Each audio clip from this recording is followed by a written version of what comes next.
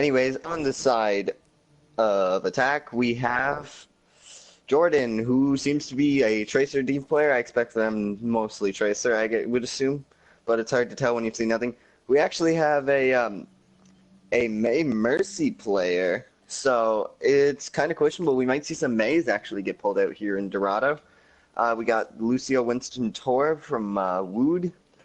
For Survive, we got another Winston player, so I would assume Survive's going to be their main tank, actually. And then Butter is Soldier, so obviously I would assume him to be the main DPS/hit scan of the team. And we got Arch, who plays Junkrat and Zen.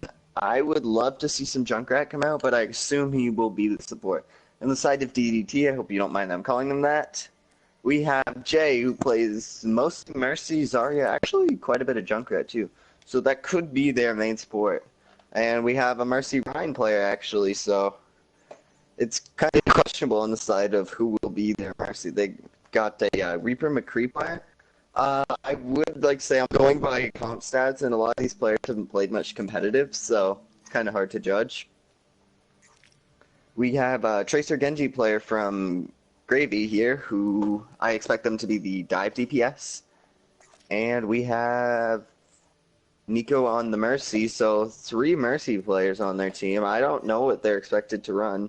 And another Reaper player. Alright, let's get into this.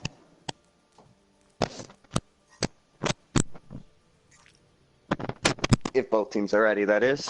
Just gonna go fill my water bottle while I wait for the match to start.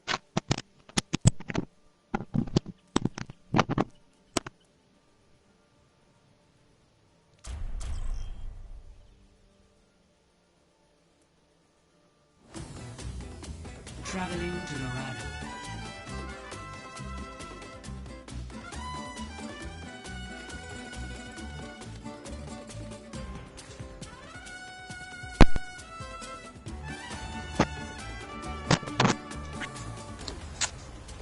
Alright, we're getting into this now.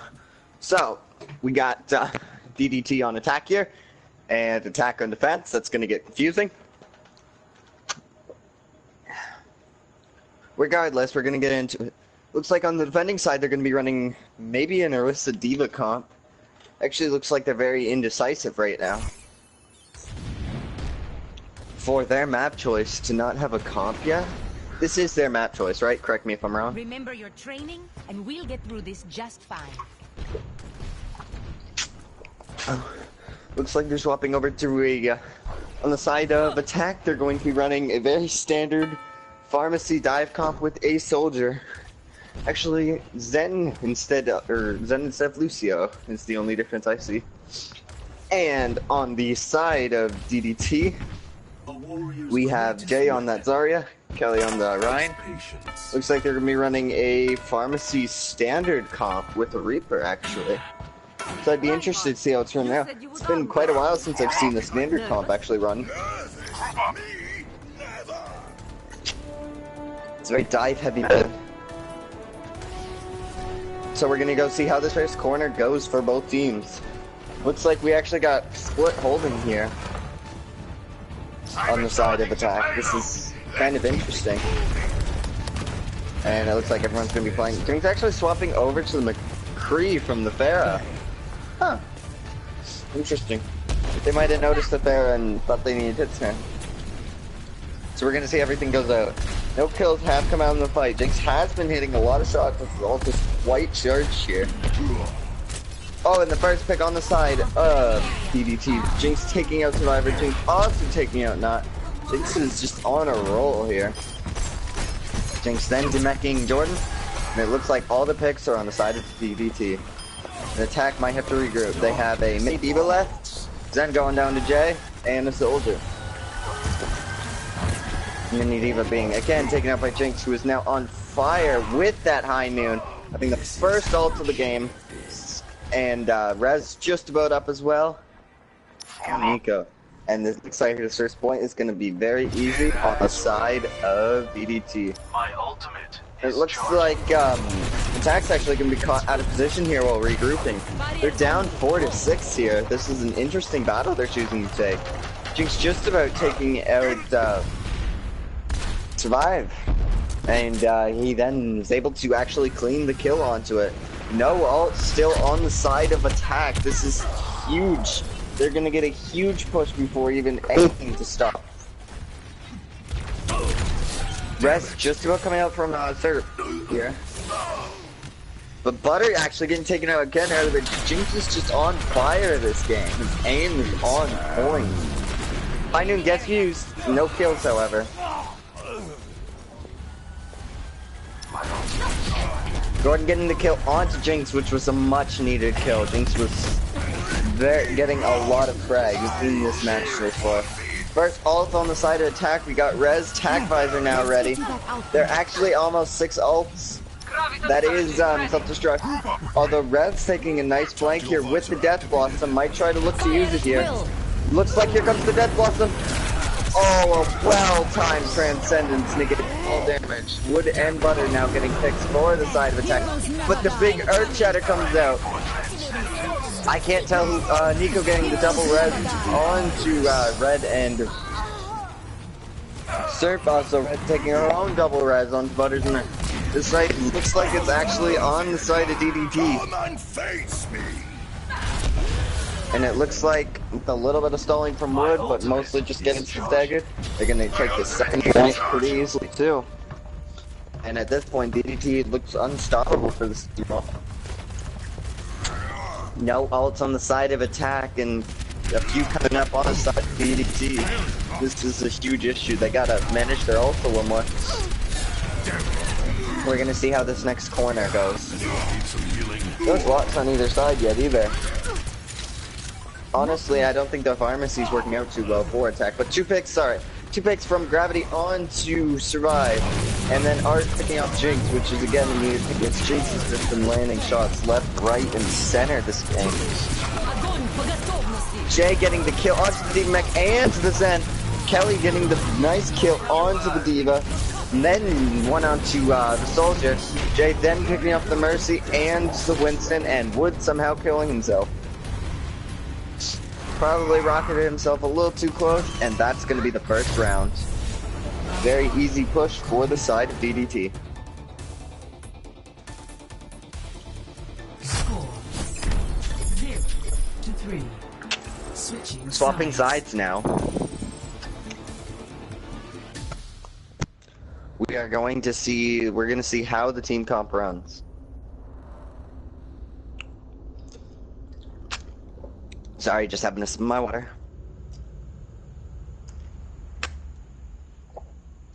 I'm gonna look at the defending comp first because you never really know what the attacking comp's going to be, as they can swap at any point really. Though it looks like on defense we're going to see some Jinx back on that McCree, which is good. Red on that Reaper, which I don't know. He had that one nice Death Blossom set up, but it was countered quite hard. Jay actually swapping from the Zarya over to the Symmetra. Kelly on that Reinhardt. It looks like this team's much more comfortable with more standard team comps here. So I'd be interested to see how they do. And then Grady actually on the Tracer. They are running a 3 main DPS with Symmetra, Mercy, and Rhyme comp here. Meanwhile, on the attacking side, we actually have an interesting comp right now. For, sorry for the word staggers. I'm a little tired right now. So, on the side of attack, who is finally on attack, we got Serp running a Mei, which I'm interested to see how to do. Butter's still on the Soldier, Thrive's still on that Winston. Wood actually swapping from the Pharah over to the Lucio. Arch on the Zen, and then Jordan on the D.Va. And let's see how this first corner goes. In the bridge here. Oh, it looks like we got Gravy playing very aggressively. Could be cut off here. Or could get a nice pick onto Wood. Gravy going off here. Getting the second kill onto Butters. Although Butters has picked up Jay, and that's a huge pick, as without Jay there, that teleporter's not going to be charged. If I were Jay, I would have just swapped there. I don't think he's going to come back with the teleporter in time.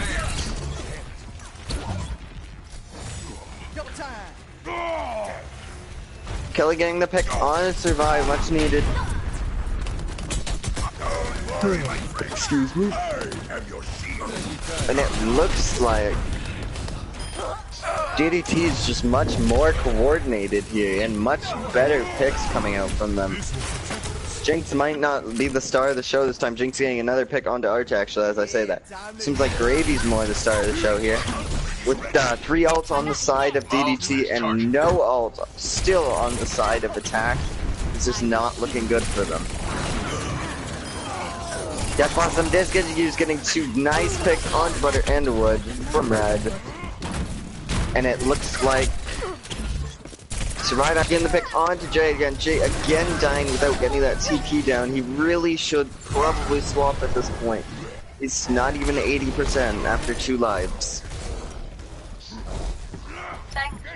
And we're gonna see how, once again, it just looks like DDT is holding this very easily.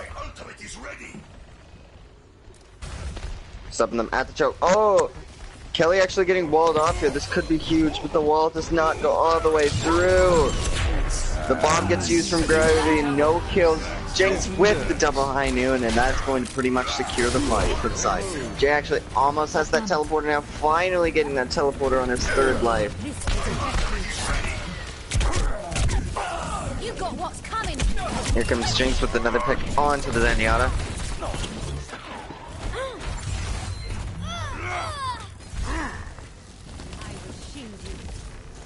Where is this teleporter? We got a teleporter pretty aggressively at the back, actually, if I do say so myself. But when teleporters are placed like that, that means it's very easy to defend them.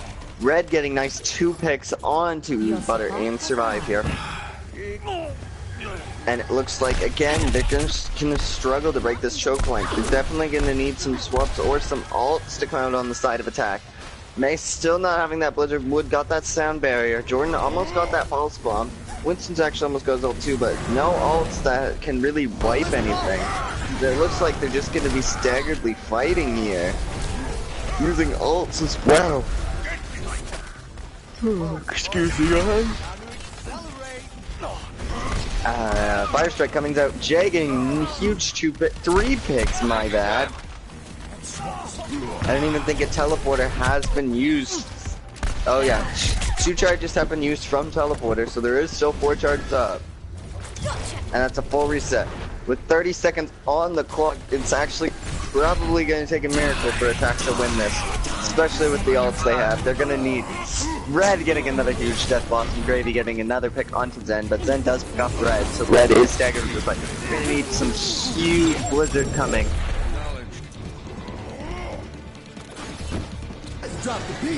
Zerp actually is low on health. Here comes the early sound barrier. But they're using it to push into Blizzard does come out. This is Blizzard thrown just a little shallow here, it looks like. But no! 5 picks on the side of attack with Red still staggered onto the cart. 6 picks, that's exactly what they needed. But the DC, can we get a mod pause? My teleporter is offline. The way is mod pause? Or no, fight started I guess now. Turret placed. And the Curse of Shiny returns.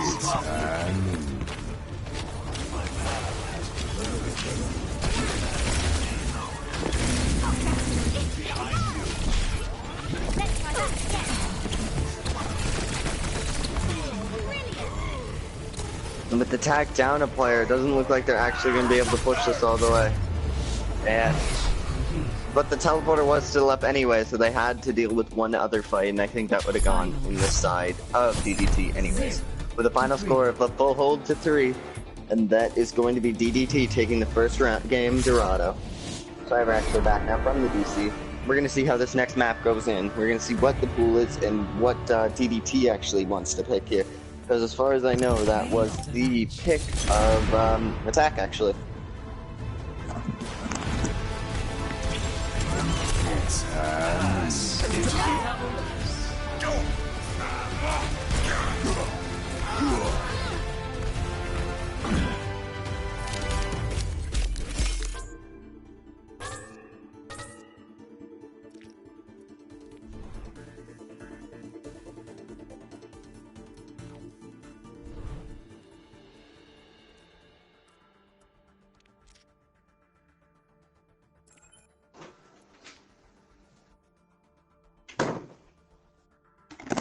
So we're gonna see how this next match takes into effect here. We're gonna see just how DDT will take their own map pick.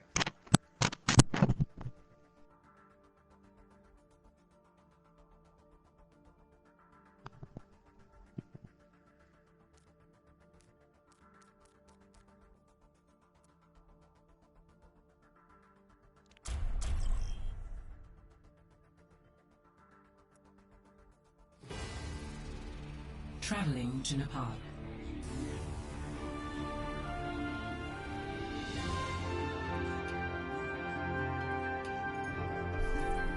Prepare to attack. Select your hero. We're getting into the match. You're seeing how everything's gonna get picked. Looks like we actually got some troll picks coming out off the start here. And we're gonna go see what each team comp wants to run into Nepal, actually. So this is a nice pick. Trying that May again. Looks like they're gonna run pretty much the exact same team comp from last time on the side of attack, except Jordan on that Tracer instead of that Diva.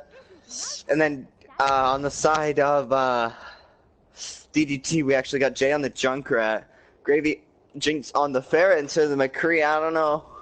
Gravy on that Tracer, and then Redrum on the Zarya. This is an interesting map to Junkrat, to say the least. I'm not saying it's good or bad, as I will run Junkrat in this map myself. It's just an interesting one. What they're going to need to do is look for map control with that Junkrat on their team here. Play a little slower than the Tracer probably wants to, but overall it could work out very well. The dive coming in from the side of attack here. And it looks like Kelly's actually extremely split here. Shielding no one, actually. And we're gonna go see how the first trade looks out.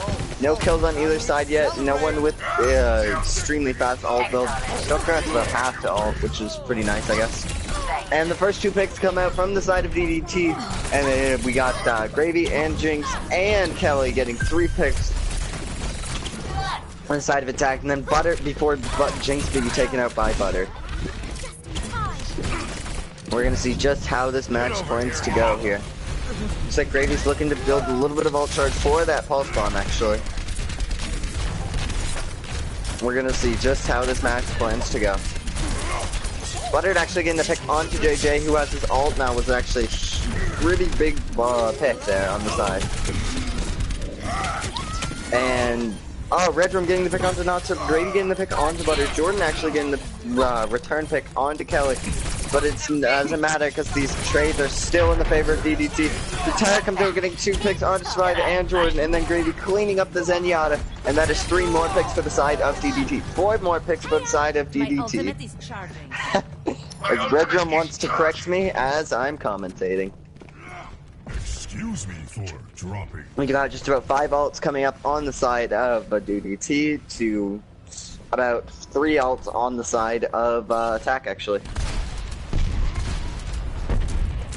And let's see how this fight goes. It looks like they're going to try and fight either a wraparound fight or from lower. Yeah, it looks like they're doing tag fight. There is pop from Butters, but no kills. Gets taken out by Gravy killing Zen. And again, DDT looks to be just taking this map very easily.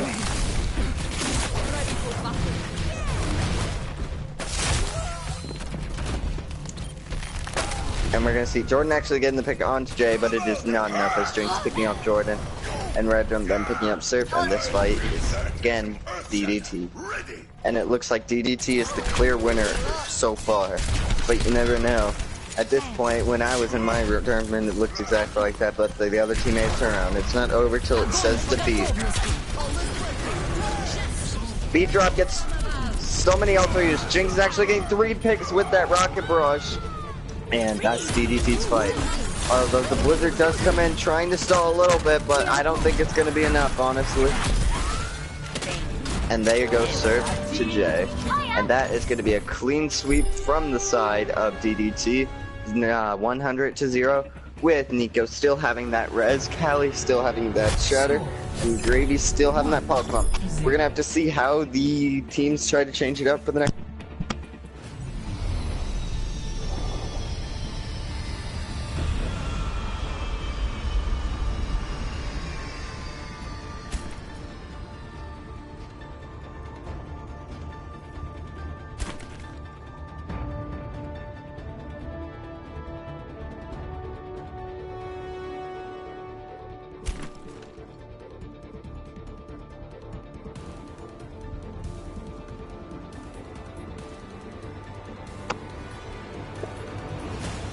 how this round gets underway here.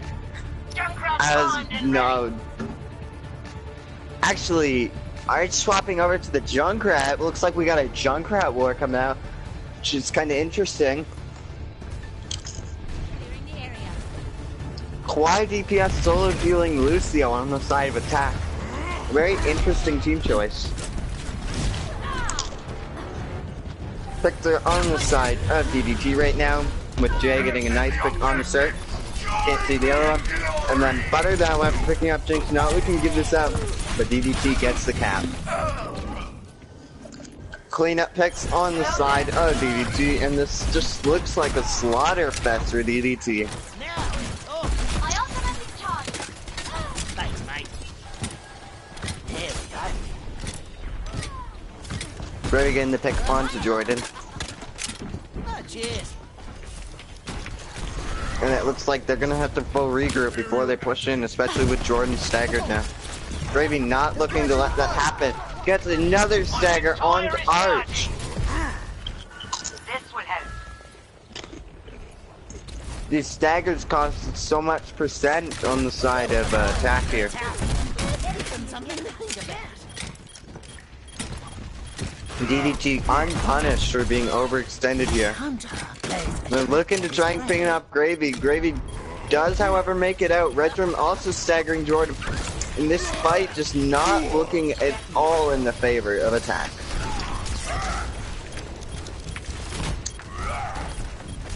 Arch getting a nice trap on the Reinhardt, not able to clean him, however. My ultimate. And then being taken out by Gravy, who's just been on fire this game.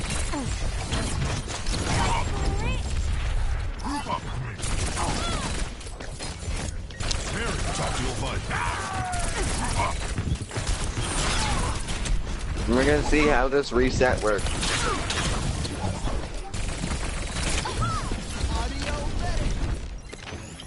Looks like we almost got 6 ults on the side of DDT. Jay actually being taken out early. This could be the fight they needed. Arch does almost have that tire, but looks to be taken out instead. The res drops out onto Jay, actually. Unable to pop tire, and as the visor cleans up 3, it looks like the point might flip for the side of attack here. Reach the objective. Let's coordinate our efforts. Let's see how that fight on the point is going. Get over here. Jordan cleaning up Redrum here. And it looks like Jinx finally being taken out.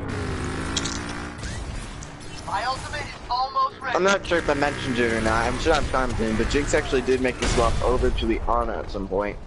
Nanoboost is ready to deploy. Walk it off. My ultimate is ready. Almost ready. 20% here to 99, where they're gonna have to get a huge hold on the side of attack. 3 ults are available to DDT, whereas the Blizzard and the Sound Barrier are available for attack. Butter with the nice kills here, and it looks like right now attack's actually in favor of both of these, especially since they have both defense heroes. The defense heroes can easily lock down. The grab comes out capturing 2. The pulse bomb comes out a little late. It's able to pick off wood, but not. And then Gravy just getting huge picks. Tire Visor again comes out from Butter, taking out Kelly, but it doesn't look like much out. Oh, and Nico. It looks like the point might flip here, and that might be game actually. Or round, sorry.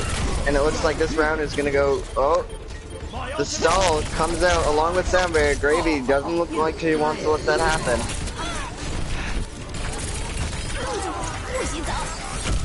Blizzard comes out from the side. Jay with a huge tire onto Arch and Sir. Jordan with the nice bomb onto Kelly. Redrum with the kill onto Jordan. And here comes the res from Nico, and it looks like this fight is going to DDT.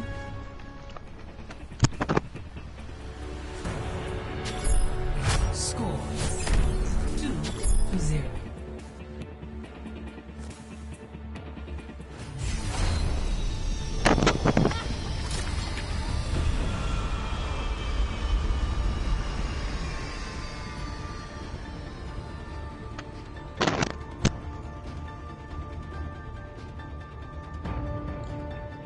We got Attack looking to run the same comp here. I'm not sure I would recommend it.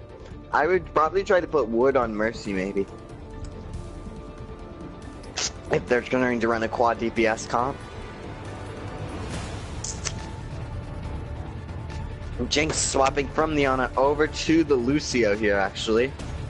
And we're going to see just how this team comp works out.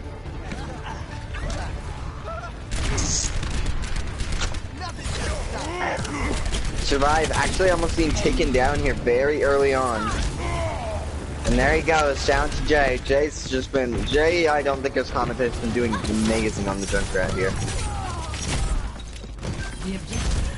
Jay actually trying to get more picks. He's looking to grab as many kills as physically possible.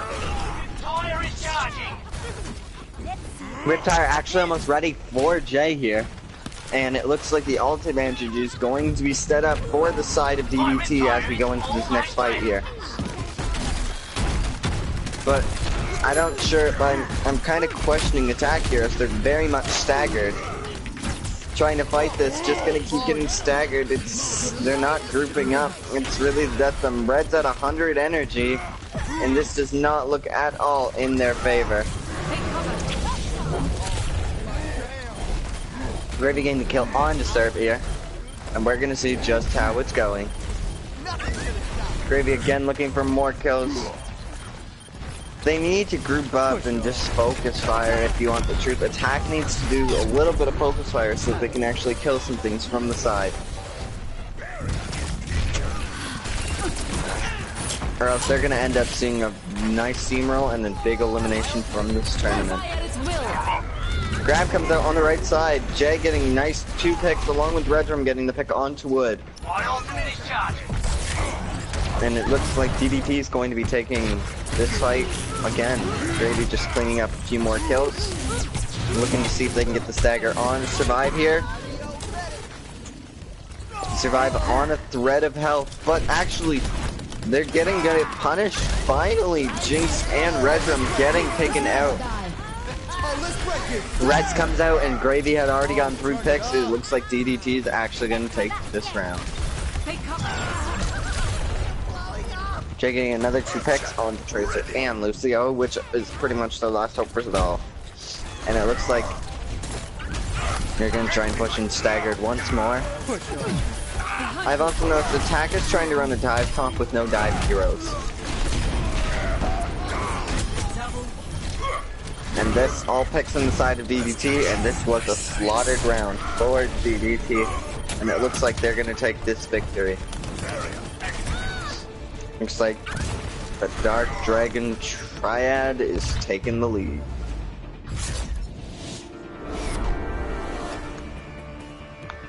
DDT going to take the victory here. Attack just wasn't coordinated at all. And Jinx getting play the game here. Actually, this will probably be that triple rocket toss. Justice reigns from above.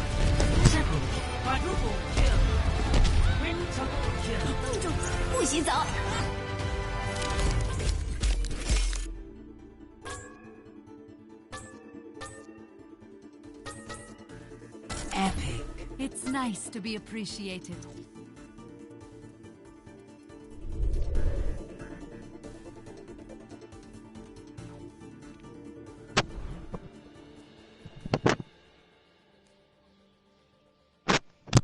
And that was a nice 2-0 set. Taking out and eliminating Attack hard. I give up.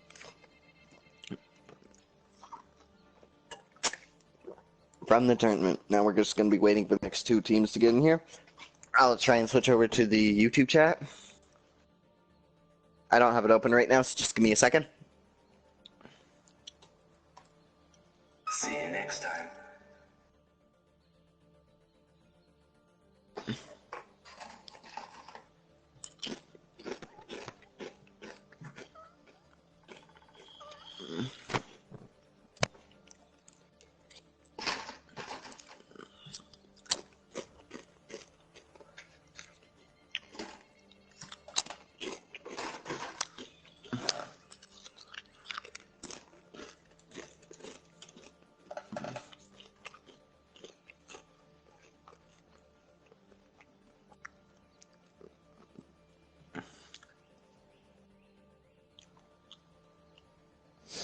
And I am now in the chat.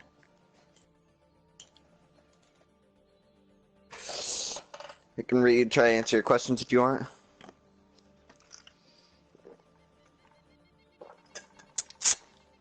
Honestly, Junkrat does not shine too well on King of the Hill. I should probably mute myself. Junkrat shines to shine on hybrid maps with tight choke points like Nubani and Dorado. Actually, Dorado's payload, but still.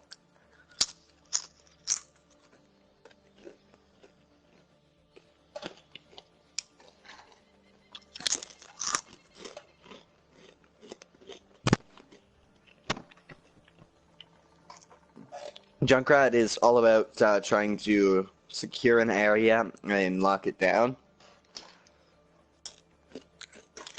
Our match, I guess the match finished extremely early, as I now notice. This says it's only 1:20. Hey, amateur.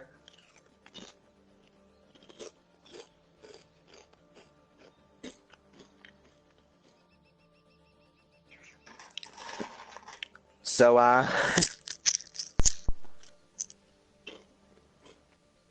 I'm sorry, is my crunching annoying?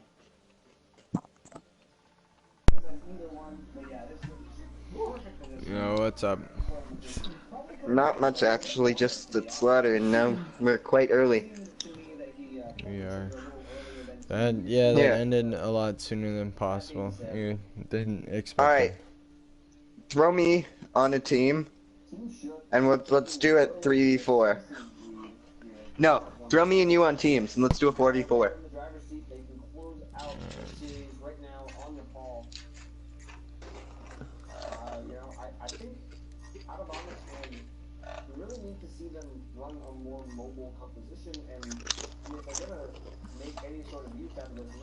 Oh god, I'm about to drop out of Masters. This sucks.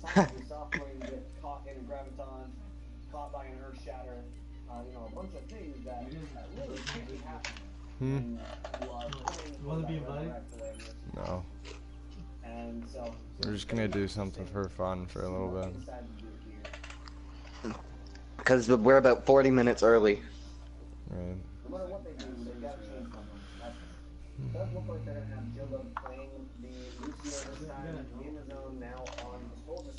Oh, Red Angels died. Are you watching the Twitch stream? No, I just have him doing it behind me. Haven't messaged you. Mm. Angels died. Please message Angels. Deletion.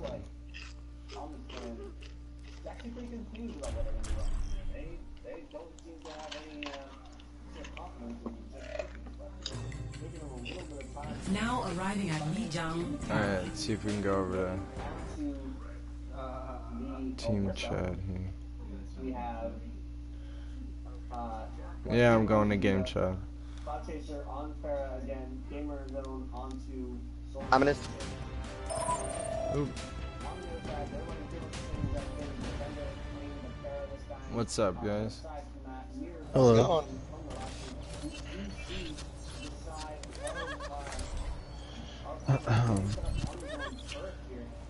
So what is going on? We're just doing a little 4v4 for fun. Is without form.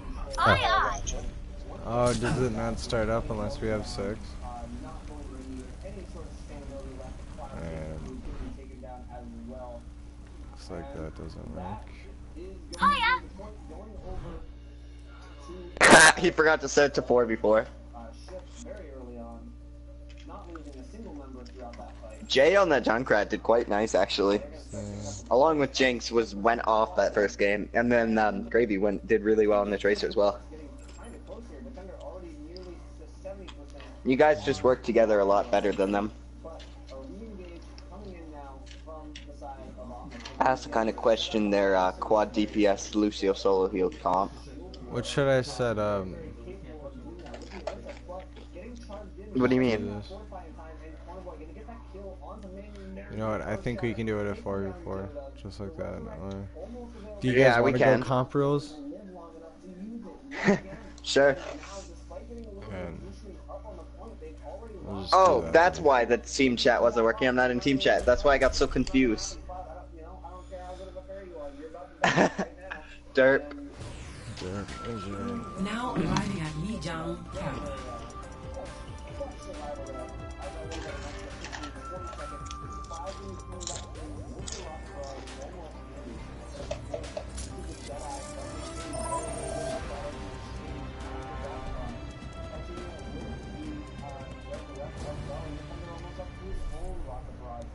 Prepare to attack. Select your hero. Alright. There'd be like a lot of times where like I was just fucking picking a lot of guys on my own.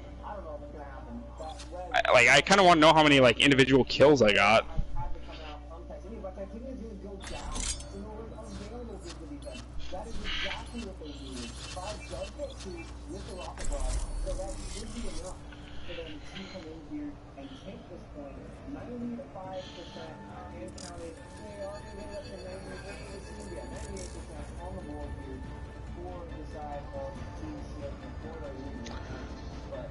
Boom. True self is without form. Yeah, soldier. I should have picked up that soldier, so you shouldn't have died from that. That's my bad, Kelly. I killed him eventually, but fuck. Oh shit.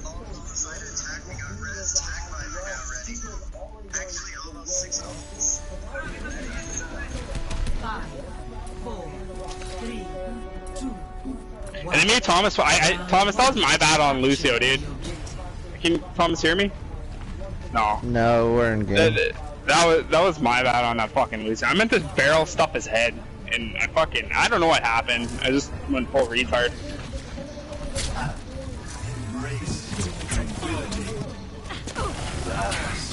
Behind you.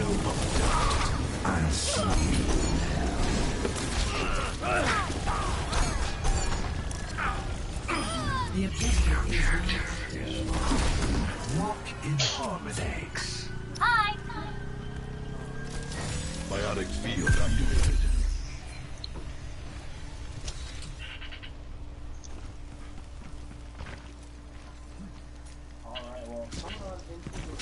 Darkness falls.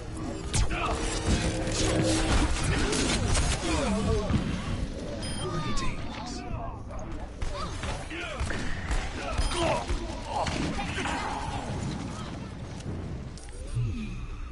The outcome is not preordained. I can't believe we finished 40 minutes early.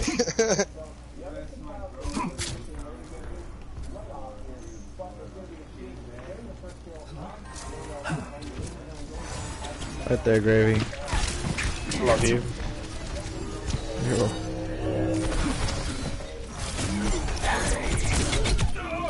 I just want to kill Jay, dude. I If you kill think I Jay, just killed him fucking already. bag him.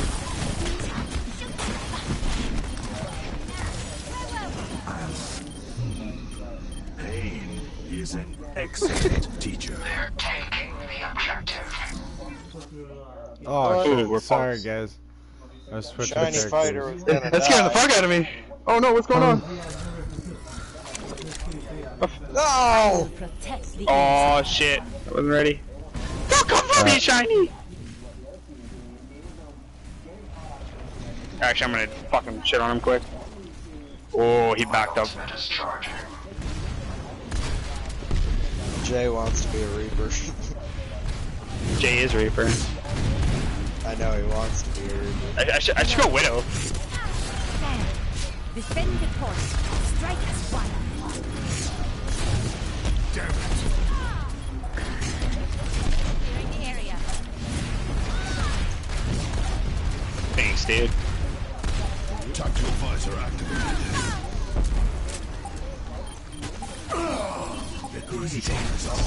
Try Captain Kelly, goddamn.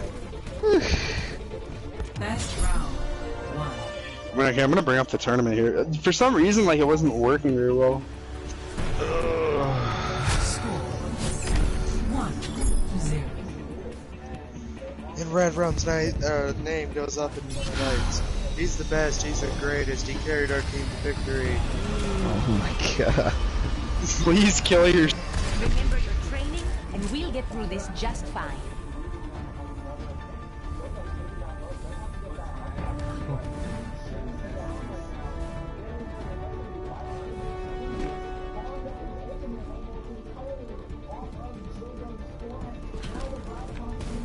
5, 4, 3, 2, 1. Round 2. Capture the objective. Clearing the area.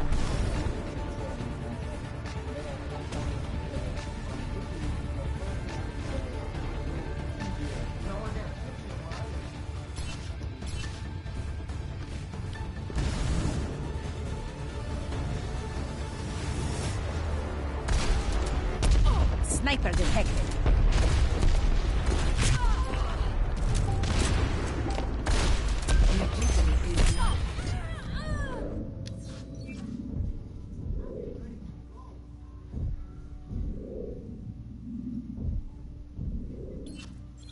Now we come on in, see the sanctions for what could possibly be the last stage. One shot, one kill. Shift up 2-0 on Nepal here, and looking strong to close things out and move on to the next series. Very, very strong. Let's push here, Bicep, and that definitely was impossible. Someone getting very quickly. This objective is mine.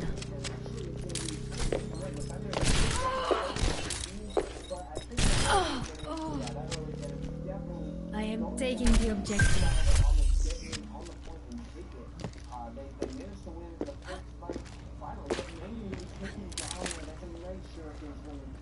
And now the lead is coming in as we see Cornwall just diving in aggressively, playing that, continuing to play that extremely aggressive running mentality. Didn't work.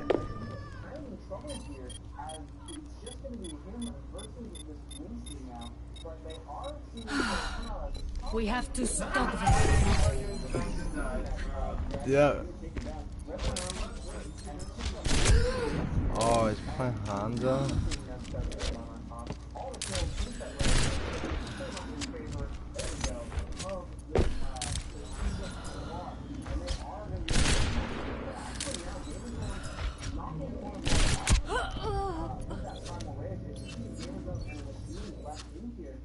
Oh. So long right now, and yeah, Arizona finally going to be going down, but there's the self-destruction thrown in, picks up 2, Titania and Mother, both supports are down, and now, yes, we're going to see the side of... 身を捨てても妙理は捨てず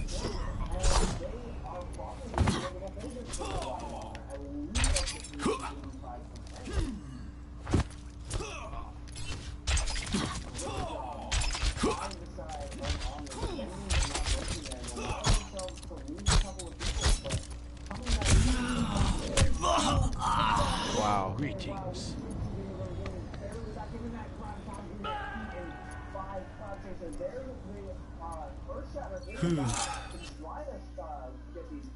My god, every time I try to pick a character. 我が魂はまだ燃えておる One shot, one kill.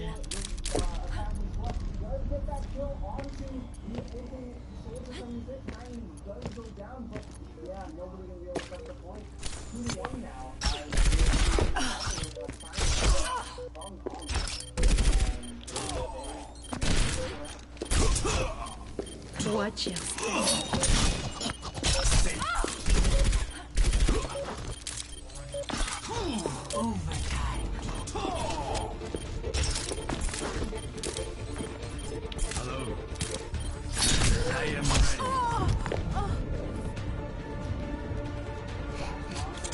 Round 2. Loss.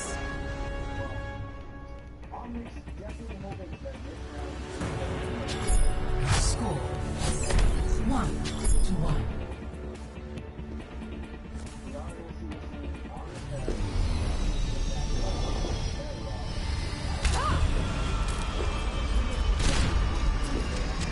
Enough waiting around.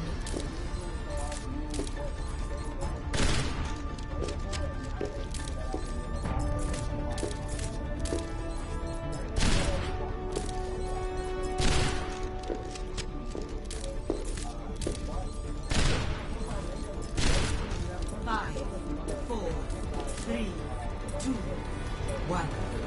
Round 3. Capture the objective.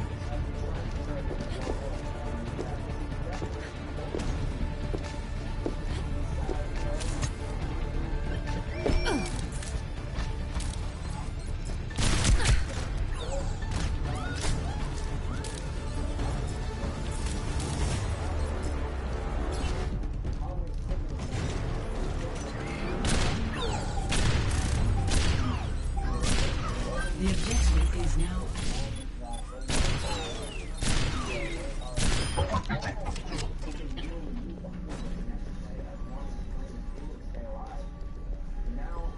This objective is mine.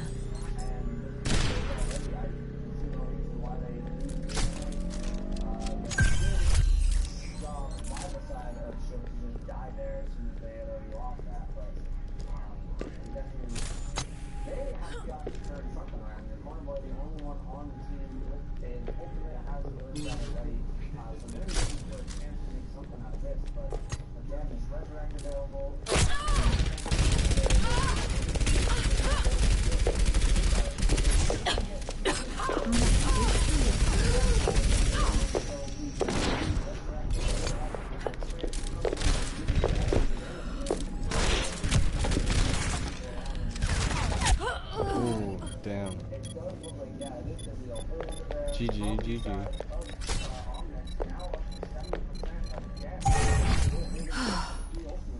Locked and loaded.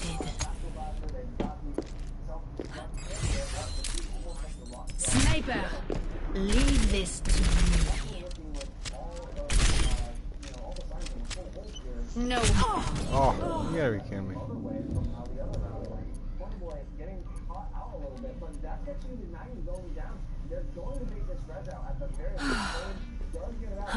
Here I am. Te voilà.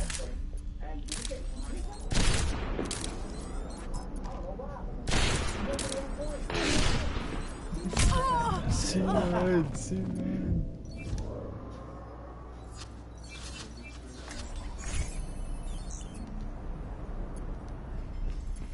I will protect the innocent.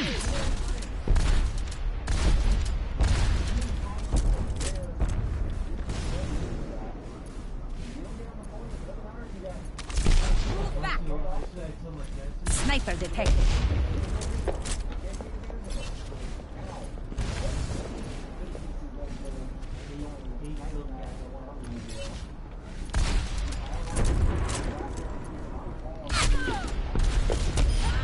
Don't securing the objective.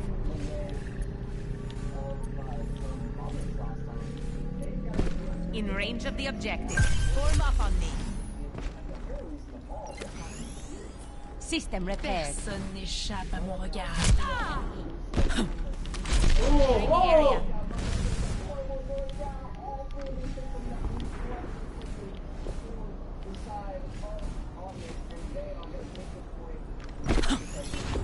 Health restored.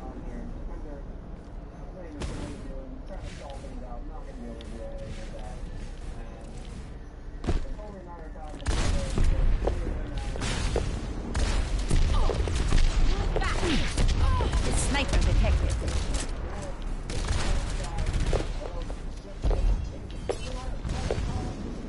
Defend the point. Strike as one.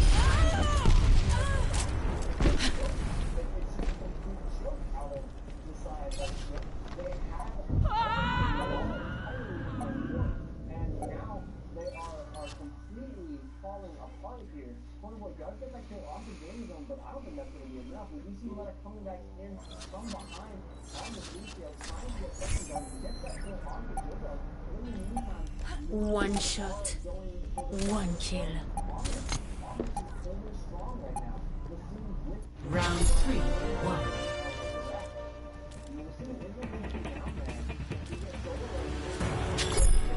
Score 2-1.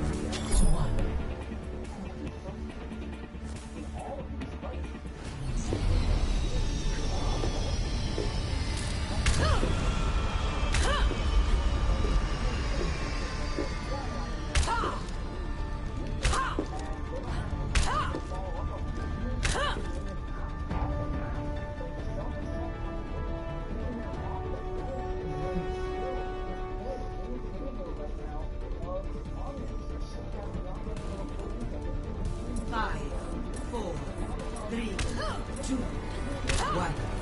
Round 4. Capture the objective.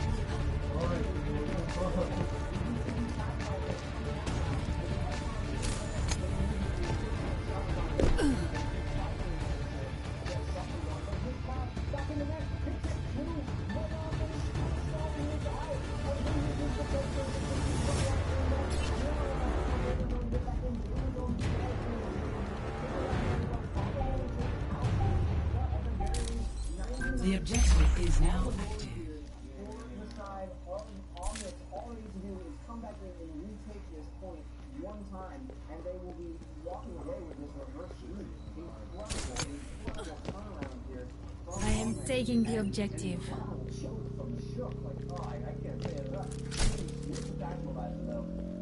This objective is mine. But I don't know if this is the thing you want to be doing here. You're going on a flank here with it. And does call in tax advisor a little bit early here, getting cleaned up entirely by this tax advisor. Now, Magnon with knocked off the map by Cloud Chaser. You can self-destruction is thrown in like way away from where it should have been. But we still see an advantage here for the side of Omnix. And then Demon State Defender down out of that mech. Wassini's going to fall, but they still have the advantage here. One person up here for the side. Now Shane going down as well. Flame, though, goes down with that resurrect of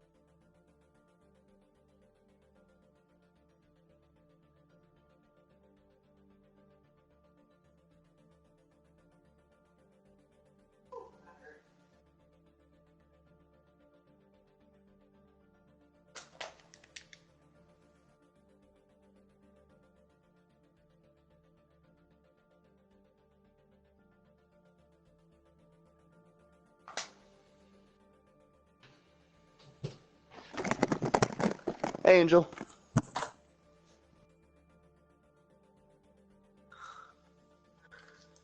Just going to finish up some random household chores while I wait. I do have the YouTube chat open now. Let's see. Okay, something. How is the chat, everyone? Oh, I guess I asked that already. Oh, no, someone else did. Derp. How is the chat?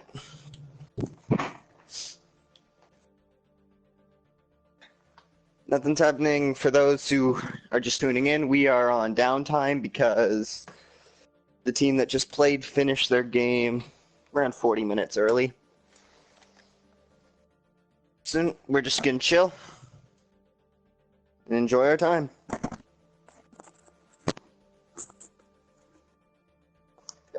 Things you've missed during downtime. Me and Angel had a slight bit of a 1v1. I'm sure I wouldn't mind going up against him again if we have more downtime. For now, I'm just doing clothing. Yeah, I'll be right back. We are chilling.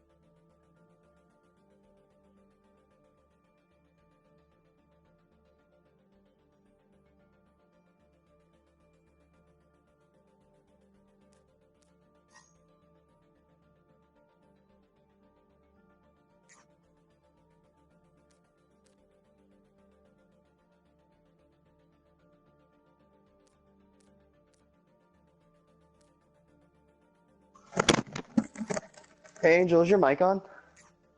Oh, he 1v1ing? I don't have my...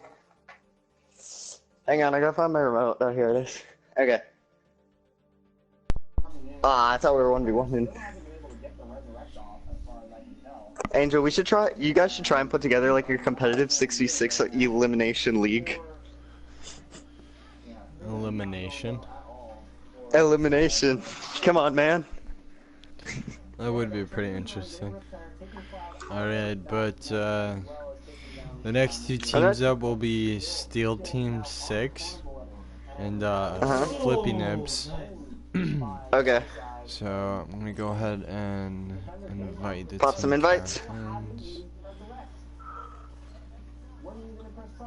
So, oh, and I think Yoda Soda wants to help commentate too, so let's actually get him into the party here.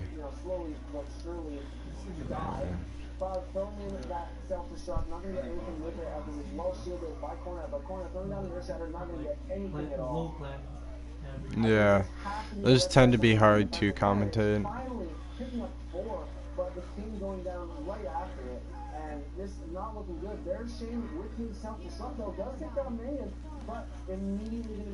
Yeah.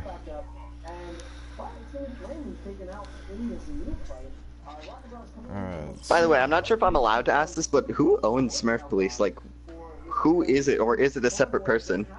I'm actually not 100% sure. Because like, I know you're not allowed to tell his methods, but I'm just curious, is it a different person? I literally don't even know who it is. Like... Okay. So we got Steel Kids coming up here for, I assume, whatever the Steel Team is. He seems to be playing a lot of Mercy this season, so I assume he's going to be playing Mercy. Oh, Steel Team 6, you got the names for me now. There you go. I can't believe you went Genji in a 1v1, man. Hey, yeah, I don't know what I was trying to do. Yeah, you went Hanzo, so I was like, dude, what? Well, I couldn't out-Widow you in that map. I hate Widow in that map with a passion. You like my Shrexy Golden Widow gun? It was my first golden gun ever. It took me 3 seasons to get. Seriously? Yeah, the fun thing. And then within the next season, I got 3 golden guns. I have 5 golden guns in total between Do you 2 think it was accounts. gonna be easy killing Pharaoh with a widow? It is very easy. That's one of my specialties. Yeah, not with me. I kind of walk over widows with Pharaoh. You haven't played my tier of widows. Mind you, I'm not in the correct tier of my widow. My widow gameplay is around my widow account, which is 3100. And then my Hanzo account's around 2500 because I suck with Hanzo and I want to get practice. I can't headshot. Yeah. Honestly, I make Smith accounts just to practice on other heroes. It's how I learned Junkrat. So even though I have a Junkrat golden gun, on this account it only shows me having like 10 hours, even though I have like 30 something. Let's see if we can get the flippy nips in here. Where did Steel go? I don't think he accepted, so they might be in the middle of a game right now. So. Yeah. Flippy Nips, looks like their leader plays Reaper and McCree, actually. There's a lot of McCrees in this tournament, which is not something I expected, no offense, from a lower rank, as he's such a high skill cap hero. Yeah. I expected a lot more soldiers. Like, I expect some low tier heroes. Like, I didn't expect to see this many Junkrats, which is kind of funny. It looks like Flippy Nips is going to be able to join here, so he just got to get his team up.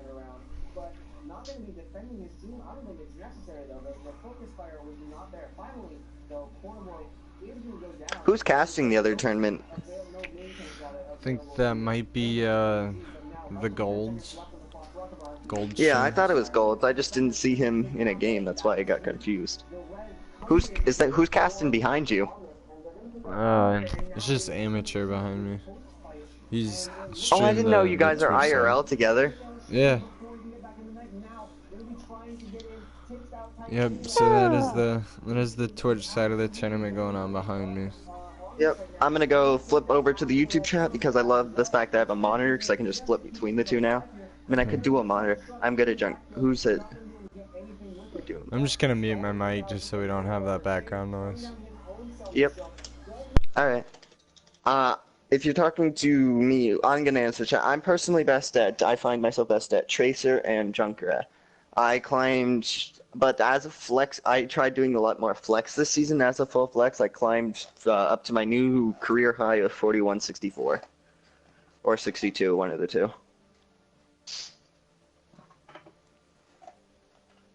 Hope everyone in the chat's having a nice day here. We're just going to see how everything's going with this 15. If we could get a nice share, that'd be actually probably splendid. See how many people we can get.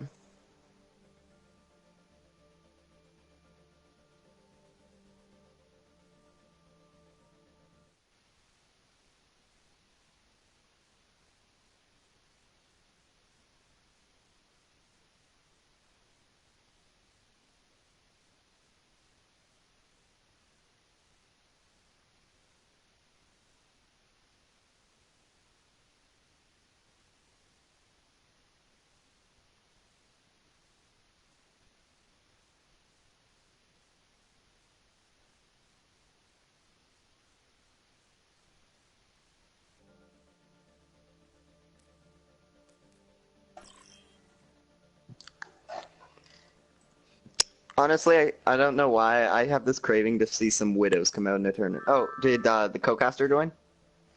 Yep. Why, hello there, friend. I'm going to swap over to PlayStation so I can see your name. Because I was on YouTube chat. Angel, do you mind if I call you Angels? Everyone calls me Angels.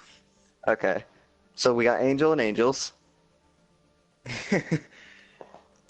The co-caster that grades up my slip out. Have you been watching the tournament, keeping up so far?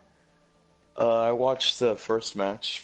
Oh my god, that was a slaughter. That was slaughter.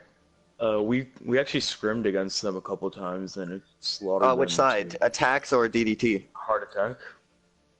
Oh, is that how you pronounce it? I couldn't figure it out, so I just gave up. I'm guessing because it's hard. It's hard, like Reinhardt. Oh. So yeah, we're gonna see how this gets going. We're just waiting for Steels to join. I'm on the YouTube chat, so if Steels joined and I didn't notice, I'm gonna go. So I'll run through Steel teams. You know how to do the before game thing where you run through how what everyone plays. No, I haven't actually done that yet.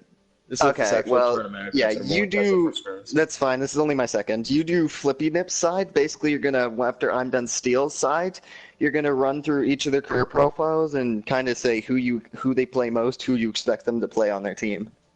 I did not expect that May to come out. I did not expect a quad DPS Lucio solo heal. If you want truth. Well, Heart Attack, they were just really stubborn in their scrims too. They just Yeah, I didn't think really they like might. switching off. No offense, are they a randoms team?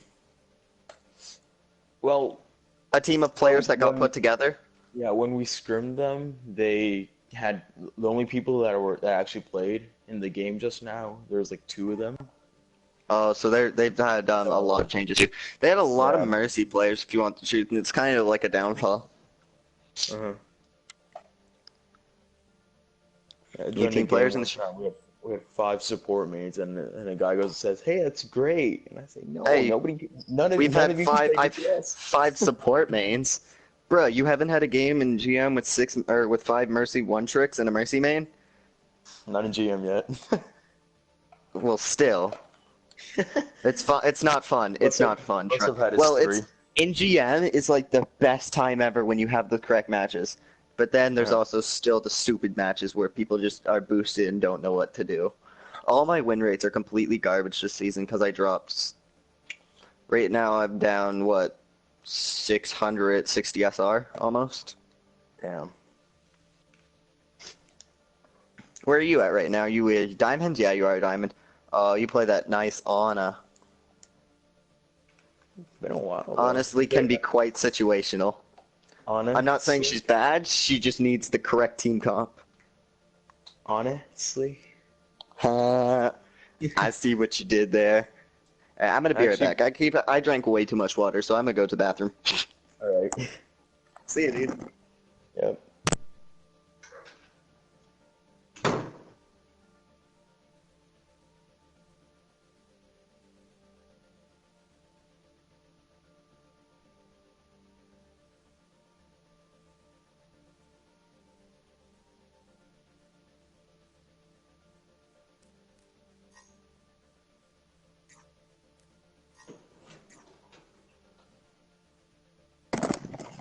I'm back.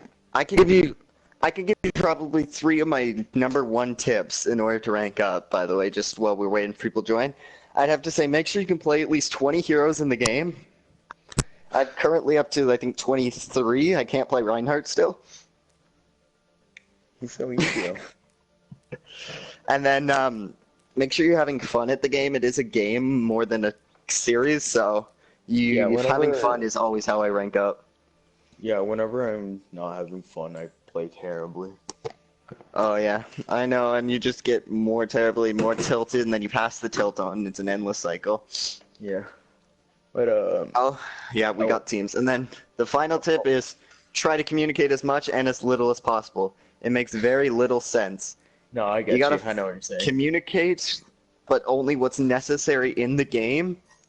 And you gotta be quiet so that everyone can focus on aiming, and sound whoring becomes a big thing at higher ranks. No, but one time, nobody picked healer, so I go on a solo heals on defense, because That's hard to do. That's what I'm most comfortable with. But, Yeah, definitely. But then this guy says, "Are you throwing? Playing on in defense solo dream heals?" might come true. I'm sorry to interrupt. My dream, I could remember how I just said I kind of want to see some Widowmaker in this tournament for some reason. One of the players on Steel's a Widow Bastion, man. So I'd be interested to see how they come through. He's in Masters. Wait, who's in Masters? Nighthawk? He's disqualified. He's disqualified. You can't have a peak above 37. His peak's almost higher than mine. Right, Angel? Oh, not Angels. Angel.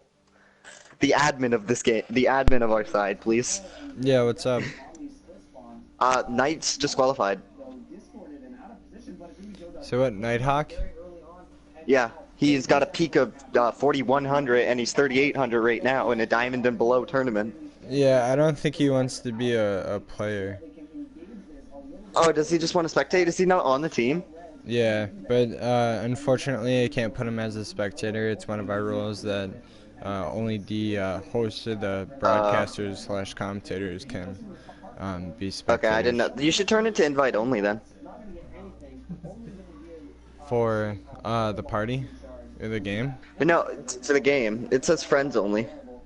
You should turn it to invite only because that's friends. so, The only issue I find with invite only is that you can't reconnect.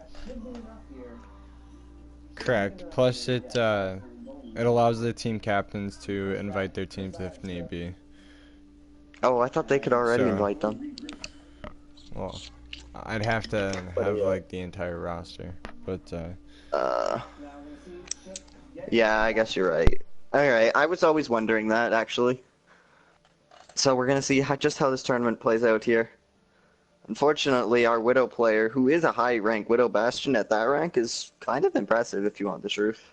It takes skill to climb with Widow, like, an extreme amount. Fortunately, it seems what he's done is he's gotten himself to GM playing Genji and Roadhog, as it looks like from the seasons. And now he just plays other heroes. Actually, what the... His Widow win rate's extremely low, so it looks like he just carries himself up with Genji and drops himself down with Widow. Oh no, his Bastion's extremely high. His Bastion's a 70% win rate for 4 hours, so... That's not bad, actually. I love anything above 60. Anything above 60 is really good. If you have... Yeah, I don't look at my win rates, please. I have nearly 100 with Zen, 100 with Zarya, basically, and then 56 with Diva, 51 with Winston, and that's it for all of my positive win rates. 7% with Sombra, 9 with Mei, 10 with Bastion, 23 with Soldier, 24 with Widow, 28 with Ana, 30 with McCree, 31 with Ryan, which is normal, 32 with Junkrat. I have a 38 with Tracer. Let's compare that to last season's. Before I went on a massive drop streak, last season ended 53, but was consistently 72 throughout the season.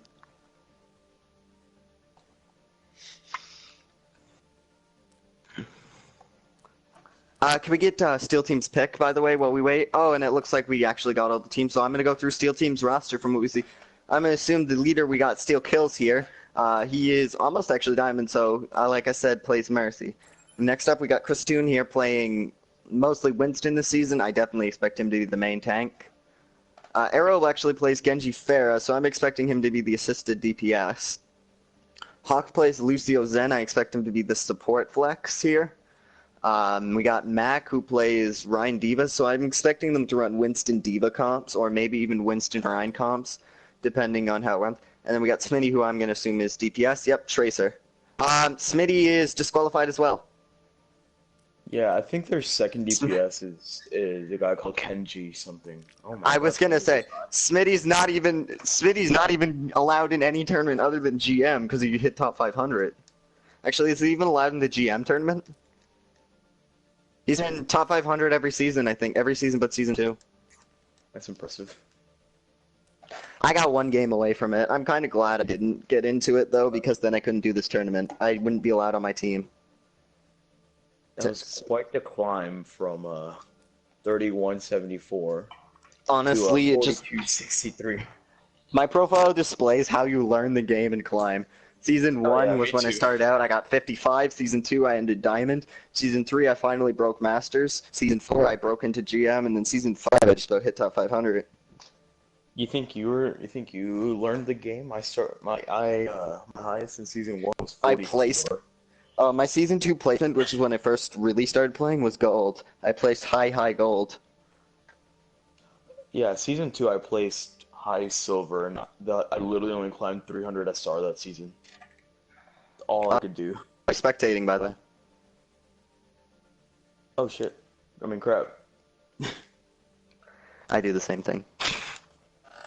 Yeah, but me, I'm gonna. Because it's about only. I don't have you. Angel's gonna have to invite you. I'm gonna look at the YouTube chat while we wait here. It's gonna be pretty well. We're currently on the last map between teams. Oh, on the Twitch side. Oh, hey, Top Shot.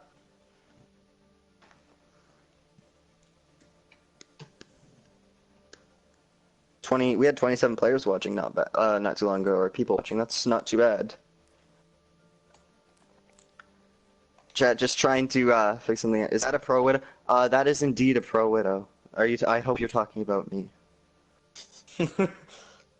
I am indeed a pro widow. That widow count is so low in SR because it can't aim. There we go. Now you're taking up his spot. Looks like we got When Angels Die on Team Steel here. Where?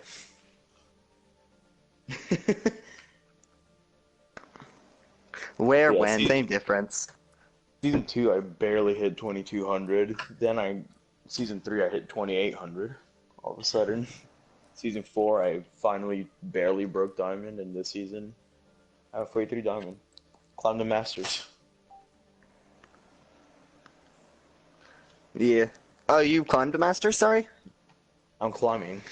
Oh, climbing. I kind of want to... I'll queue with you later. I gotta get you a little ad.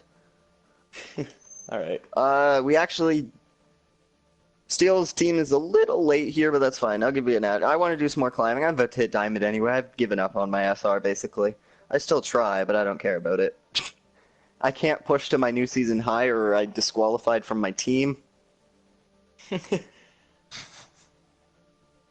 So, I'm just chill with how I play.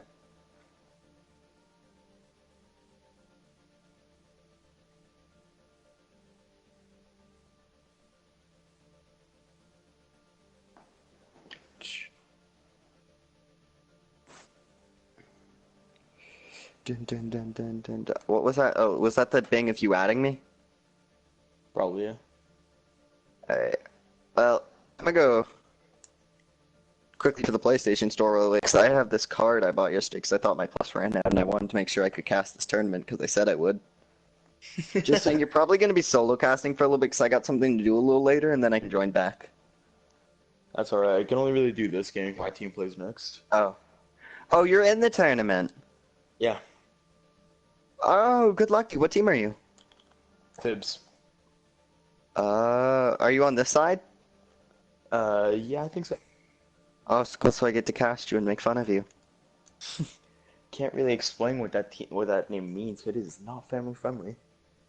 Oh, my team just swapped names from Teletubbies. We swapped to Pulse. I liked the other idea that we were in the running for was Plays Bunnies, since our leaders play. Well, in the league that's coming up after this, I'm in a team called Weenie Hut Juniors. Yeah, I'm in that league too. Well, it's why I can't push. Yeah, good luck to you. I hope we play you very fast in it so I can destroy you. Adding PlayStation funds to my account. And then I have no idea how much plus I have, but I've got $25 now, so I don't know what I want to do. I mean, can I buy Blaz Blue, please? Just give 3 months, I forgot how expensive. Oh, Until Dawn is free this month? Really? Yeah. Well, guess what I'm about to go download? Until Dawn. I'm downloading it right now. Steel said Kenji will be here in a couple minutes. Okay. Full game, yeah, too. Holy crap. That's awesome. Yeah, this is a nice game. See, the game I want is called Blaz Blue, but it's like full price right now. It's a nice fighting game. It's a weeb fighting game because I am a weeb. I missed its sale. It was like 50% off, and I was so pissed. Top 10 anime battles. Top 10 anime battles? I will put on anime music, so please don't judge me. Alright guys, I think we might get this thing going here in a few minutes, so. Alright. I'm downloading Until Dawn, so if we get everybody in here, just let me know. Oh, we're here. Alright, Alright, so moving on to the last team. I have already gone over most of Steel. Just rewind, and then looks like Ken's going to be there, either a Winston or a Tracer for the team. So what do we got on the side of Flippy, or do you need me to cast him? Your mic just cut out, so I don't know what you just said. Oh, sorry. Can you do Flippies, what they play? Or do you need me to, or are you still in the PlayStation Store? No, I can do it. Yeah, we got Fast Fred, seeming like a Reaper main here. 10 hours, probably going to be playing Reaper. If not, probably going to be switching on to main DPS role. Sarah K, it seems like a Diva main. Probably gonna run Winston Diva if I see a Winston here, really. Deuce Sailor running that Mercy, 117 hours. That's impressive to say the least. I got people who can beat that. Continue. Cal, looking like he's gonna run Lucio for the team. Batman, another Mercy man. Who knows? Yeah, you got the weird team. Yeah, one of the support You mains got the weird. gonna be switching on the main tank. And we've got Mr. Poe looking like a tank player. Roadhog and Zarya, not really sure what they're gonna be running. Yeah, you got that team that's like, I don't know what they're running. The other team looks like they're pretty much going to be running, what was it? Was it Genji Tracer Dive? Like a Genji Tracer. They are very good at this dive, though. And this is very dive meta. I'm surprised the standard comp won the last game, if you want the truth. Since dive is so prominent. It's just that the other team tried to run a dive comp with no dive heroes. Let's see how this team tends to play. You have Spectator controls, right? Yeah. Okay. So it looks like, yep, Ken on the Reaper, Arrow on the Genji. Slightly what I was expecting. I was expecting Ken on the Tracer, not the Reaper, however, on the side of... left side is Steel, right side is, Big? Yeah. I will pull it up. Flippy. Flippy nips. Yeah. So, yeah, on that side it's very... Poe actually might be pulling out the... No, they're on attack, so he's probably just trolling around. But we might be seeing some attack Junkrat here. I would love it as a Junkrat, as a very high Junkrat. Very high. Someone who plays Junkrat a lot. I would love to see a Junkrat come out. Although, against their team, Junkrat's very weak against Steel. Being weak to the Genji, the Diva, the Winston. Kind of even the Reaper. The Lucio. Consider only victory. Make Get those headshots in. possibility in your mind. Get on the... Oh, come on. Don't troll me like this. Someone pull out the Hanzo. Don't troll me. Please, pull out the Hanzo. Honestly, I know that the Torb is trolling. I know that the Torb is trolling, but I would run Torb in this map. I'm that type of person. Aww. Looks like we are going to be seeing Fred on the McCree instead of the... Oh yeah, instead of the Reaper, and then Poe is on Junkrat. So we're going to see how this goes up. Reaper ganking the nice teleporter onto the stairs. Oh wait, do you want to main cast or do you want me to main cast? You can main cast. Okay, so we got Reaper onto the stairs here. We're looking at no trades yet, actually, so no kills on either side, which is probably good. It looks like they're Winston setting up for a dive. Cal here looking for a split angle. It looks like they're coming in from 3 directions here, actually. But Steel is actually holding very strong up here. I'm not sure if I would still hold up here as they're a very close range dive team, but here, as I say that, here comes the dive. Steel on, or Ken onto the Zen at the back, isn't able to clean it up, and instead gets picked up. So 2 picks on the side of Steel, 1 on the side of a Flippy. You're gonna have to help me with names, but the back cap is real here, guys. Well, Christine in his sprints has been showing such a strong level of Winston. Really making sure he dives with his Genji, making sure he harasses those healers, jumps out when he needs to. Really a very good Winston player, if you ask me. Here, you take main cast for this next fight. I want to watch to see how he does. Oh, we do have Flippy Nips coming back in, just really poking, creating some damage. And Junkrat does come out from Mr. Poe to carry. Want to see what he can get done here. 3 Junkrats all of the games. All of every game I had has a Junkrat. And it looks like he's just looking for spam shots right now, not really looking to clean anything directly. Well, still we're gonna just does have the ult advantage here. Chris Toon coming up at primal range, and Aeroston with that blade always has that blade up every single fight, it seems. Looks like 3 ults on the side of Flippy here, and honestly, I'm not sure if I would recommend the Winston into this comp because on the side of Flippy, they don't really have any dives to go with their dive. well, Fast Fred does take out Maze Kai with that Red Eye, but is not enough as kills are being traded back from the side of Steel King 6.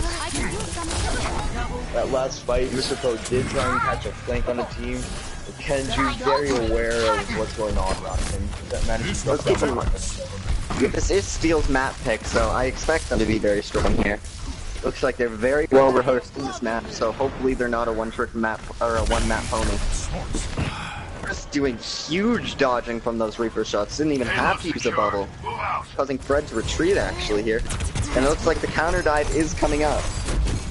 And look at the ults here on the side of Steel King 6. Everybody but Kenji already has their ult. Kenji can help them very quickly. There's some decent ult on the other side too, though. Christian getting picked off is huge, and Poe actually getting kind of...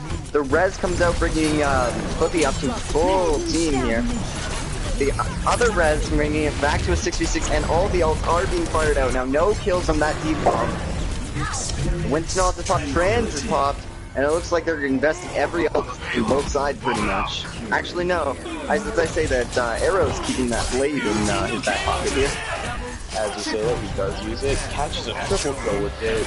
Aeroson's so good at this Genji.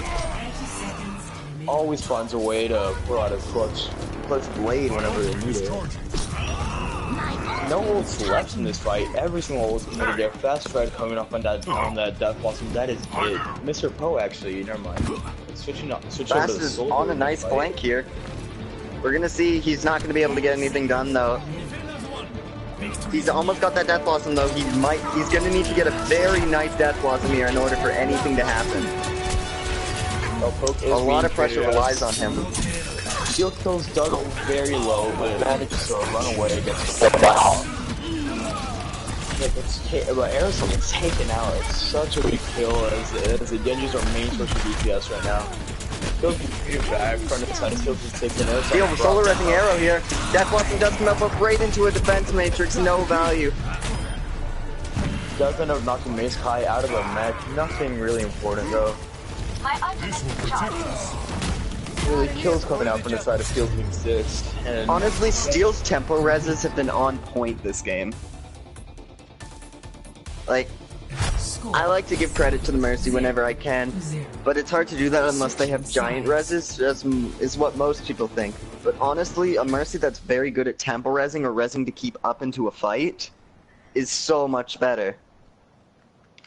It does give your team the advantage, making sure that you're or maybe keeps it equal. Yep. Honestly, some of those solo reses on the Christian was so good because they just needed him in the fight.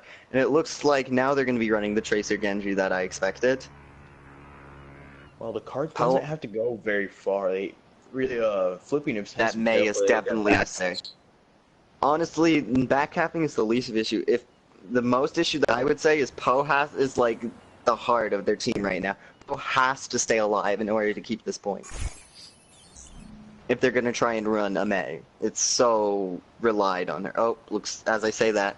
You know what? I have the best caster's luck. As I cast anything, they're just gonna swap. And very standard dive comp coming from Steel, and they look just so much more coordinated. I look forward to seeing if they move on to the match between them and DDT. Oh, we do have Flippy Nibs coming out with probably their best attempt at an anti-dive comp, bringing out that Reaper and that McCree, trying to kind of catch out those flankers, catch out the Winston before he can deal any real damage. McCree is so risky in an anti-dive. It's so necessary, but so risky, because if that McCree gets taken out by the dive, and that's it. They can't lose people in this fight, honestly. Steel Team only needs about 2 good picks, and that's fuck game. Let's see how this goes for the fight. This first fight could determine the game. That back cap basically is the only thing that gave Flippy any space to even hold this. Well, Cal was taken very low, down to 39 health, and does get killed up by Dude Sailor. There's the pick onto Fred. Like I said, so important to not get killed, and by Lucio. Dez almost actually got picked off herself as well, which pretty much would have skewered it. Been playing very aggressively onto the cart here. The point is Both very close to being capped already. Both teams are trading out kills here. Really and it impressive looks like how- Flip actually might get the hold here, actually. Although Kenny didn't get taken down and was needed, and that's what I get for talking. Well, Fred is taken out. Dragon becomes us. Dragon Blade comes out from Aeroson, gets a kill on the Fred, gets a kill on the Sarah. That's game. There's almost, we got Winston stalls and Reaper stalls. That's about all we got. The team needs to focus Reaper right now, and there goes Poe. And all they need to do now is kill Winston before the res comes back. The res isn't even up quite yet.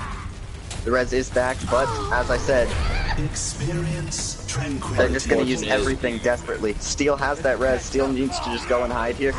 Steel says no. Steel's gonna go and try and kill the Zenyatta, actually. And that is first game. They push Sergei off the point and just push the payload on the A when she isn't even close. Honestly, Really that was dominant just showing from well Flip executed. Really dominant from their side, making sure that 6 taking the first game. yes, making sure that Filipinos doesn't have any chance to push the payload past car wash. Is that what you call that point? Do you call it car wash? I call it underbridge. Everyone has their own slightly different call. As long as your team can understand it, that's what's important. Arrow with that nice pull there. Epic. Honestly, now that I'm looking at it, all the silver borders normally don't mean anything, but in this case, a lot of these players have just had more game time. So even if they're not higher ranked, yeah, more game experience. Even if they're not higher ranked, they know the game well. If they took a little bit more time to refine their skills and aim, they should be able to climb extremely easily if they wanted to. But anyways, pick here, right? Yeah, Flippy's pick is up next. I don't know what I would expect Flippy to pick. They don't seem like they're that good at payload, so maybe King of the Hill might come out. Yep, Nepal. Kind of what I was thinking too. Nepal is a map we see actually a lot today so far. We've seen it in both picks. Nepal is a very popular map. Honestly, I would have loved it back in the last week's tournament since I was in that. If the other team would have picked Nepal instead of Ilios, that might have gone a different way. Actually, Li Zhang being picked instead. Oh, Li Zhang swapping. Li Zhang is another good pick, but I guess I could see it working in the favor of Flippy since they won that McCree Reaper. Li Zhang's got a lot of close-quarter maps. But I can see them struggling on the very open map where Farah is very strong. Aeroson is very strong on that. Farah really puts a lot of pressure on the hit scan for the side of Flippy News, if it does show up even. Not guaranteed. Aeroson is very good at that Genji as well. He likes running it. He knows he's strong with it. Now arriving at Lijiang Tower. Looks like Lijiang Tower will be the map we are loading up on.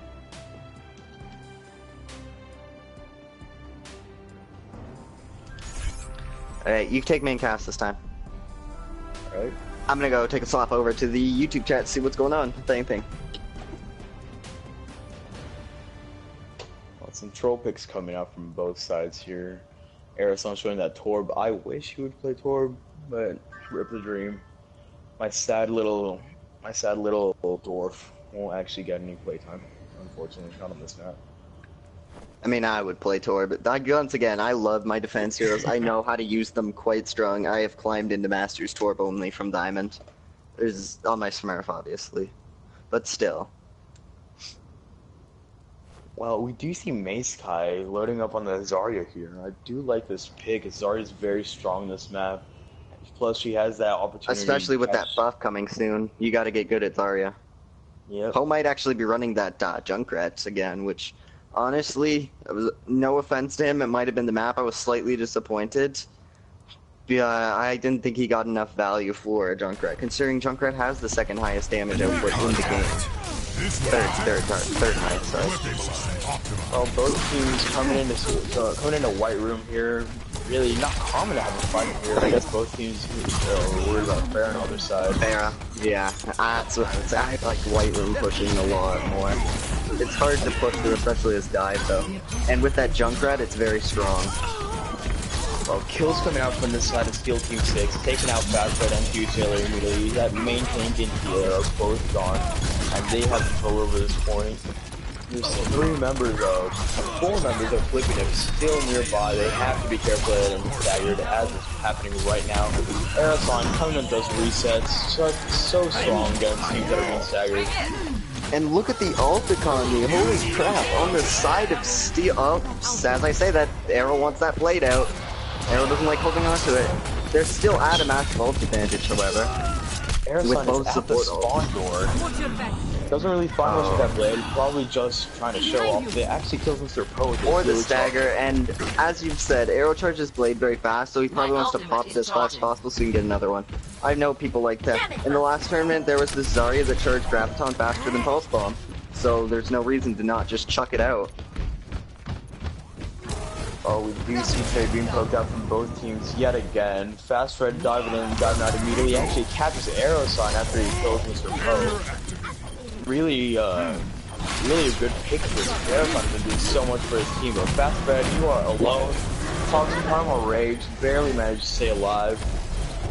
Starts just booping and bopping people all over the place. Sarek is booped off by Hawk. Hawk coming in with that clutch boop. Really a strong one. Very important boop. I was swapping over to that Mei, by the way. On a mad flank here. Mr. Poe does like his flanks. I'm not sure how I feel about this.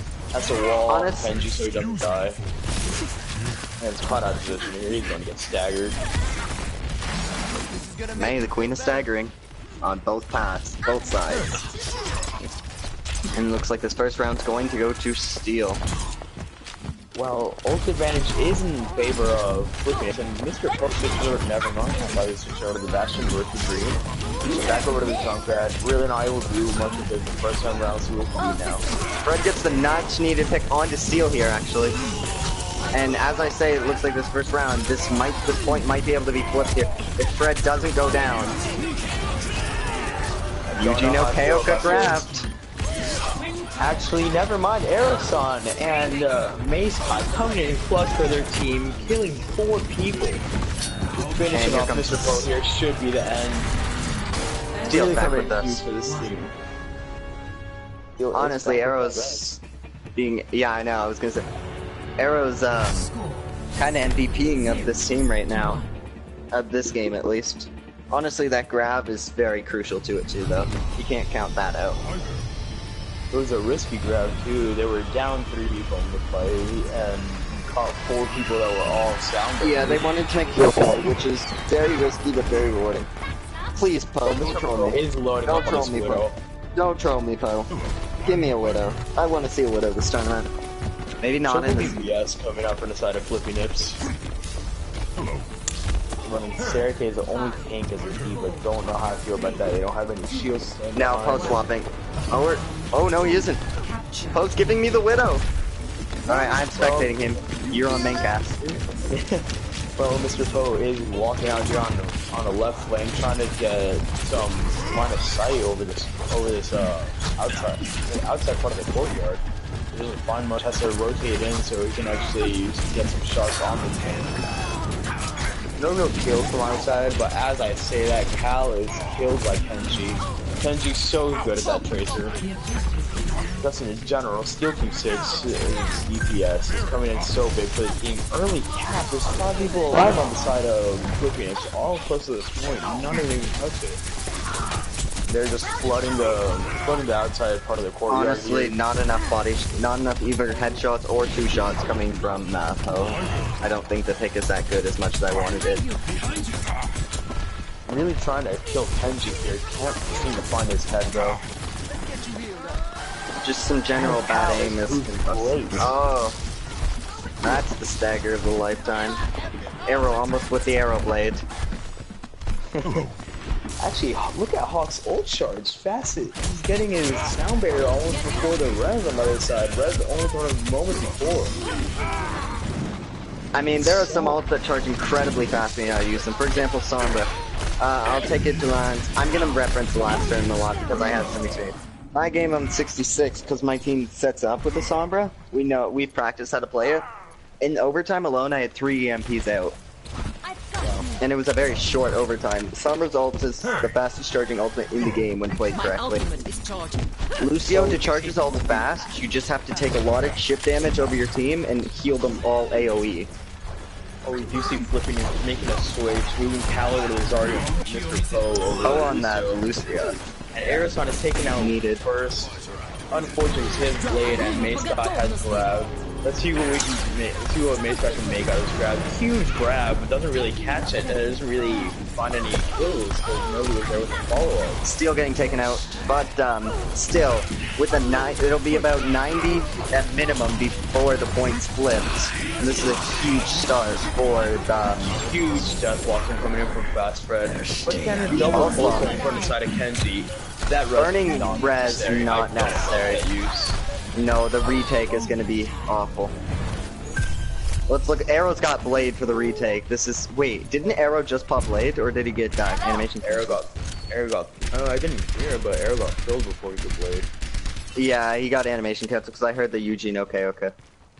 Or however you want to pronounce it. With that sound barrier, he needs to get that sound barrier before the blade gets popped. Needs to be a clutch sound barrier too, because normal blade can actually kill people through the sound barrier. Oh, everything can kill through sound barrier. You just got to get a little focus. You can kill through transcendence with focus fire if you want the truth. He comes out way early. Immediately. Sound barrier comes out before Dragon Blade. Dragon Blade coming in right after that sound barrier. Aerosol looking for anything. Can't really seem to find much though. Kind of runs to the side of the point. Doesn't find much, as I said. Oh, Cal did it. Cal had switched over to Zarya. Already 80% of that ult, but gets killed by Kenji. Kenji finds those huge double burst from Arrow. Landing 6 shots in a row is not easy, trust me. It doesn't seem like anybody will. Oh, never mind about Batman touching the point, but Steel Team 6 with another pretty dominant again with showing. Another pretty much 100 to whatever it was, 100 to something with an extra res in the pocket. 0 to 2. Honestly, this looks like another steamroll. Was very smart of Steel Team 6 to hold ults when they were getting wiped off the point. To made it so that the retake would be very easy because honestly, Steel seems to be a very coordinated, very practiced team. Flipping if did waste the res in the retake. I don't like how the Sailor used it. Really unfortunate that they didn't have that for the next fight. Maybe could have done something with it, but then again, who knows? Maybe nothing would really happen.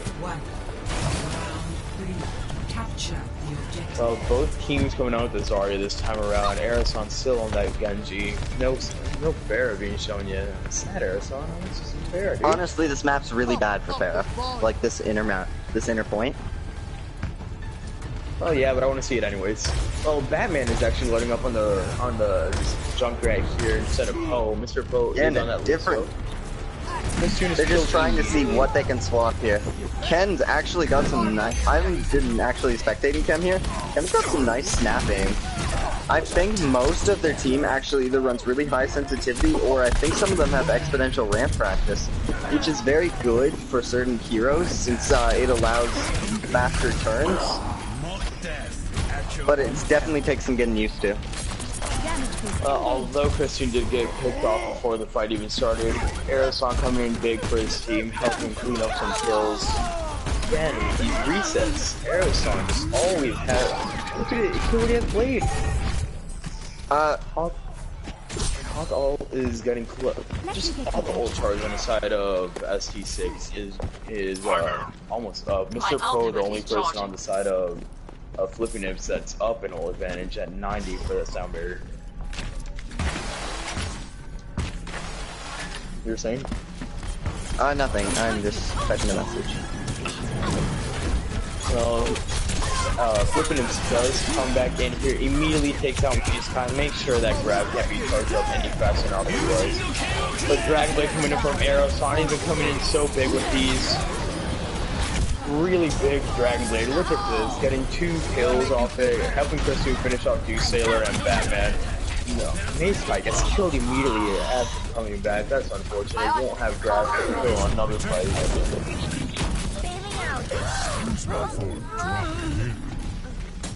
While Kastoon is cleaning up all these last stragglers, making sure that they have the point clean and fair. Hi there. No swaps really from either side yet. Considering how Flippinus has been playing recently, I would have expected a swap by now. But I guess they're just sticking to this, saying this is gonna work, and we're gonna make it work.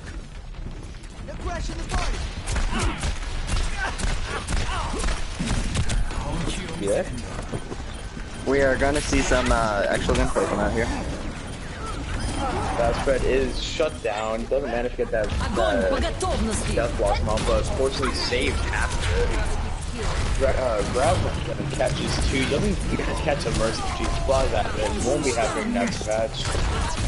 She can't. And usually looking good with the rest, but only rest to equalize. Not to get the better advantage. He is unfortunate he hasn't really been able to do much with these reses.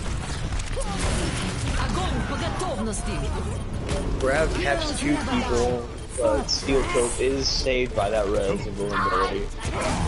There's two people, one person left on the side of Phoenix. Gonna get cleaned up very quickly. Hal trying to solve as long as he can, not able to do much.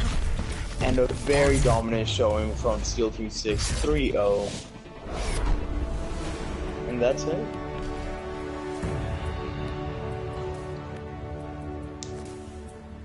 Amazed that Aerosong still doesn't have gold guns for Genji. He is so good at this Genji. He might have a different golden gun. Although, sometimes in lower ranks it's a lot harder to get golden guns because you get less points per win. He's been low ranked most seasons, so he definitely does have a golden gun, by the way. It's just Probably, not Genji. Unfortunately. Farah. Probably Farah. Oh, he does have a fair gold gun, you are right.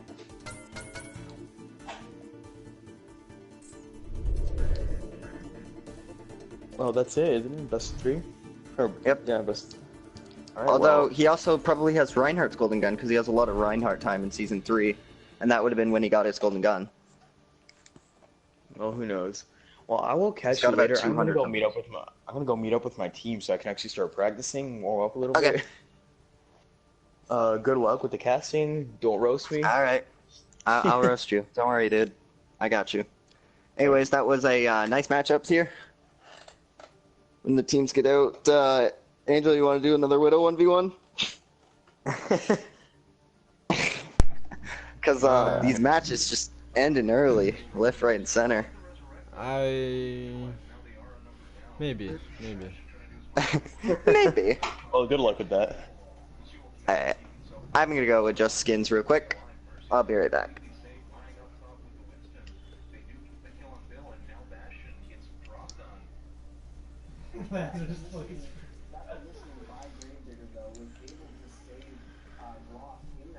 Alright.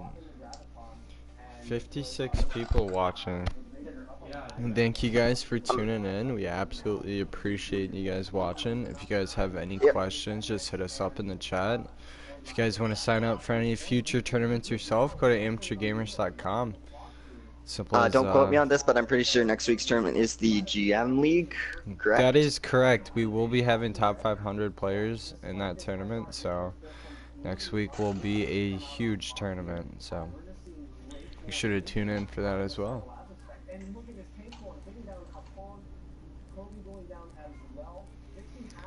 Alright, so Steel Team 6 will be moving on to the second round of the tournament.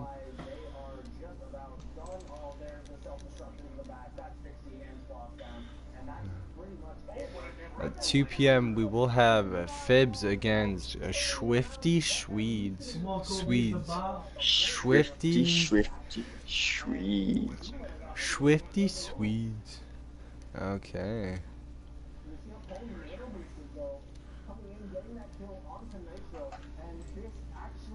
Correct.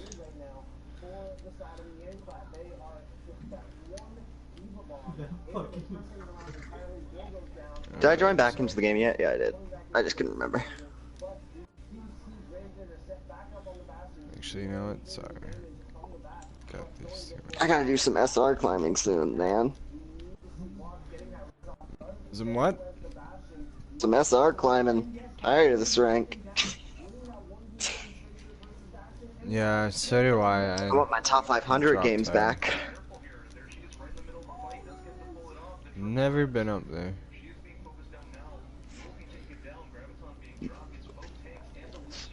You'll get there, man. Someday. Just direct hit your rockets and you can carry. Or just carry a Mercy. Yeah, I'm working on that. I bumped it up to 100 sensitivity just to get... Like, I don't even play that high. What aim style do you play on? I haven't changed that at all. But So dual actually, zone. Sometimes yeah. Pharah can be better on exponential, or if you want to try and learn linear ramp. Pharah can also be very good if you can learn aim soothing down. I play Junkrat with low aim soothing because it basically gets rid of all the. Basically, when you aim right now, it merges your zones so that you have like slower turnings and dead zones and stuff. It basically gets rid of that so you can flick and snap your aim. Yeah. Dang.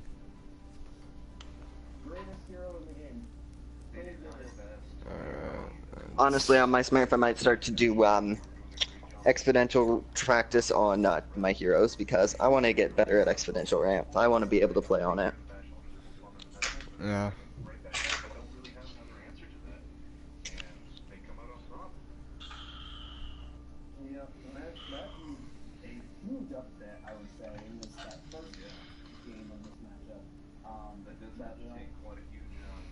Humble, it's in 20 minutes. Hopefully we'll get a game that's a little more two-sided soon. Right. Those do tend to get pretty interesting. Yeah. What's the final game in the set? Do you know? Who versus who? In the round one? Yeah.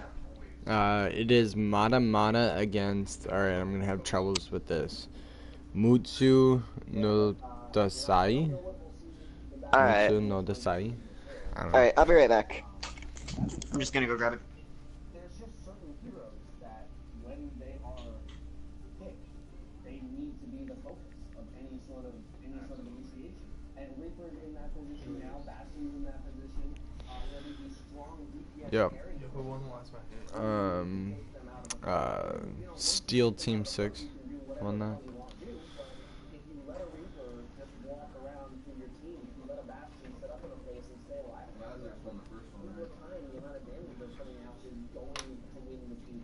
That's how those heroes work.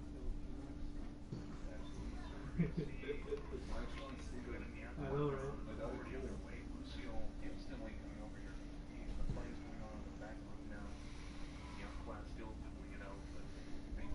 Come on. There you go. There you go. Go beat. I am back.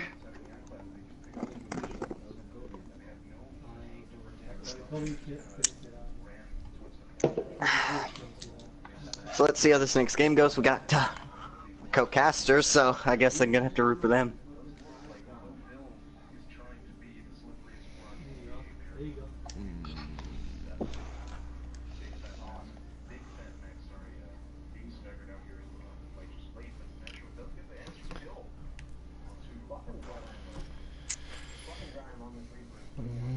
I'm the map, I'm the map, I'm the map, I'm the map.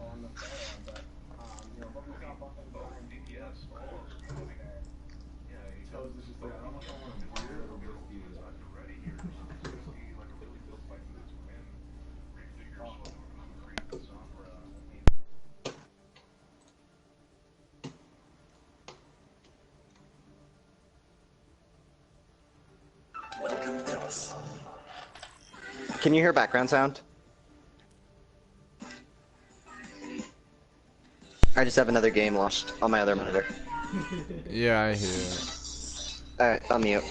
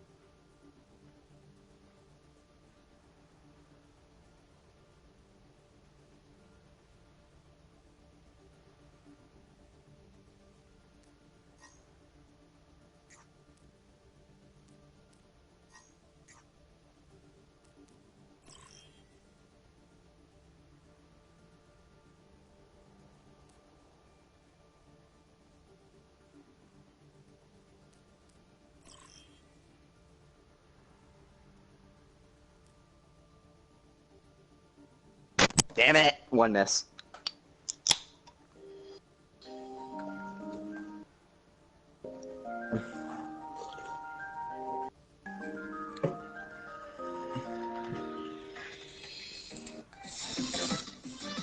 Alright, I'll make exit out of that.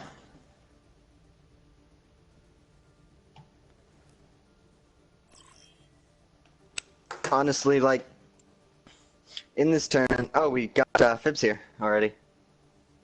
We starting early then?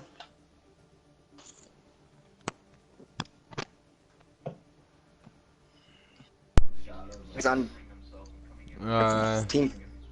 Yeah, trying to send invites to Nathan, Hey. but I think they might be in a comp, so. Alright. Distortions. We got playing Diva Soldier. Don't know what he's going to be playing. This is where I wish Angel was here. Angel could just tell us what they were playing. Distort, who plays a lot of Ana and Farah. So I don't know what I'm going to see him. I assume he's actually going to be on Farah. Poof plays Lucio. Storm plays Mercy and Lucio. Whole lot of support players on their team. Tab with that Mercy Tracer, so maybe the Tracer coming out. And then Pack Attack with the Reaper, so I don't know what they're going to be running if you want to. Oh, and that's beautiful. Looks like we're actually going to be able to start early. On the side of Swifty, we got Nathan playing McCree Reaper, a lot of those. Kenny playing Mercy Winston, don't know which one of the two he'll be on yet. Nightmare who plays Mercy Farah, so I assume Kenny's going to be the Winston. Minitan who plays Genji Farah, and that's all I can see for now.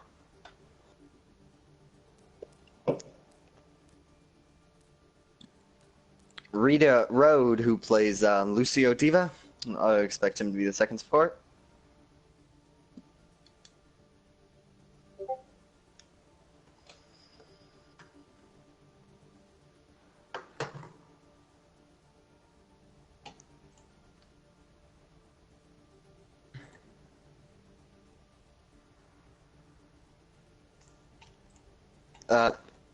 Angel's just correcting Angel's spelling.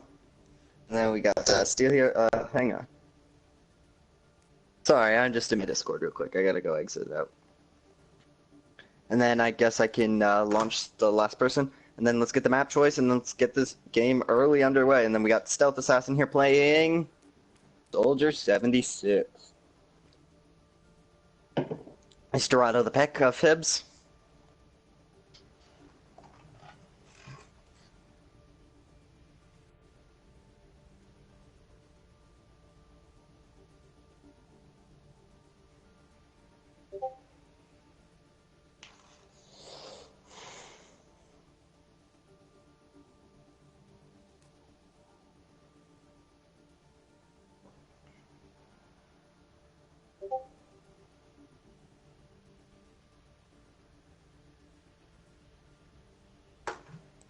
I forgot to close that Discord on my computer, so.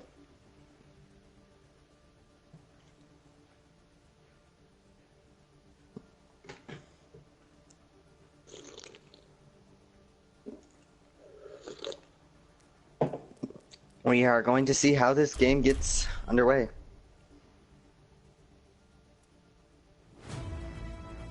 Traveling to Dorado.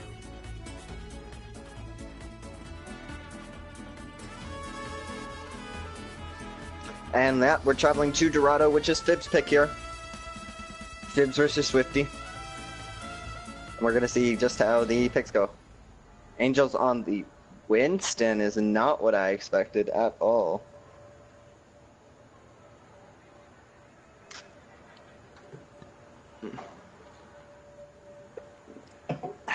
Stealth gonna be on the attack. So far we got Merciana. Looks like a Pharmacy with an Ana. Pharmacy dive with Ana, which is very good when executed correctly. And then on the defensive side, we got Tracer Soldier defensive dive, actually. No more bananas. And we're gonna see just how this goes. Vincent, are you experiencing any issues with your genetic therapy? Other than a crippling addiction to peanut butter?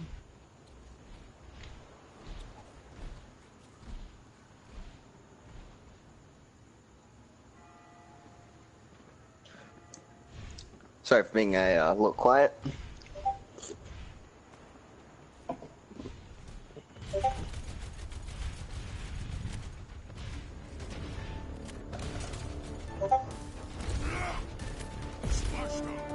Let's see just how this first bend goes underway. Group up with me. Group up here.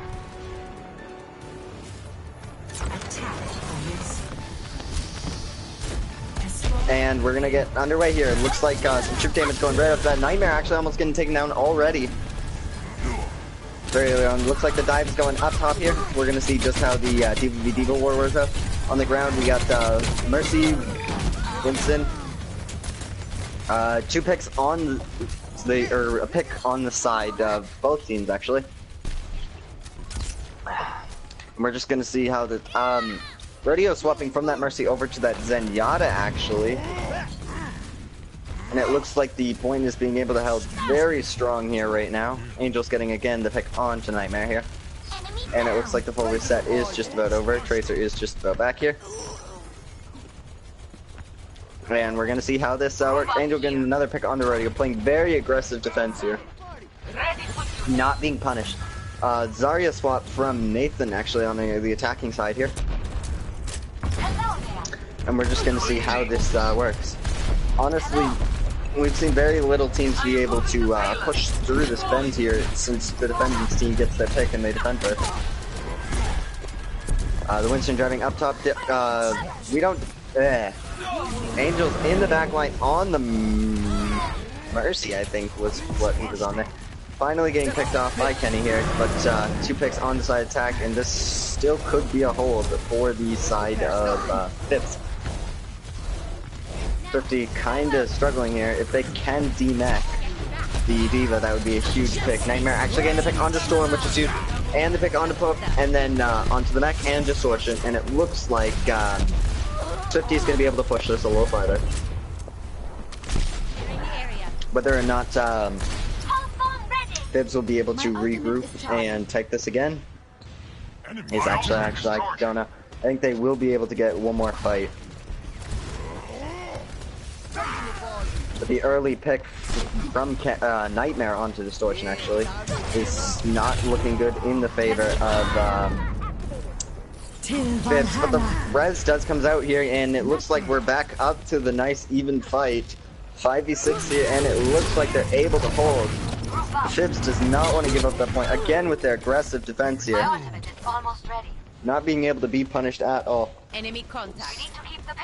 We're gonna see how this point works. Minute and a half left on the clock. My ultimate is charging. Group up with me.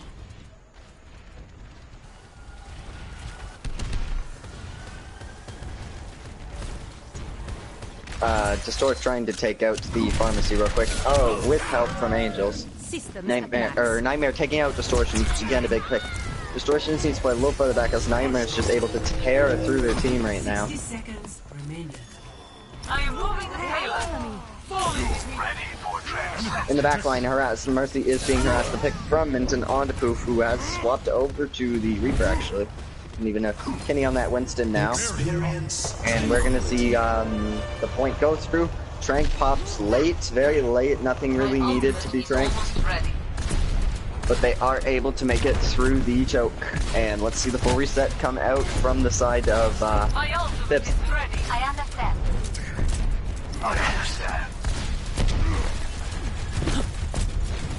The enemy is here.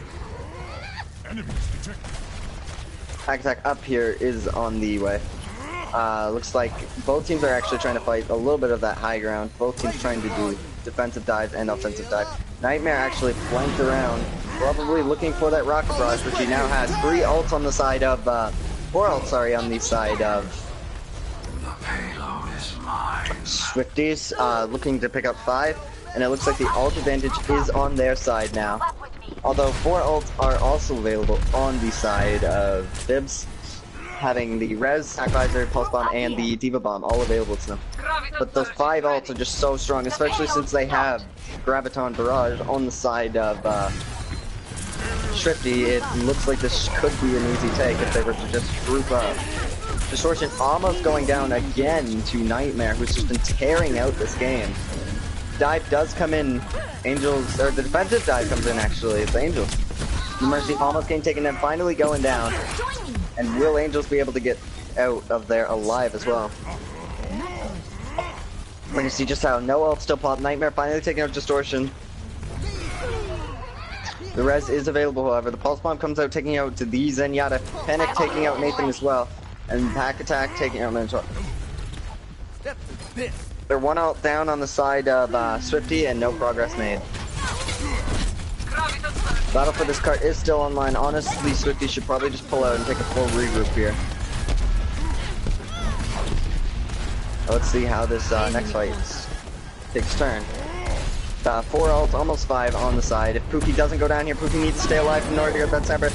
Here comes the Graviton. Where's the Barrage? Comes out a little late, but still able to clean. And it looks like the kills are going all in the favor of Swifty. And they're going to be able to make some progress here.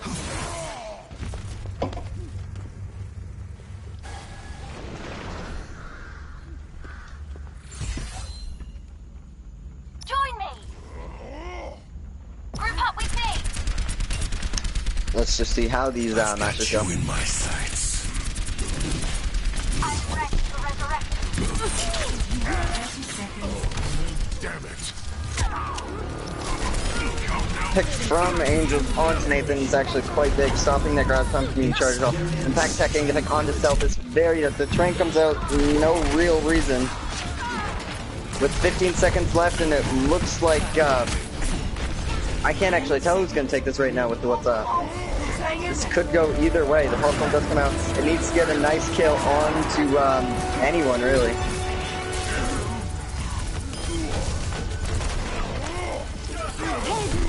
Res comes out, bringing the team back up to a full team play here.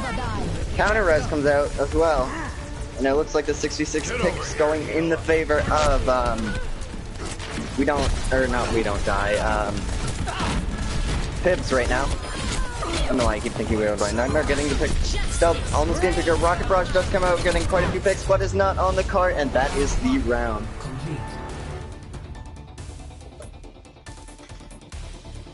Score 0-1. Switching sides. Let's just see how this second round goes.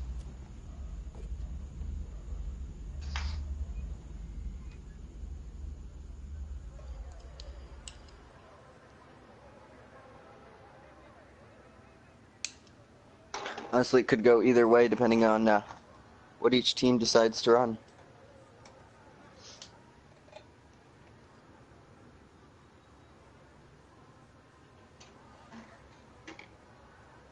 And let's see how this goes. On the defending side, we might actually see a Sarmak come out, which would be interesting in this map. Not good or bad, just kind of an average pick, and we're going to see how it works. Yeah, it looks like we got the Somber coming out too. We're going to see how this works. Nightmare switching over to that Zarya actually, so no Pharaoh to worry about.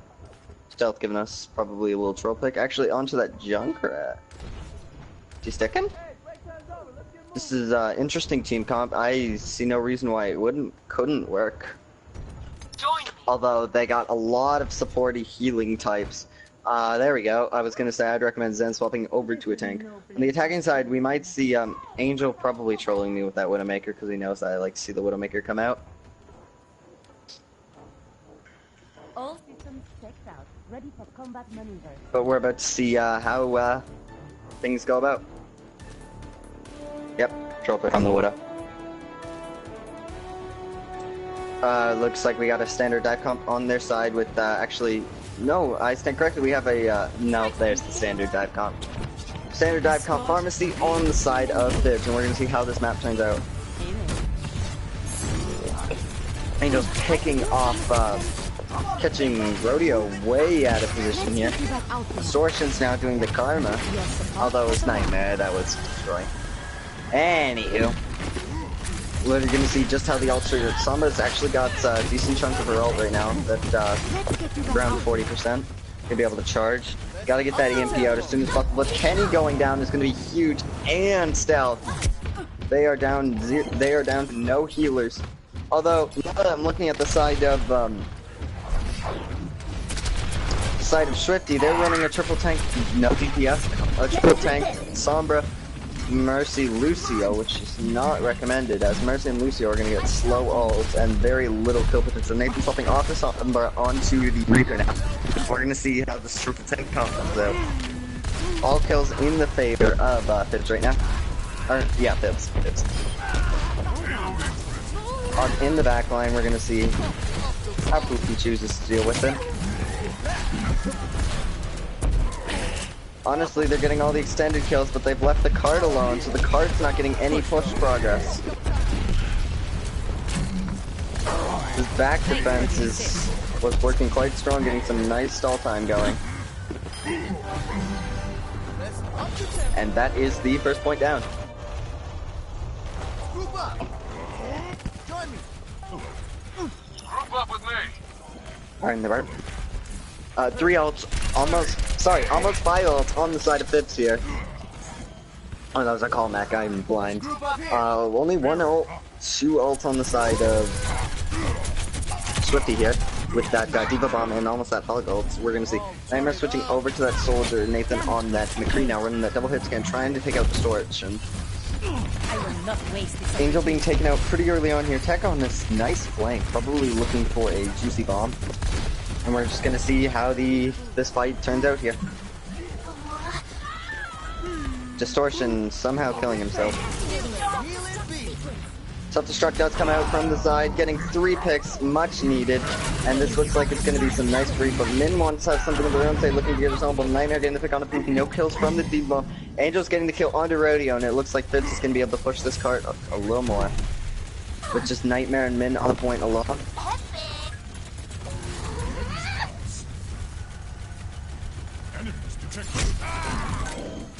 I'm moving the payload. And we're gonna see just how this point goes out. Looks like the second fight's already beginning. Get your head down! Yeah! Let's move it, people! Nice pick onto that Soldier coming from the up top. No kills so far. Nightmare, very unsuccessful Soldier. Almost picking up the Tracer, however. Not quite able to. And we're just gonna see how this map goes. 3 minutes on the clock, both soundwaves are used. They're trying to make this final push. I would honestly just say regroup at this point. You're down a few people. Never die. The solar res does come out. They're able to burn quite a few ults. Angel's taking out Kenny.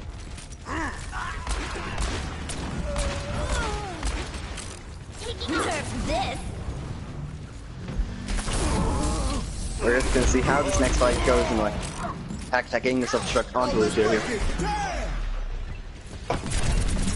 B-drop comes out from Puppy, 2 ults on the side, and it looks like they're definitely gonna try and finish this off here. Kenny is back, no res though. And so they're gonna try and finish this before the respawns get active. They don't have much time. They gotta deal with Kenny here, or Kenny's just gonna heal Min back up. I think going for the high noon, seeing what he can get. Taking the kill on Distortion. Push on. Move up.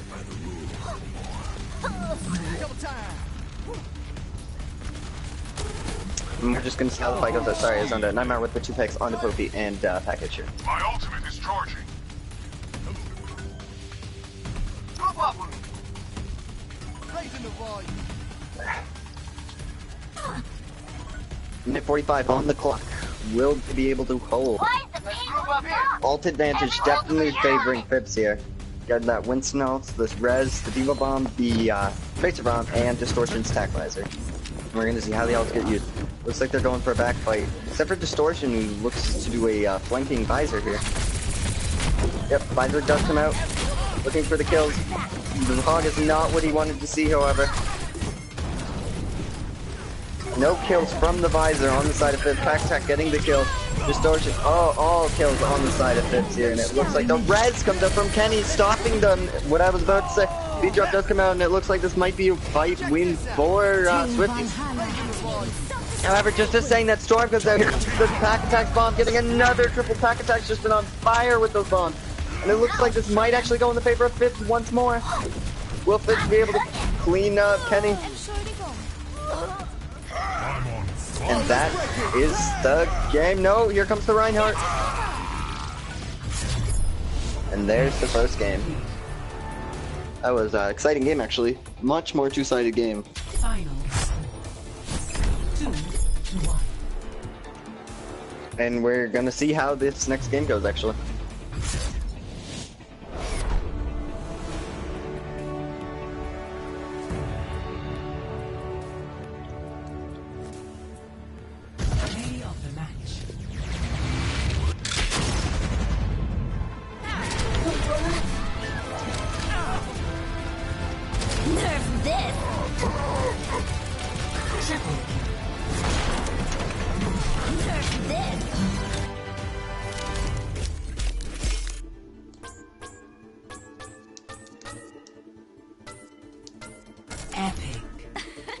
Thanks for the love.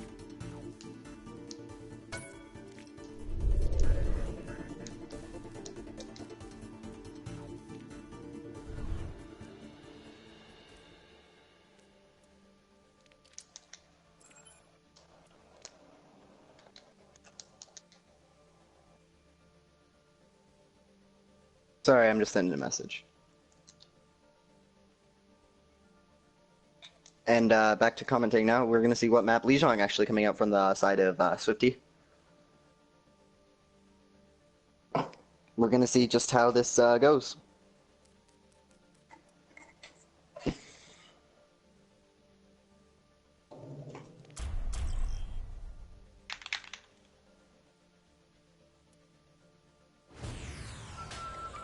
Now arriving at Lijiang Tower.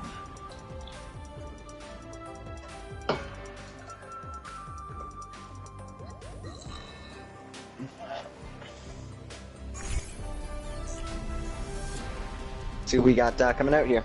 I will be right back after as the plays come out.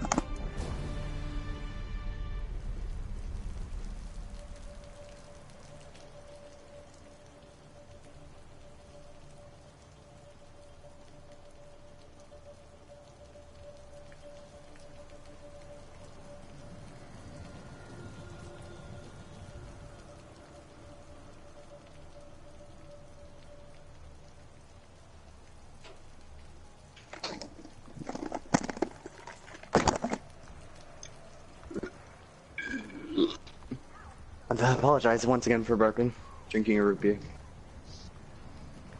And we're gonna see what team comps come out pro size. It looks like we got Zarya dive comp on the side of XVIII with a Genji and a McCree actually. And then Soldier Tracer dive comp on the side of Fibs.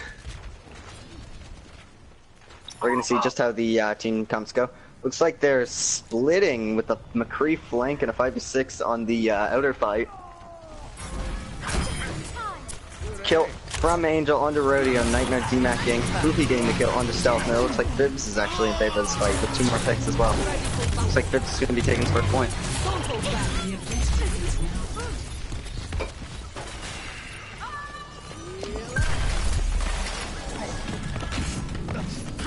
And let's see how this fight goes underway here. Sorry for kind of bland casting right now. Anyways, it looks like full reset's going to come out from both teams here. And the dive starts. Angel actually almost being taken down there. Got to be very careful. The ult advantage looks to be on the side of Fibs right now. Almost got their ults charged here. Min's got to get that blade a little fast. The Hitskins are having a nice duel on the right side. Soldier actually does end up retreating. Min being pushed off the map though by Poofy again with those crucial boosts. Watch your back. Poofy again onto the Lucio. Poofy on fire right now. Nathan getting the pick onto George finally, but being taken out by Tech himself. And this looks like a reset and another hold for Fibs at now at 50% halfway down to this first round. Angel's actually staggering Kenny. Poofy staggering Stealth as well. Poofy's been on fire this match. Holy crap. And again, ult advantage side of Fibs here. They almost have Graviton Blade on the side of XVIII, however. We're going to see just how this comes out. My ultimate is charging.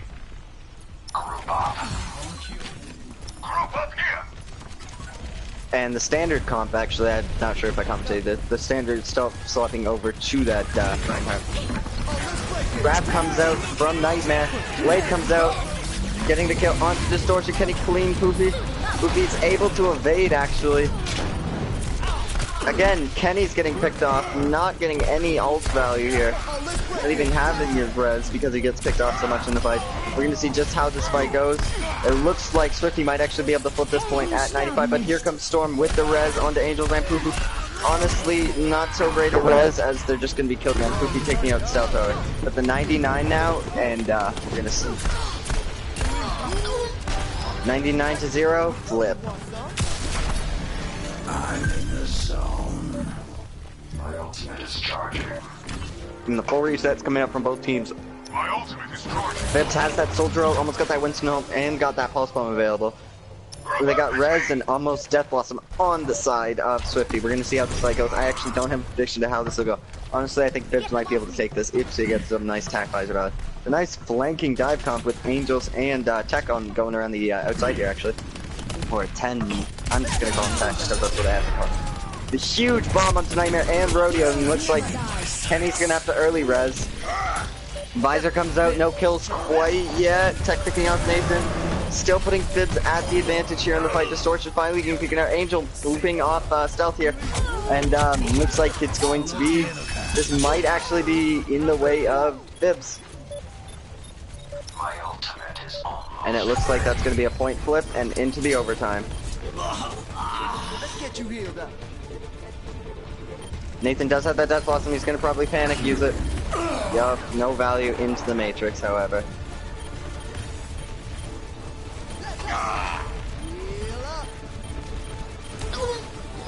I'm on fire! Alpix in the shade of Fibs, and they're going to take this first round.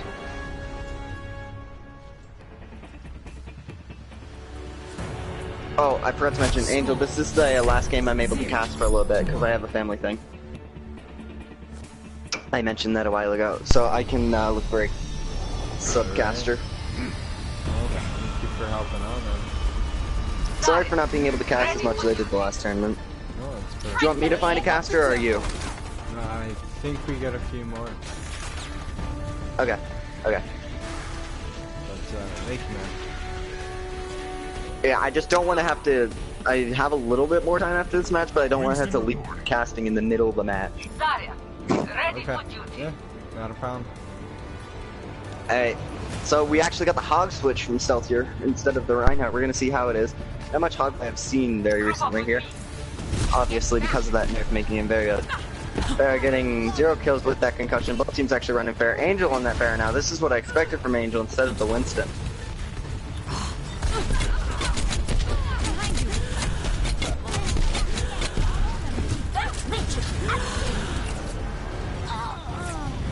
And we're going to see picks in the favor of Swifty actually here, which is different because they haven't been getting the early lead very much. They just have been struggling, in my opinion, to get this league that they very much needed. And that's going to be the point flip for Swifty. Sorry, I'm adjusting settings while I cast, if my casting seems a little odd right now. Just changing some colors of some stuff. Anyways, we're going to go into this fight of the White Room battle, actually, here. The Hook, getting no picks. Check, getting the nice recall and no trades. Kenny does have that res. Excuse me. Angel is getting both Pharaohs getting nice picks. Nightmare, again on that Pharaoh, is just going to destroy. Nightmare's so deadly on that Pharaoh.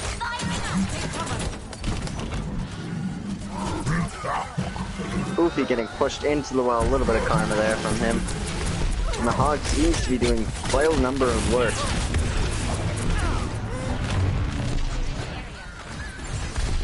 And it looks like a full reset. 52-0. Oh, this is my jam. My ultimate is ready. seize this opportunity. Get back!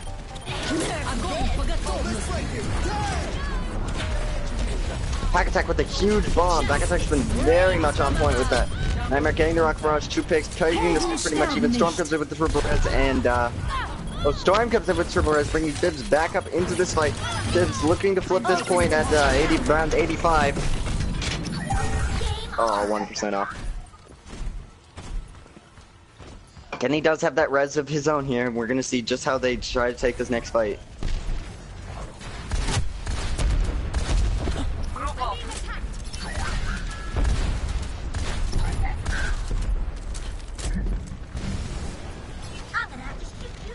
We're gonna see just how they aim. It looks like they've rotated White Room actually, so it's a split fight between Bridge and White Room. And on that flank, probably looking for a bomb, which he does not have, looking to charge a little bit. We're just gonna see how it comes out. Fire at will. Oh, let's break it! Damn! Heroes never die. And we're gonna see how this fight's turning out. Sights does pop here. And how is this fight? And it looks like this fight is in the favor of Fibs. Once Poopy with a double boop, actually. Poopy's been very evil with those boops this game.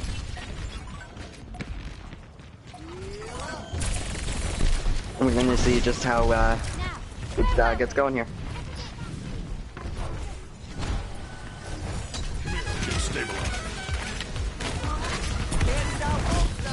Nightmare going in, trying to get some kills.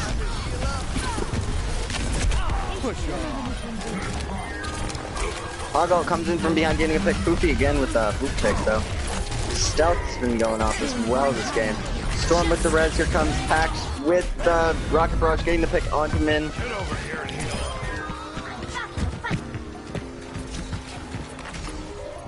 Oh, that'll be a full reset, and it looks like this round's actually going to go to Fibs. Round 2, loss.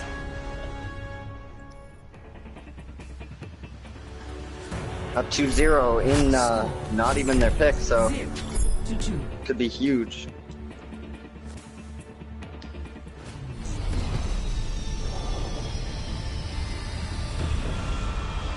Diva reporting in.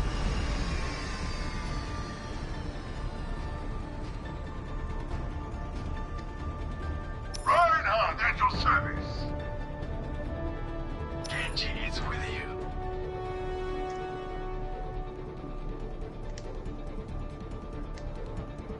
Winston report. We're gonna see just how everything comes out here. Zarya, ready for duty. Angel's actually swapping over to the. Let's group up here. Okay, so I have a slight casting bug. I'm in a different map. So I'm gonna be a second before I can cast because yeah, it didn't move me over into the next map.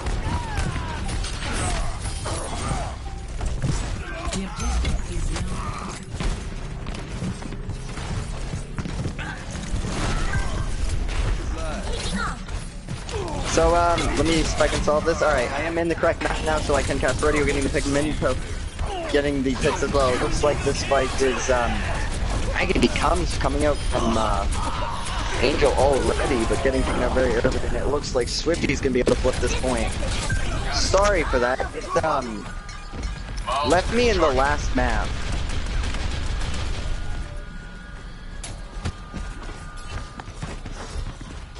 Because if you didn't know, Lijiang map is all just centered around this tower, so I was on a different floor of the tower. Anyways, going into this, it looks like Distort's on that Reinhardt now. It looks like they're both going to be running standard comps, actually.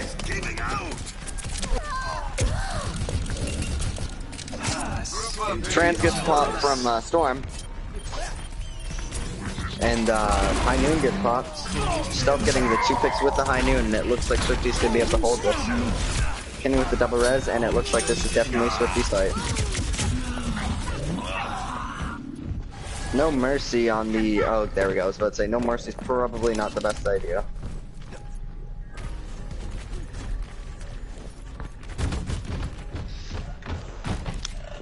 I'm about to find out how everything's gonna get going here.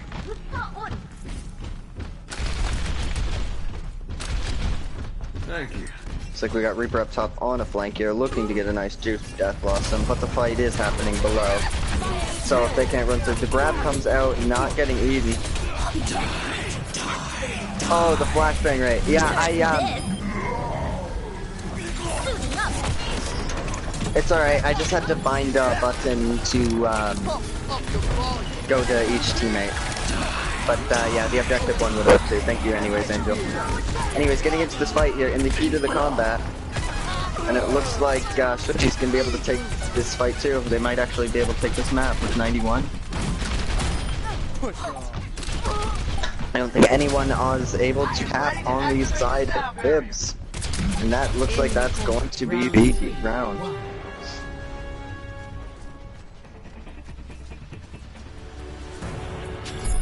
Score 1-2.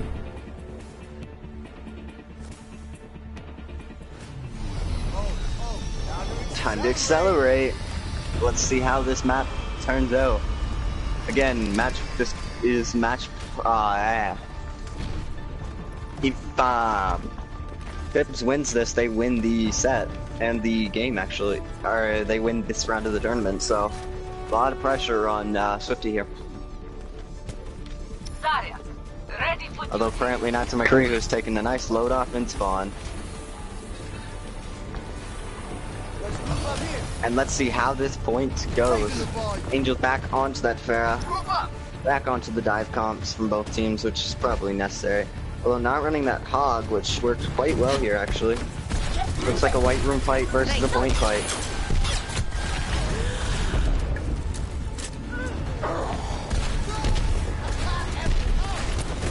And Poofy with nice kills. Poofy again doing extremely well this game.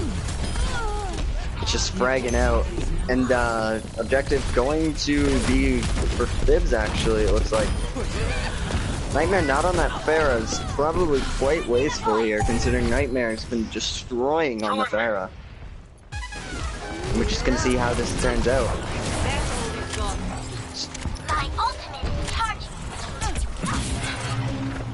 Not even a full fight in White Room yet. So it's 65 right now. Diva finally making it back, making the full team fight available. Tech on that flank here, looking to probably either charge a bomb or get a bomb. Bomb does go out, getting the Diva mech, and the picks are on the side of Bibs with Distortion picking up, sorry, Tech picking off the Diva mech. Angel actually cleaning up the Diva, and then Tech killing Cell here. Nightmare then killing up Pack. Angel's killing Nightmare. So it looks like again Bibs is going to be able to control this flank very easily. And then finally staggering in here, making the regroup time cost a little bit more percent. And we're going to see just how this map gets underway here. Again, with the White Room fight, hasn't worked out quite well for them yet, but they're still looking to make it happen. 60% to 0 here. Here comes the self-destruct. 2 kills onto Stealth and Min. Min then DCing. After this fight, we might need a mod pause. I'm ready to initiate And Shiny DDoS curse comes through. The grab does come out. Not sure if it's necessary as the fight is pretty much over already. Ults are being used on the side. Once this fight is over, it is a 5v6 with Min's DC. By noon.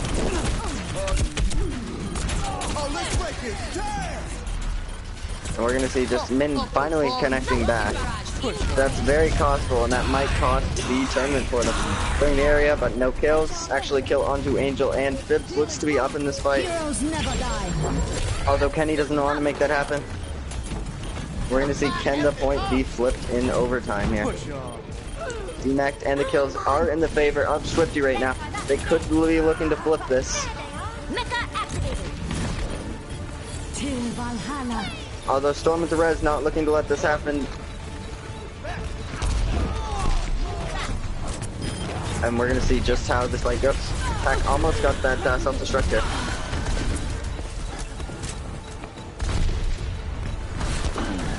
We're gonna see just how this fight 19 meching. Honestly, I think XVIII might be able to flip this. The grab comes out. Honestly, they don't want to let this happen. They're investing a lot of ults to try and make this a win right now. And it looks like it might pay off. It's hard to tell though. Poopy on to Kenny here, making sure Kenny doesn't able to get that res. Angel with the rocket barrage, true pick. And again, it looks like XVIII finally able to flip this point. Lots of ults were used on both sides, a lot more than necessary. We're gonna see just how this goes. Stealth now on that soldier. I've got you.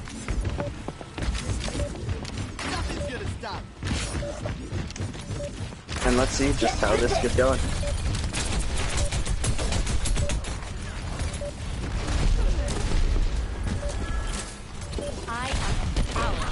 Into this fight, no picks on either side yet. But as I said, that Nightmare picking up distortion now and putting the advantage into Swifty here. But you never know. Pax still very focused on trying to demech that D.Va. A little bit more focus fire might be needed from both teams. They're getting picked onto Nate and the D.Va mech here.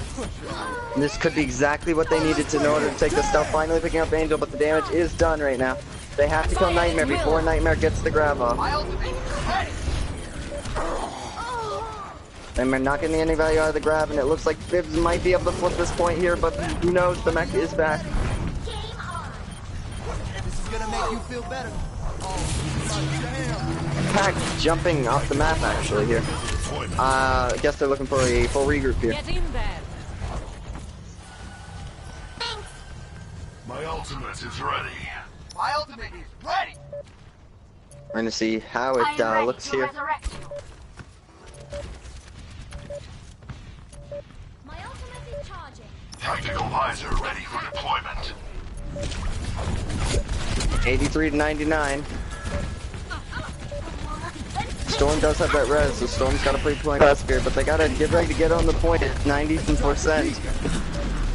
They do bait out the early sound barrier.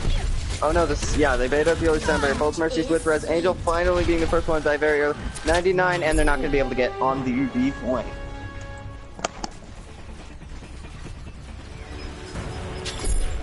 Score 5-2.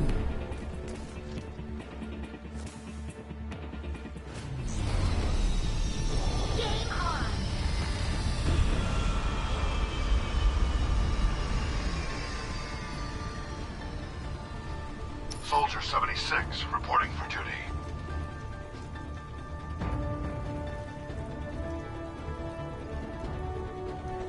We're gonna see these swaps. Any swaps from either team? Doesn't look like it actually.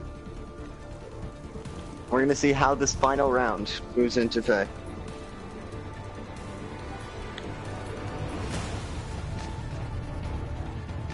Fall in here.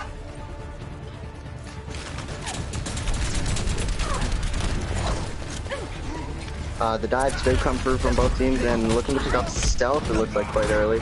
Nightmare getting to pick onto Angel's distortion, the off-roadie. Nightmare again getting to pick onto first here.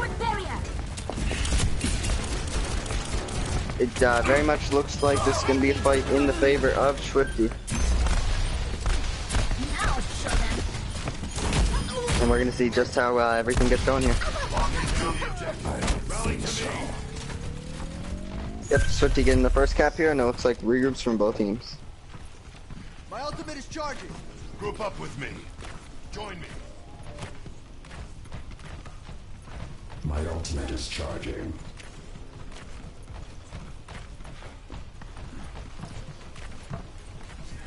Fall in here. And we're going to see just how everything gets going here.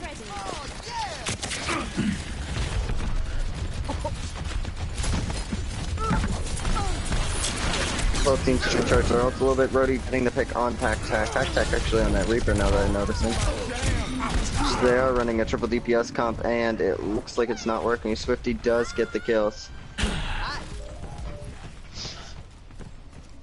My ultimate is almost ready.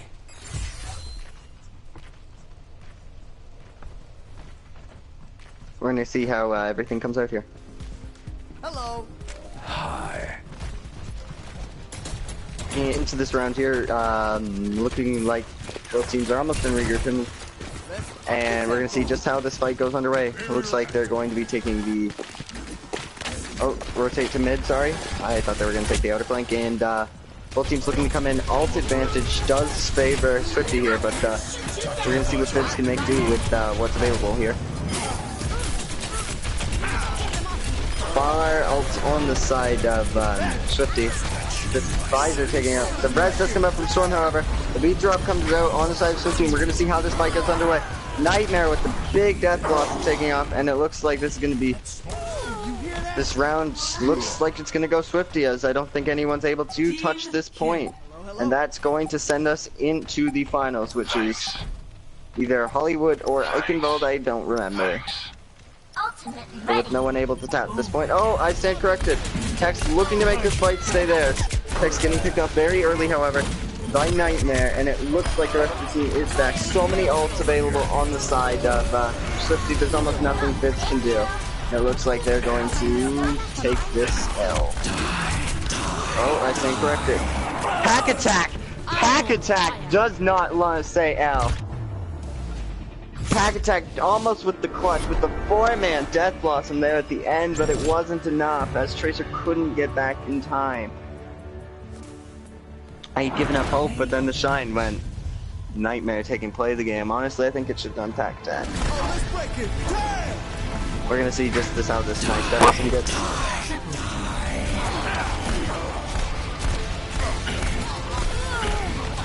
Good kills from both teams. We're gonna see how this final match set takes into effect.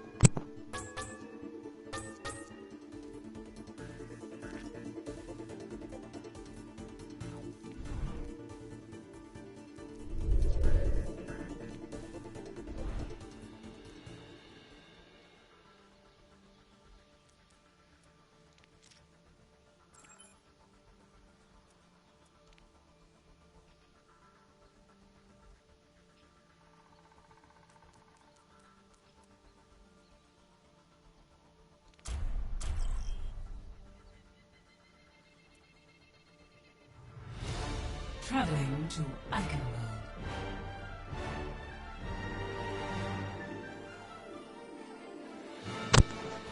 And we're going to travel into Eichenwald for the final set, actually.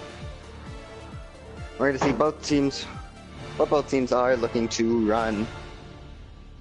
Looks like we might see Kenny on the Torb. We might see some Torb action, actually.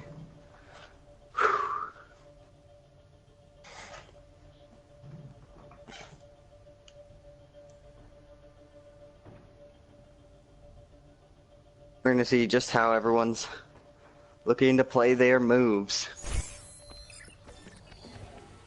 Looks like we're going to see a standard soldier tracer dive comp from the side of Fibs, and a Torb soldier comp, soldier hybrid comp on the side of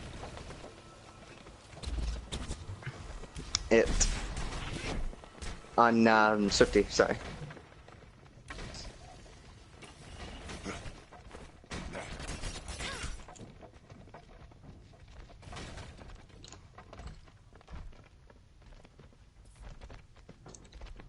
Yeah, let's move it, people.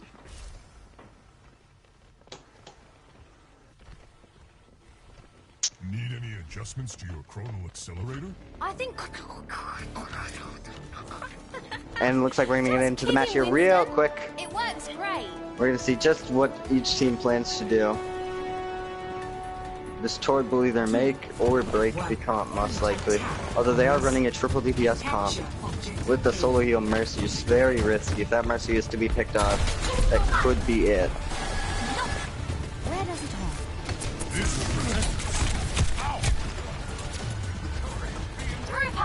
See how they choose to try and break through this tight choke. Checking the pick onto the turret. Oh, yeah, it was an alt-charging turret. Looks like they're gonna try and go right through this choke point here. Get them off me. Which might not be the smartest idea against the Reaper, but we'll see how it works out for both teams.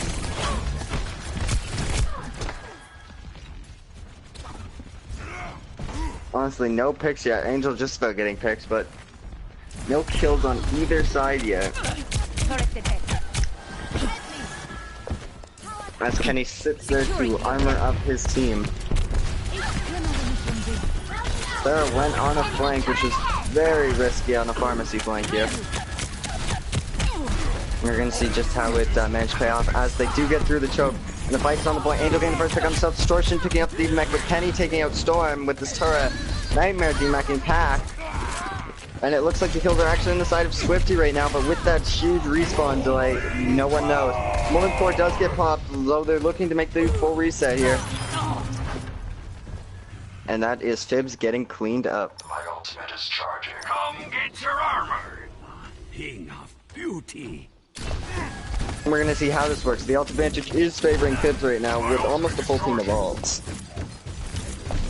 Going into 4 ults actually, 5 ults versus 4, and we're gonna see how it goes. Oh, it looks like Angel just about got his ult too, so it looks like 6 ults versus 5. My ultimate is charging. If Soldier doesn't die, that is. Kenny being able to armor up most of his team now. This is going to be hard to break through this choke. Rock Brush does get to come out. No picks. Okay, I stand corrected. Onto the pick, onto the Tech pulse bombing himself. The Graviton does come out with the Graviton, and that's Fibs. But Storm with the 5-man res. Holy! And it looks like they're going to try and keep this fight into the usage. They're just trying to push people around this point now.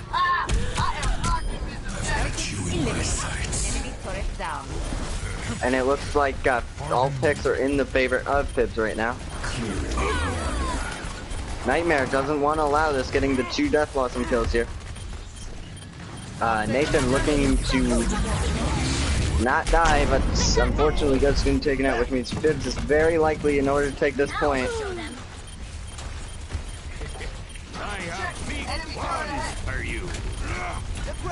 One core does come out here.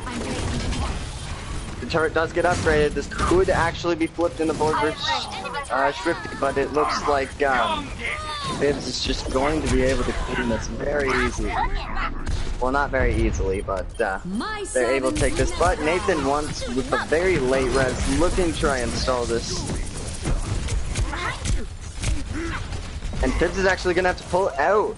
I didn't notice they were down so many people. That was a good res, now that I noticed it. I apologize. 30 seconds on the clock, 1 fight left. We're gonna see how it gets played out. You still got 6 ults on one side, and you might be able to get a couple on the side of Swifty. Let's see how Fibs does this. Fibs taking the fight over here. They're gonna have to. Still playing very far back for that res, but also making sure to play in such a way where they can heal.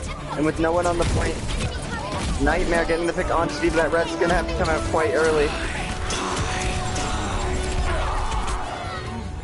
No one on the point. Where is Storm with the res? Storm only able to grab 2.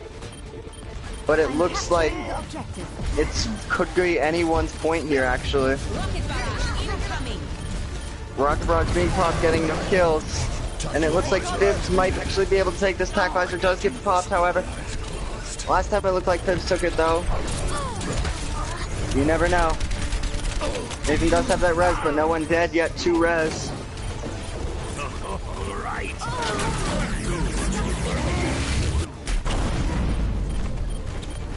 We're gonna see just how this fight looking to turn. Nightmare with the pick on res. Grab comes out, and it looks like they're definitely investing everything. I'm gonna see just how this fight turns to play out here. It still looks like Fibs might take this. The Defense Matrix does eat that Death Blossom, but not stopping Poofy from being killed here. Nightmare being taken out himself. My servants never Nathan die. with the big 3-man res here. And it looks like, I don't even know if it's past, it's just the big overtime stall. Big fight for this point. Can he just get in that turret down? Just to have a turret down. And it looks like Fibs might take this finally. However, Swifty does get picks up both sides. Res comes out from Storm. This is like a broken record. And the picks are on the side of Fibs now, and this looks like Fibs might finally take this point, although it's looking to be stopped. They still got 1 stall, and the point is finally captured on the side of Fibs.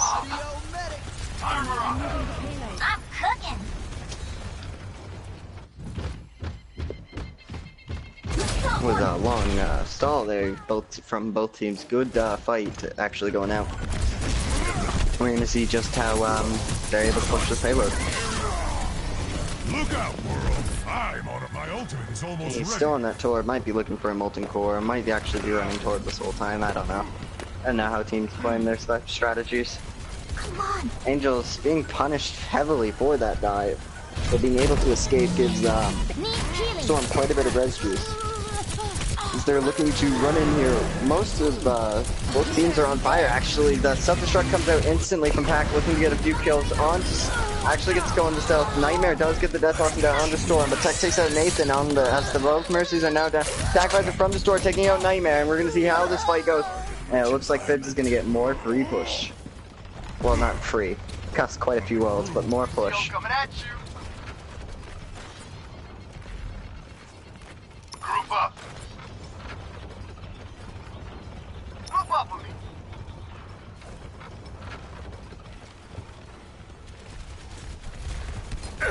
Payload interested. Yeah, time to heal up. We're gonna see just how everything goes about going. Looks like we got some Lucio doing some sneaky stalling on the point. I've Nathan swapped over to the Lucio, now Kenny on that Mercy, which is normal for Kenny.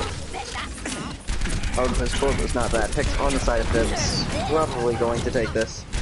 Self-destruct does come out. I do not know what side that self-destruct came from, however.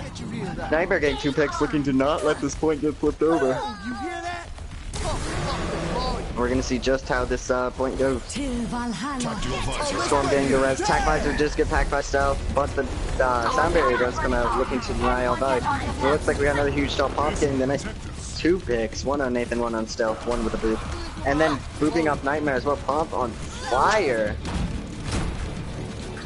And it looks like Fibs is gonna easily push this to the last point. And now we're fighting into this final point with 1:30 left on the clock. We're gonna see just how this final fight goes.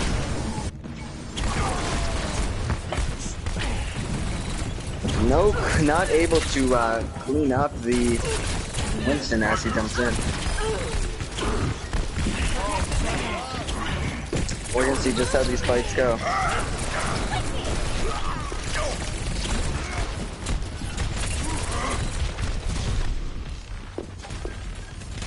Let's see how this final fight. They seem to be very good at their contested fight here. 60 seconds remaining. And we're gonna see just how this fight plays out here.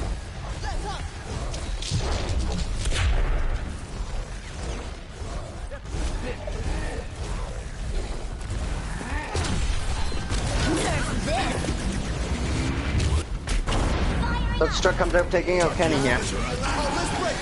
Takes on the side of Fibs, and it looks like the stall is gonna have to come out from Swifty if they want to stop this corner.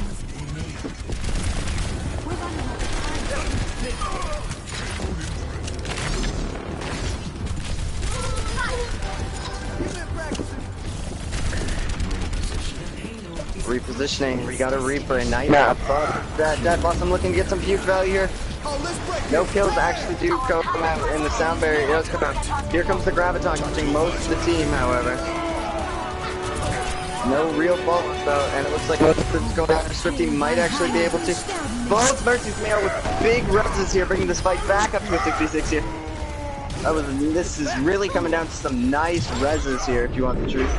Bomb doesn't connect, and it looks like both teams are very much equal here, but no, Swifty's going to be able to get quite a few picks. Maybe he's stopping this payload dead in its tracks. The pin does not connect from Rody, who does almost have Earth Shatter. Just swinging that hammer, charging his ult. Area clear from Nightmare, and it looks like Fibs is off this point and out of this round. We're gonna see how Swifty now tries to push this. Score 0-2. Switching sides.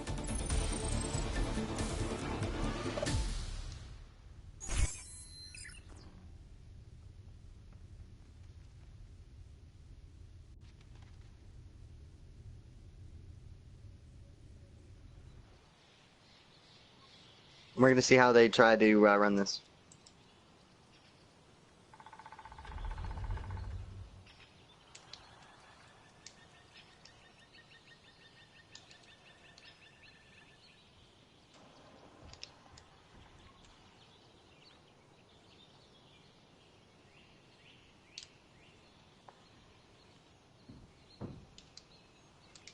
We're gonna see how the second round. Sorry, I'm just typing messages, is why I'm not casting Riley right now.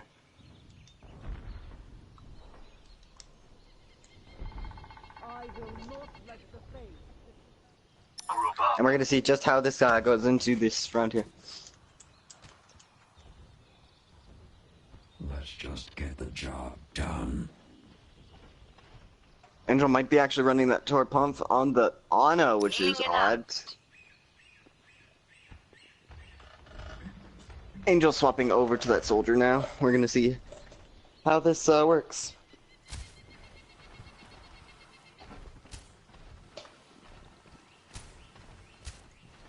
Stick to the plan, and if you get into trouble, I'll bail you out. And we're gonna see just how this gets into it. Looks like on attack we might. Come on, Minnow. Don't troll him. Don't troll him. Give me the Honda. Give me the Honda. Looks like we're gonna be seeing a Zarya Rhine standard comp with potential pharmacy and McCree here. Gonna see how they plan to break the choke. Just going back some weird metas. This is no dive from either team. We're gonna see how this works out. First pick from package onto stealth here. Getting a nice pick. And is able to get out, which is very important. Storm actually being picked off is huge for the side of Swifty. With too many picks are already on their side. Nathan does pick out package, so with a quick regroup they should be able to get through here quite fast. Nathan with again another pick. We're gonna see how they're able to go through. That's what the doctor ordered. Nightmare on that Pharah now. Oh, excuse me. Oh, wait, Nightmare was on the Pharah. I don't know what I'm thinking. I'm gonna see just how that pharmacy comes through here. Oh, actually being put to sleep with a huge sleep dart is able to be cleaned. Min actually being pinned. Someone actually getting pinned here. Oh, pin kill on the run, and it looks like most of Fibs is dead, but that res is almost up. That res could come through. Rez is not able to get through. And it looks like Swifty's going to be able to take this point without having to use very much. However, they are looking to stall from the looks of it. Nope. Looks like they're just going to pull out. Give them the point. Done much faster than Spibs, but you never know. Only gets better with age. My ultimate is ready. Let's see just how this goes.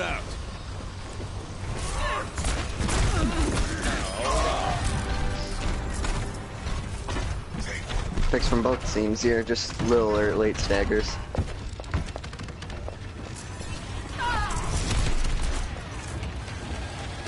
Pack actually killing Nightmare here is quite big here. We're gonna see just how this card value gets up to this hill. Tail can be hard to push through. Nathan actually going to pick onto Angels. Nathan's been very deadly on that McCree this game. Oh, that'll do. We're going to see just how this fight goes out. Enemy contact.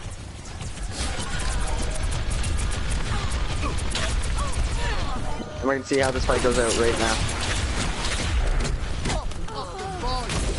Nightmare with a nice pick onto Storm here. Stealth good meching. Here comes the step right up. But no kills from the side. Angel's looking to retreat a little bit here actually. Swapping over to that Winston. I'm not sure when that happened. But attack on that Tracer now. Looks like they're taking the hill very easily. They got Pibbs has one fight left on their side. With the Reaper kind of overextended here, looks probably going to be taken down very quickly by Nathan. And Nightmare. Oh, the pin off the cliff!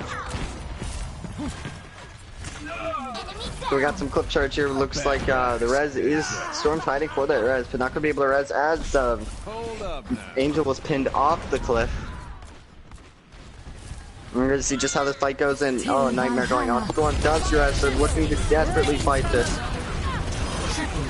Justice raining from above. Pack only killing Nightmare with that Death Blossom. And Swifty's going to be able to take this point. Or not, everyone has gotten off the point. Looks like the contesting is now available. Everyone got off. Cloud9, C9. C9 in the chat.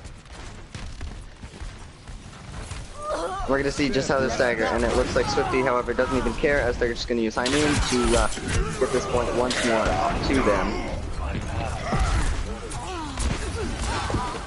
Angel and Storm still contesting this point.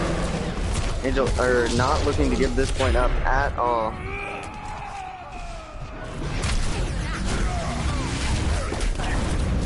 We got as much stall as we can on this point here.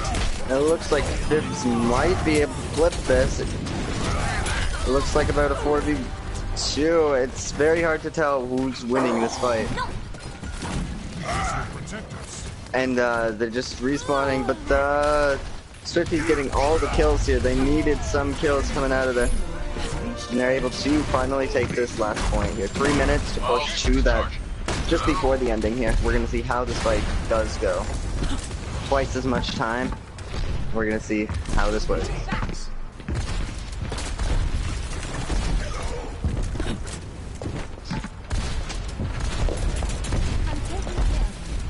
I will not waste this opportunity. And here comes the dive, and looks like the initiation is starting now. Well, here comes the fight. It looks like Angel might be picked off very early on to protect, also picking off Min here. Speed drop does come on the side of Fibs here, and it looks like they're going to have to huge fight Storm with that res now. Storm going to be pulling back too high, Tech with the pick onto stuff. Kenny with their own res, bringing up Minnow and Stealth. Nathan getting the pick onto Tech. Grab comes out with the rocket barrage, taking out quite a few players, but here comes Storm with the res, picking up 3 teammates.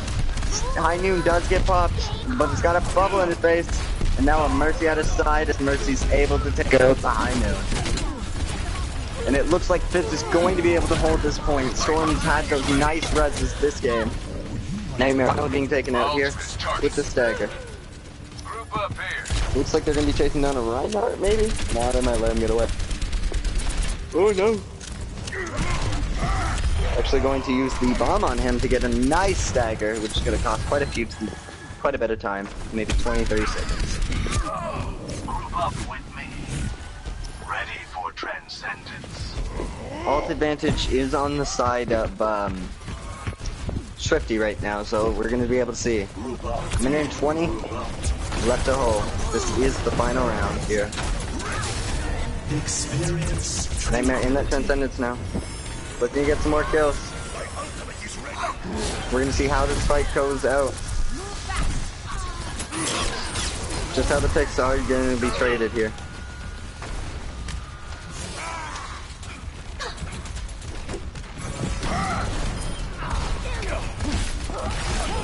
Storm with the nice 2-man res as the picks were in the favor of Swifty here. Although Fibs now flipping. Kenny with the res, flipping this point. And it looks like Fibs is quite down at this point. Here comes the bomb, taking out Rhodey. Angel's taking out. Fibs might be able to actually hold this against Swifty with 30 seconds left on the clock. There's only about 1 fight left after this. Zarya has to die soon. She's just staggered herself out of the final fight. 30 seconds left on the clock. And it looks like they're looking to get a nice stagger onto the Zenyatta as well. With the pick onto that, meaning they're going to be a 4v6 in this final fight. And it looks like, and judging by that, it looks like Fibs might actually be able to be taking this point. Min does have that Graviton, and Nathan does have the High Noon, but I don't think there's anything really with enough value.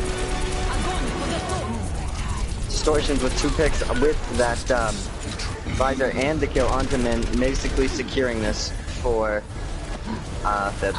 As long as Kenny, who is dead, didn't get that res, and that looks like it's going to go in the side of Fibs. That was the game. It's been great casting with you guys, honestly. I will see you in the next time. Finals. 2-3. Thanks for having me, Angel. Thanks for having me, Amateur. Victory.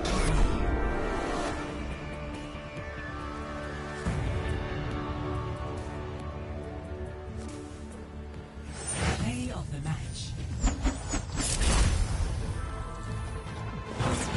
Rocket barrage incoming. Огонь по готовности. Till.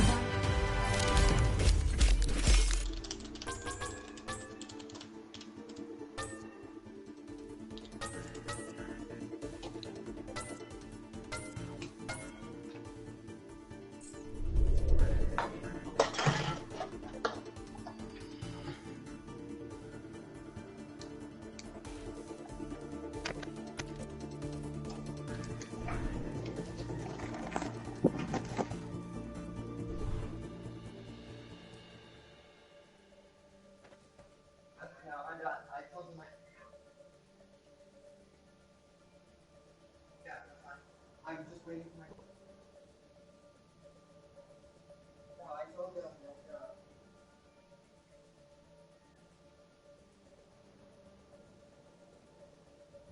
But yeah.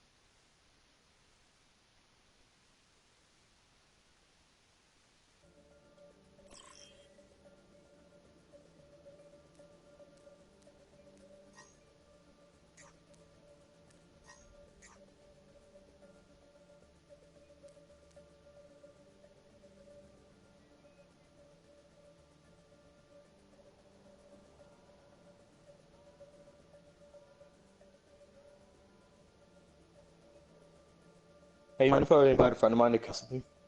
He casted yesterday with me, and he's decent. Yeah, dude. Totally. Alright.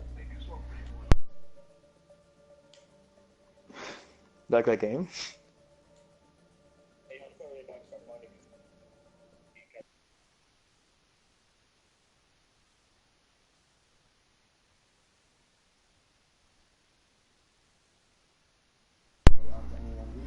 Do I need to do something to allow you to... Out of the neck and finished off there. Should still have this resurrect available. Needs to stay alive just in case, but it does look like the kills are going the way here of Velocity. And yeah, Velocity going to retake the point. 76 on the board here for Phantoms, but Velocity ticking up, and they have a lot of ultimates to continue holding on here. Just going to be the Jedi, Earthshatter, and Resurrect available. Although there we go, actually Soundbarrier coming up as well. We're holding another huge group on the Fatty Magoo. True Pride Race taken out here. Although we're humble going to be beat down into the well as well. And this fight going very evenly towards both sides. But the stall coming in right now for the side of Velocity. They are still holding on to this point, and even with the percentages here on the control meter, True Pride Race rejoining the fight, attaching herself to her Farah here as the offensive versus do. There it is, the 2-person red, but the point flips over. 83% on the board here for the side of Velocity.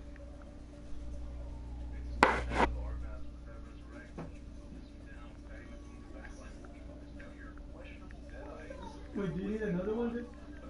No, I don't think so. You only got one? I think I Because I got got one two. that's willing to comment. I think I got two. Is your buddy in here? Not yet.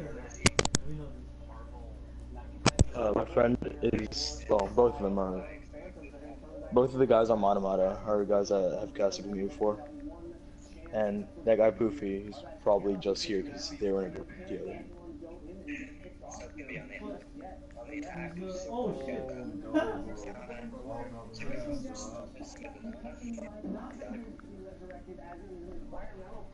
And this is going to be an opportunity here for Velocity to close things out. Self-destruct, blown up into the air, not going to get anything again. Still throwing them way too high here. Captain Punch throwing out his own self-destruct. But it's there. Two of them are coming in, but they still have the res available. No, and that goes down. And that is looking like it's going to be Velocity, especially with that mischarge from Leonard. Just going to be Leonard left on the point. He's going to be taken down. Velocity takes the series 2-0. Absolutely huge self-destruct right there. The Reaper was not in his normal form. He was using his ultimate, so he couldn't really dash out or anything like that. And he just gets taken out along with Lucio, and leaving a huge number of damage to our death. Use that resurrect. And you're going to see that trip now in the first round, or the second round, sorry. Series or third, if you count that overkill. I mean, sorry, that other round with life breaks. Absolutely great play by Velocity there, earning, all 4 cards there for sure. But coming out on top, moving on into the next series. And actually our first 2-0 of the day, which is helpful because we were half an hour behind on time. Now we are right on time. Right? It's like, damn, that was perfect. Perfect that match. It was really fun. Get fucked up later on. Hey.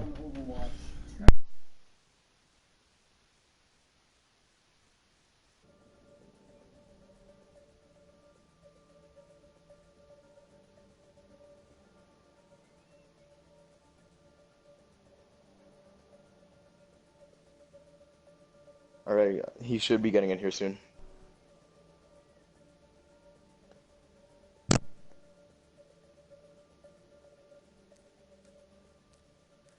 You hear distortions? I am here. Good. Now we wait for both teams to get ready.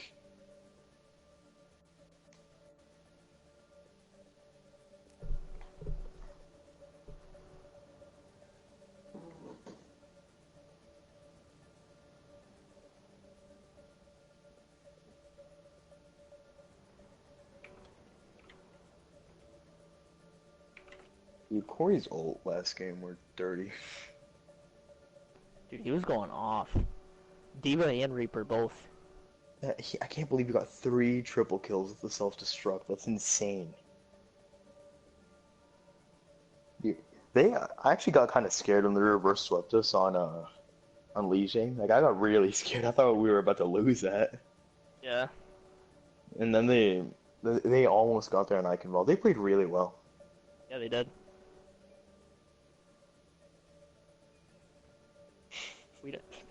I got that fear to don't kill know yet, yourself. Tyler. What did he say?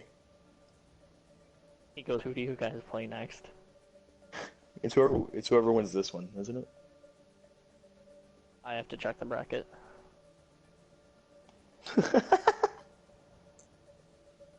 What? The YouTube chat. I'm in bronze, can I join? Of course. It's diamond below, Everybody's man. welcome, as long as You didn't hit as long as you're okay with it. 3750. As long as you didn't hit 3750. As long as you find a team that'll play with you, you can play, dude. Bro, honestly though, if I saw a diamond that was bronze, I would probably cry. Like. What do you mean? Like a diamond that dropped to bronze? A diamond that dropped to bronze SR? To drop to bronze SR, you have to throw. If you're in diamond. Well, yeah, but still, it'd Like be pretty literally, surprising. literally, there's a point where if you're actually trying, you're just gonna carry, and that's when you're hitting gold.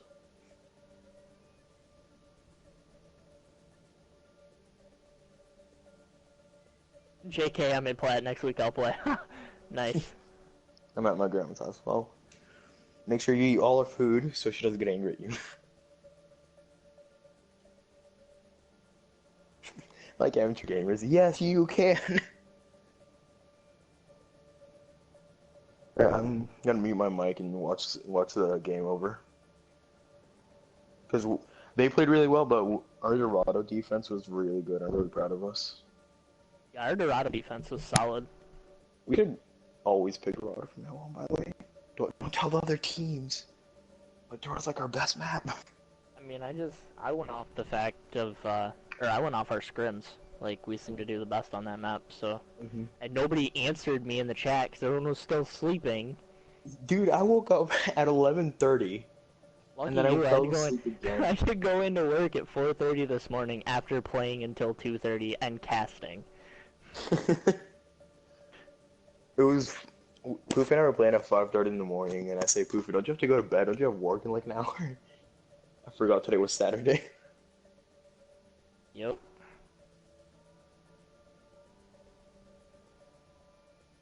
Alright, gonna mute my mic real quick for a little while. Sorry to all my beautiful fans out there that don't exist.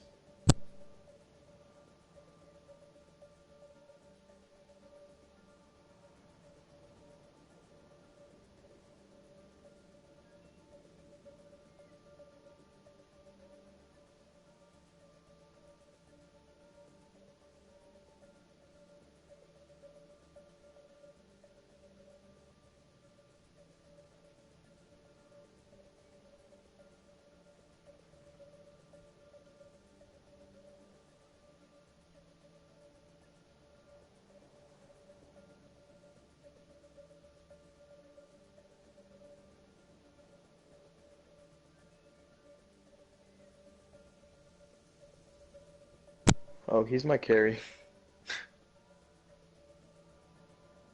Oh, did you add him after the scrim? Yeah. Oh, give me a second, I'm gonna go talk to him. Dude, his widow is top tier.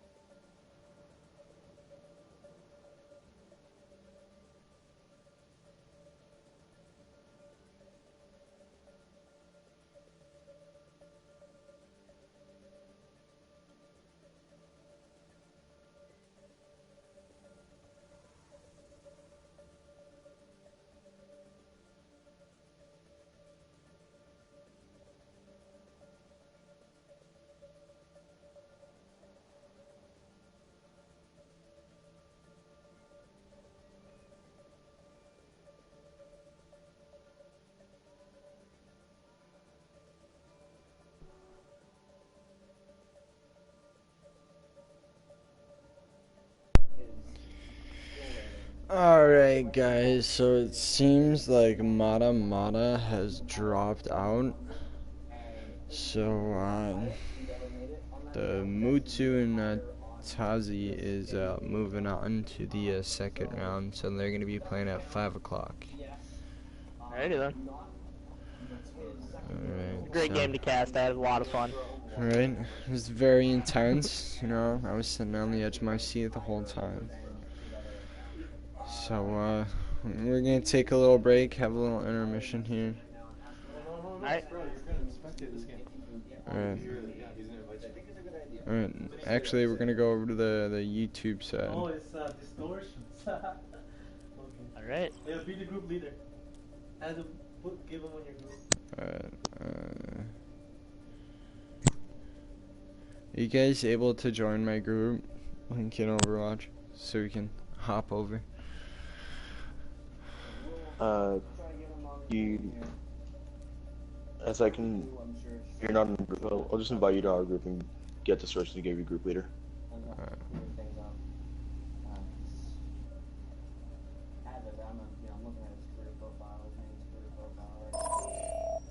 Lower rated than his quote-unquote Smurf. So, which one's the Smurf?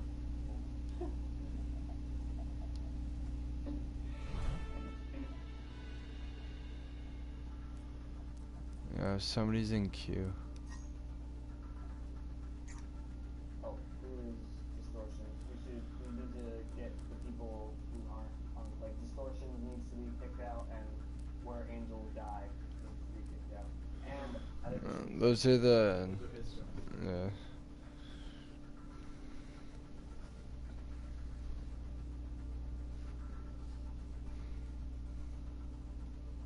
okay, cool.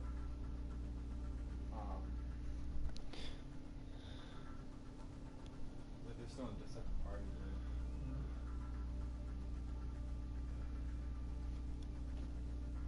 Pick them? Dude, where'd you kick him? I did. He should be in there. I didn't kick him. He disconnected. No, it's in there. Oh, the Genji main? We just asked him to get on his, what you call it? His main is actually lower, so. The guy just said, what is the Twitch? I said, you know the Twitch app? What is it? Alright. This is Genji Main's main account. Mid-die. I'm sorry, dude. I've been in party chat. I didn't hear a single thing you said. Oh, man. I don't know why I'm in group chat. I'm supposed to be in party chat. Very, very talented Destiny player as well. Yeah, I'm gonna go over to party chat. Those of us who are super pumped because Destiny 2 beta is coming out. Just about to switch over, but I guess I won't now. You're clearing that up for me. So are we casting Fable versus Apollo 13? Yep, it appears so. Apparently. Traveling to Route 66.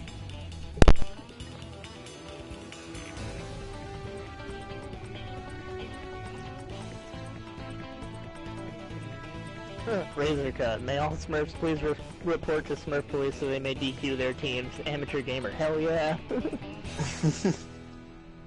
We're on the Discord? No, on Twitch chat right now.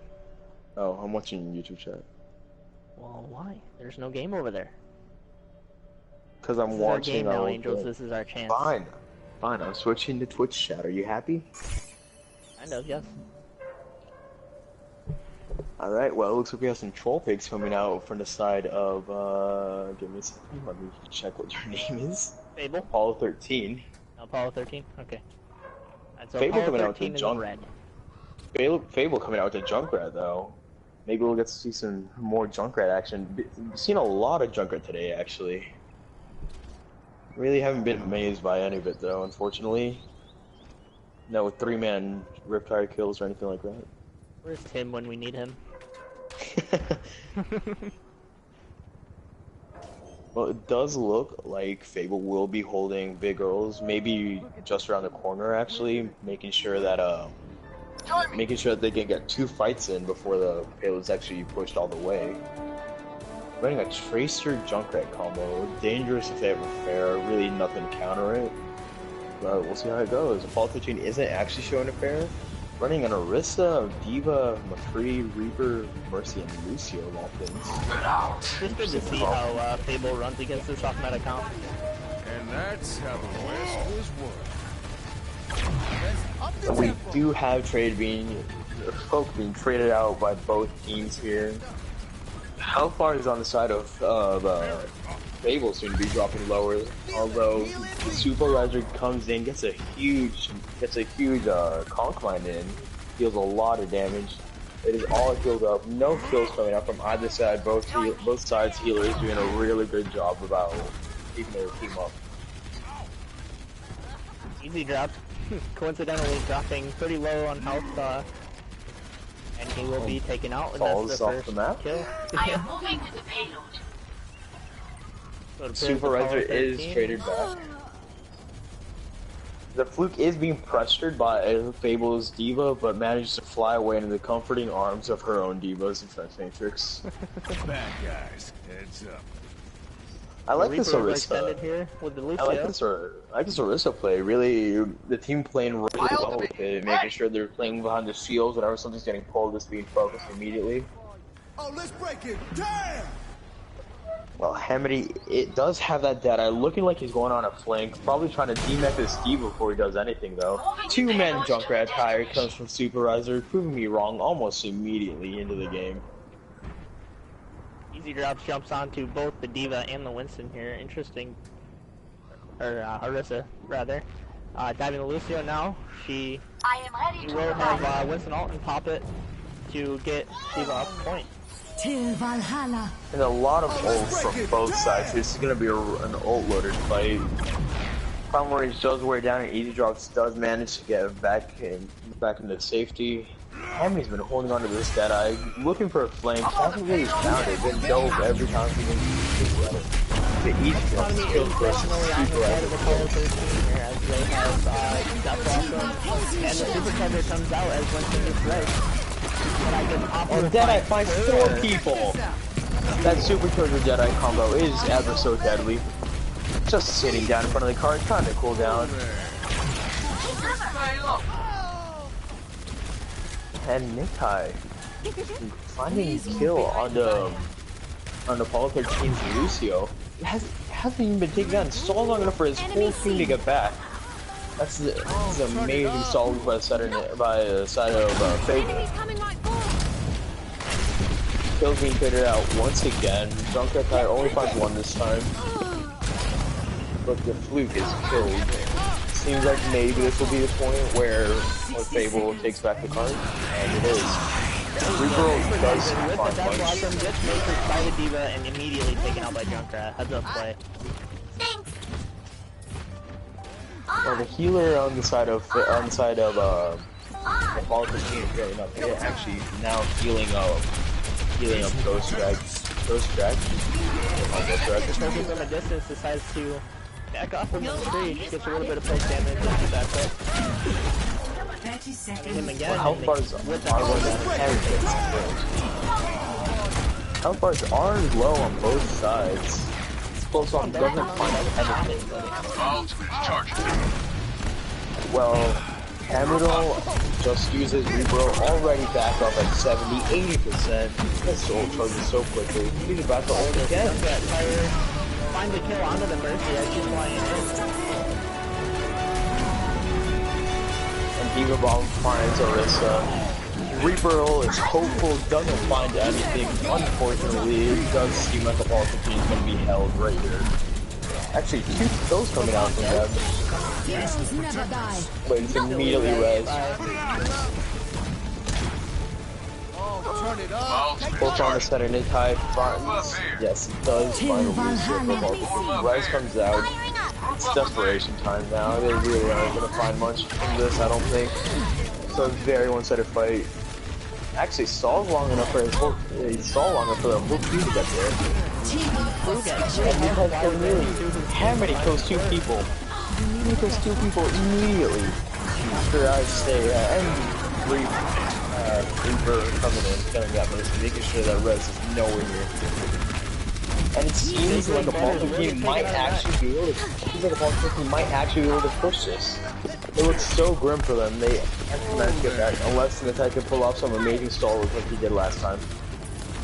Only all available on the side of Fable will be the Junkrat Tire.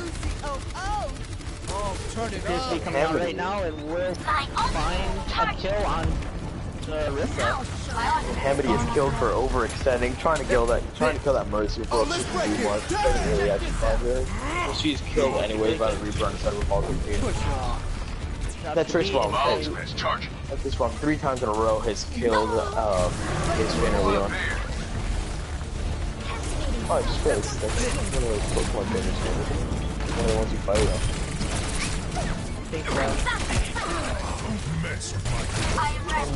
Due to amazing stalls from Nitai, it looks like Fable might be able to stall this out. Oh, let's break it! The point that does get focused down, and Fable will be able to hold the point. Fable had lost all their players, and Nitai came in, made sure that they could stall long enough for his whole team to get back, and they managed to actually hold the point. It's a very good hold, very easy to get through first on number 66 usually. Almost called Dorado again. Not very many impactful ults that round, only the Deadeye really finding more than 2 or more people. It was a game of mostly mechanical play, really no big ult combos, as you said, that Deadeye. But hopefully we'll see something else here. In combination with that supercharger, that just ripped their team apart.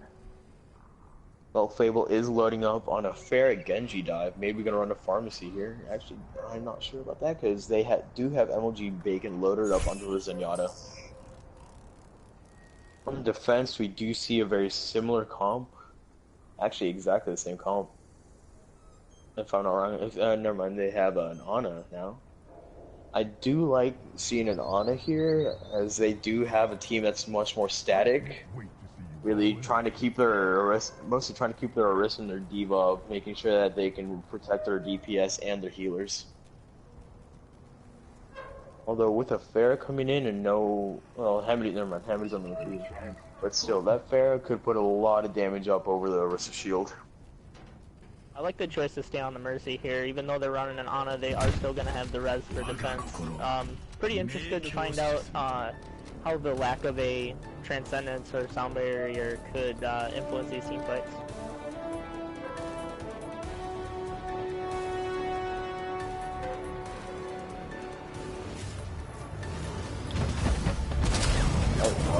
Hamidi opening up on that bridge, taking an aggressive position, but dropping back almost immediately once he sees that Pharah, make sure he's safe behind that Orisa shield. Orisa Halt does pull the Mercy and the Pharah both together, but not able to... Health bars are low, well, sorry, were low on the side of all of their team, but really no kills coming from it.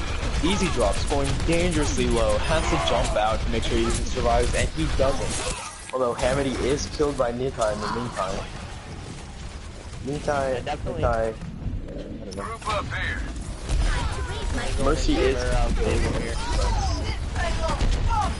And all these kills are for Fable. Thanks for the assist. Super fast Dragon Blade from Super. It's taking 50 seconds to pull that out.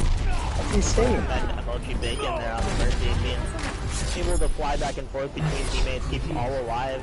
Really nice multitasking there, and Fable will win the first match. Finals 1-0. Well, Fable with a very dominant performance on Route 66. Let's see if maybe Apollo 13 can turn this around on Control. So what do you think? What do you think Apollo 13 should do there to change things up? Maybe try and get a win out of this. How does this map? I feel like they need to take this Mercy down. They allowed her to play out a very long time at fly from teammate to teammate and just make sure that the health pool didn't really drop too low. Oh, watching that play over again, I'm not thinking maybe if Hamidi hadn't sat down, he might have been able to flash and kill that Tracer before she stalled out for long enough to actually get her whole team back.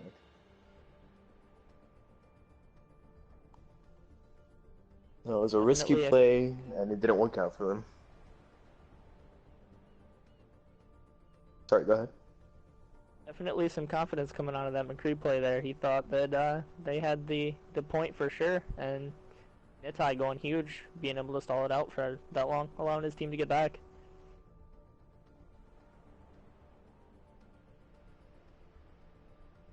Well, it does look like we will be going into Nepal. What do you think we can expect from both teams here? Definitely looking for the Lucio boots. That pit in the middle, prime location, peeking in and out from that cubby hole. Just be looking for a lot of sneaky plays, maybe a little corner hiding from the Lucios. Well, we have seen an Orisa from the side of Apollo 13 on both the attack and defense. Hopefully going to see that, maybe get some pulls in. really help her team out. It looks like both teams will be loading up on the similar comps.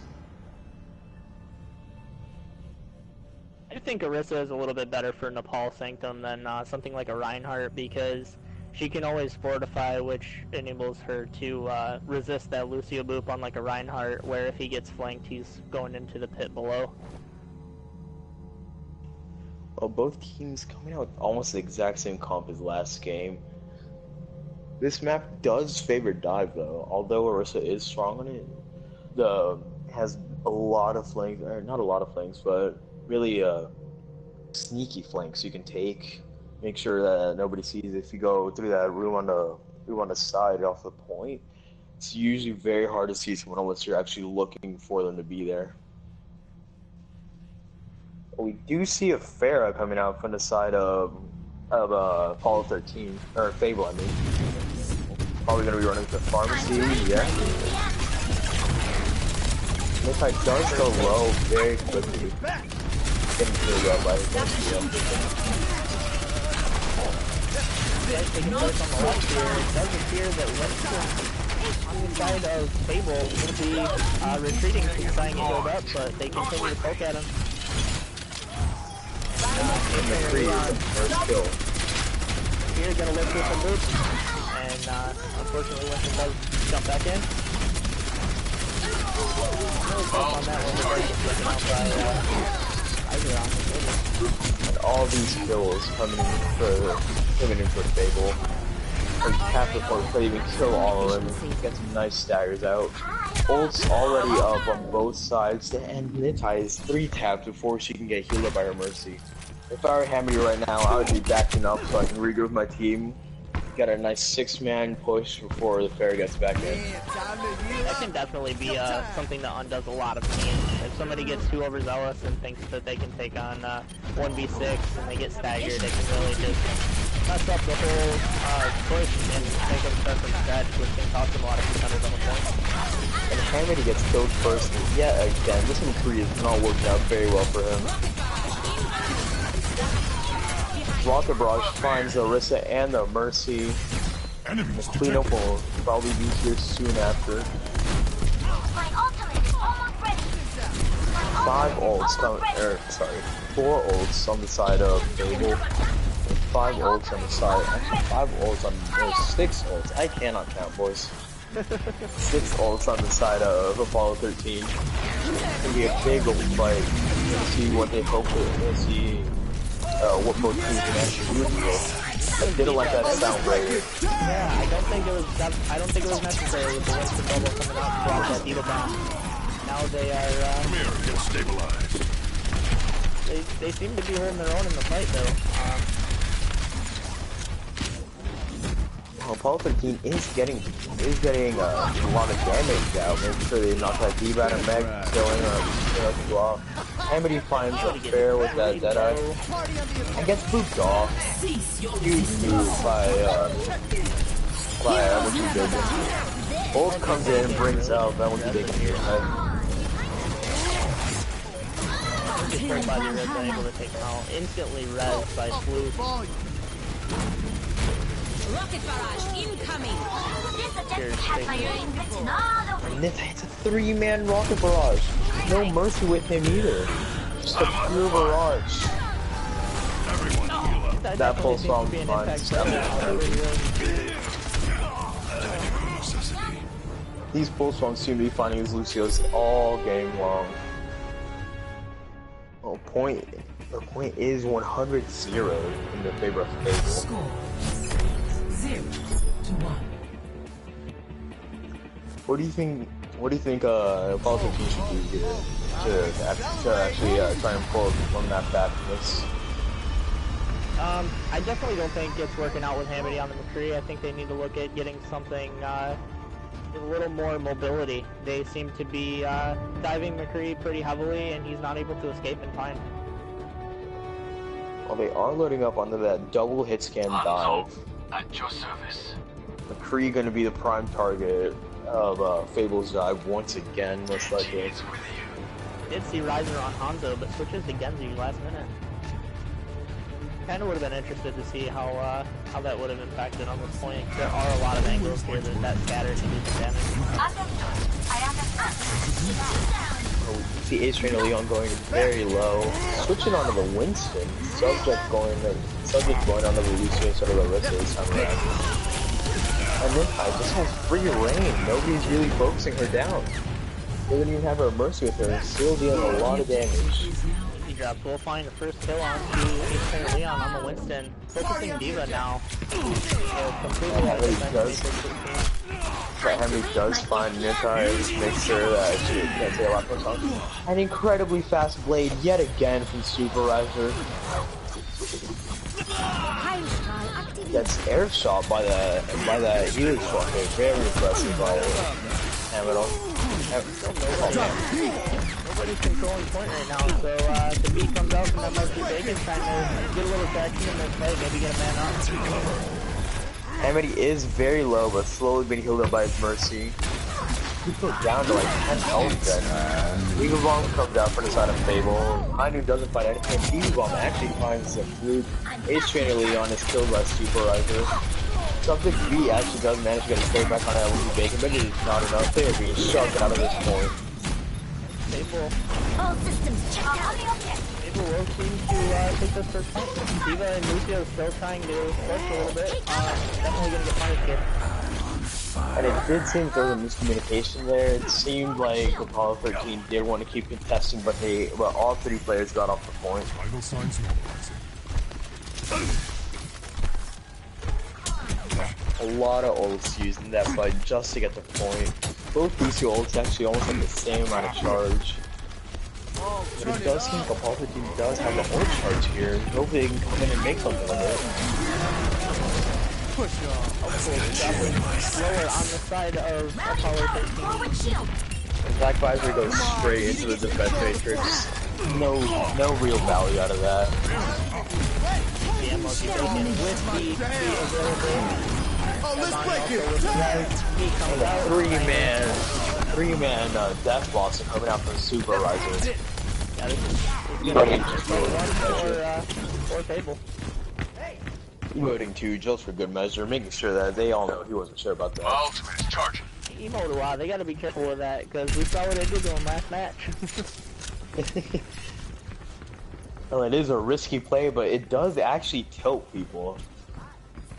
If you can get lucky enough to tilt someone, then you really screw, like really messes with their head, messes with their gameplay. Aggressive Beaver Bomb doesn't find anyone. You're gonna consider that.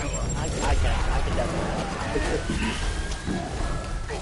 Aggressive Beaver Bomb doesn't find anyone. A little bit of a flank in here. Little pinch maneuver on the shoulder underneath. Downberry is dropped from the side of Apollo 13, but doesn't help them at all. 90% on this point. It seems like Fable will take this yet again. Let's get the alpha objective. Lucio and Reaper pushing this out. Are trying to get back to point as they did manage to touch Lucio contesting, but MLG breaking, so no, not in my house. Supervisor is flanking here with the Death Box to find anything good. Find the high news. It's a pretty good kill. I mean, could have brought this game back as it did last time for Hamity. On the side of Apollo 13 coming out of ult will need to find some support or he will just take it out. Round and Fable. Another 100-0 from Fable. Score 0-2. Well, we are loading up the village. Honestly, I'd like to see some May here. Wall people off, make sure that they can be focused down. Because, I mean, you gotta try something, right? Nothing's really working out for Apollo 13. They tried Dive, didn't work. They tried Orisa, that didn't work. And as far as, you know, synergy goes with that, as long as they're not running a Pharah, I think a Junkrat would pair well with that May that you're talking about. Maybe get a little bit of area control, and with this point being as small as it is, with being close to bases, Junkrat can definitely do some damage here. But we do see Apollo 13 loading up with an Ana. going with an on Mercy. No Lucio to speed boost them in, which means that Fable will have point control much faster. Since I load him back up onto this Pharah, look at what he can get done. I actually don't like Pharah that much in this map though. It's really kind of uncomfortable to shoot into the point. You have to get a low angle. He kills Hamidi anyways. Hamidi has switched over to the Genji. Kills coming up from either side, but as I said before, with that speed boost, Fable will have control over the point first. Definitely a convincing performance here from Fable on control as well. Fable is looking to take the 2-0. To actually win this game, Apollo King is going to have to win every single round from here on out. They cannot lose. The Reaper is going to be a difficult feat, but interested to see if they can do it. Definitely make for a very good game to watch. Oh, subject B5 is switching off of that Winston onto the Junkrat, seeing what he can get done. Not sure how I feel about Junkrat for retaking though. Nitai does hit himself on accident somehow. Not sure what happened there. And Hammond had to back out before he can actually do anything. Try getting some poke in, just got shut down immediately.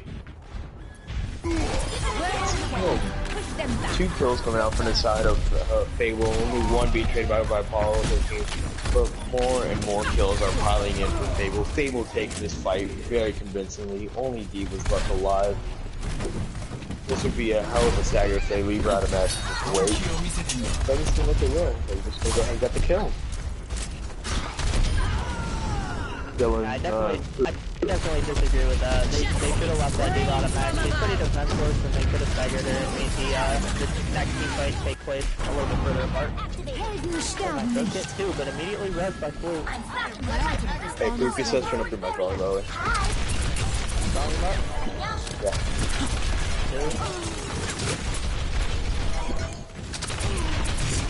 Well, Fable, all folks are holding here at this doorway. Very small share point for ball team to get through. Subject G5 gets killed first. That is not good at all. Tommy in favor of Fable here with 4 on the side of them and 3 on the side of Apollo 13. And Ace Trainer Leon is shot mid-air.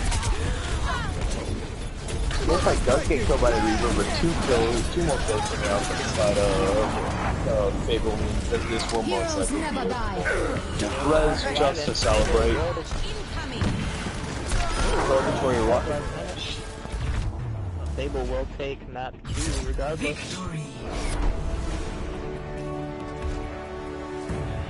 Very convincing showing from Fable. No map being able to be taken. Having no round able to be taken by a ball. Actually didn't get any percentage at all the whole game. They got 100-0 on all 3 maps. Alright, so it appears we will see Fable moving on to face Velocity. We've scrimmed Velocity before. How do you think some of the comps that Velocity runs can stack up to this Fable squad? Remind me again who Velocity has? Goat Pounder and Goat Pounder, Reborn Soldier, Captain Crunch. They run attack Symmetra a lot.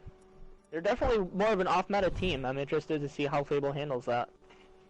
Well, they were, from what I remember, they were actually playing pretty well. Maybe we'll get to see them. What's it called? Have a really good game against. I can't think right now. Against Fable. Maybe have a 2-1 game instead of a 2-0. Those games are always fun to watch, always fun to play. I mean, Swifty Swedes last map against us. You know, able to pull out that control. It went up 2-2. Is definitely a fun game to watch, I'm sure. Going to that map 3 is always pretty exciting. And I'm not sure if Angel's gonna be hosting this game, but I'm in a lobby with him, so here's to finding out.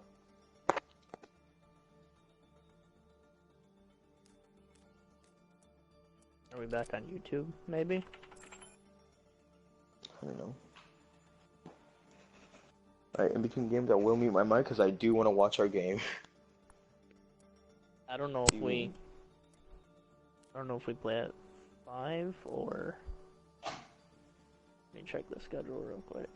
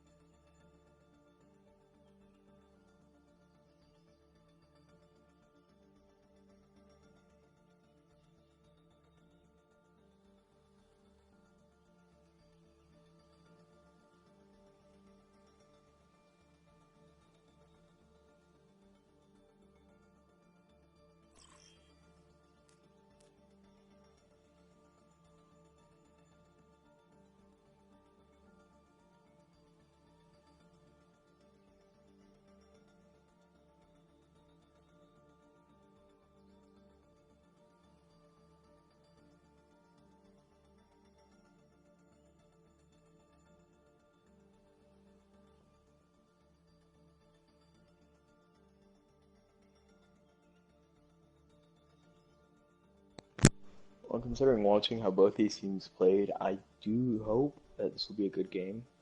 Angel, Steel, Team 6 has the Steel has an E at the end, by the way. Hopefully this will be a Steel has an E at the end. I'm not. Change name Yeah, no, guy. I know. I was telling Angel. Oh, okay. Hopefully this will be a good game. Both teams did 2-0 their opponents. Dark Dragon Triad, interested to see who they have on their team. Playing in these tourneys before, I do recognize a lot of these names, a lot of these playstyles, so... Never seen the Dark Dragon Triad, so... You could go back and watch our beautiful stream. Where Shiny solo casted. Unfortunately for him. Shiny solo casted our game against Swifty? Shiny solo casted our game and Shiny solo casted Heart Attack versus Dark Dragon Triad. I would say Dark Dragon. Oh, okay. I casted the next game. I can't remember who it was. But I casted the next game with him and then came to play.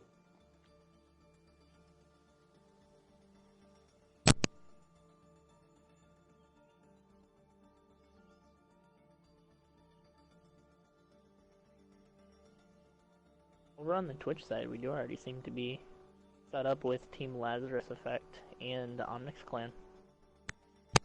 So hopefully it will be a good game. Good luck to the casters there. Oh wow. Interesting change up on the side of Onyx Clan. I wonder if they just don't have teams straight or what, but we saw Bill or B Hill on this side of Lazarus Effect last game is now on the side of Onyx Clan. So we'll be see if they get that straightened out or if that's how it's supposed to be. They're just switching it around. And there we go.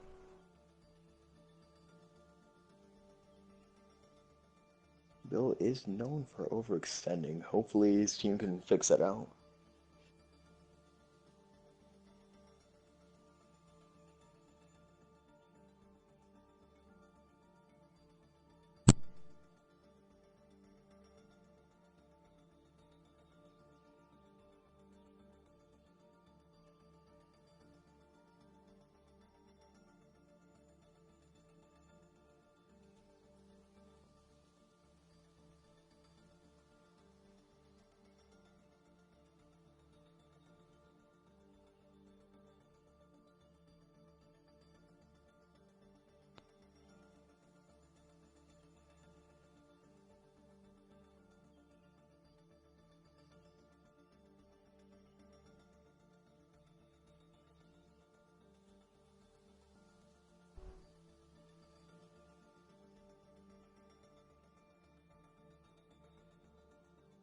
Love the matching Season 1 player icons here.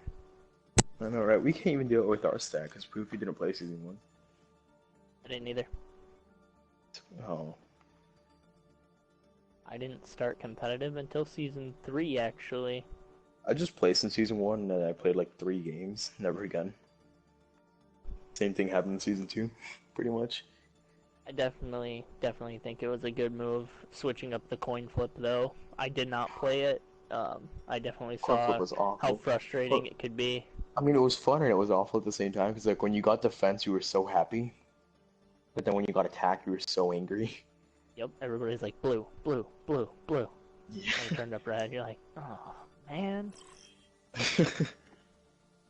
Alright, well, while we have the Dark Dragon Triad in here, why not go through their career profiles and check out what they may or may not be playing.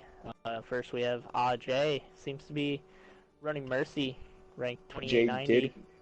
Jay did pull out a lot of Junkrat last game, though. Maybe we'll see some good Junkrat games from him.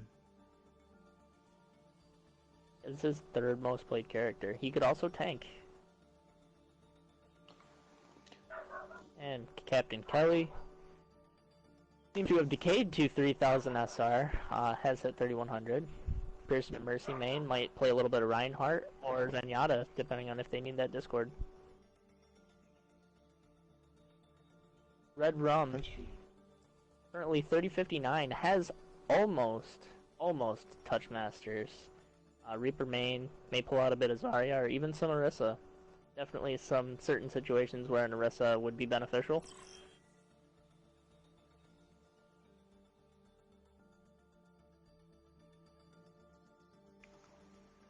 Messi Hardscope at 3053, season high of 3297, seems to be their main Zarya player.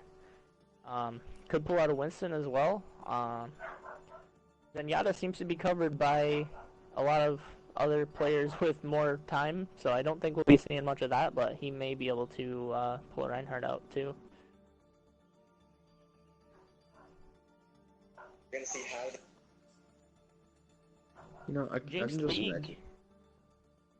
just imagine people looking at my stats and saying, "Oh, this guy's gonna play Ana. This guy's gonna play fair." I'll pull out the Winston.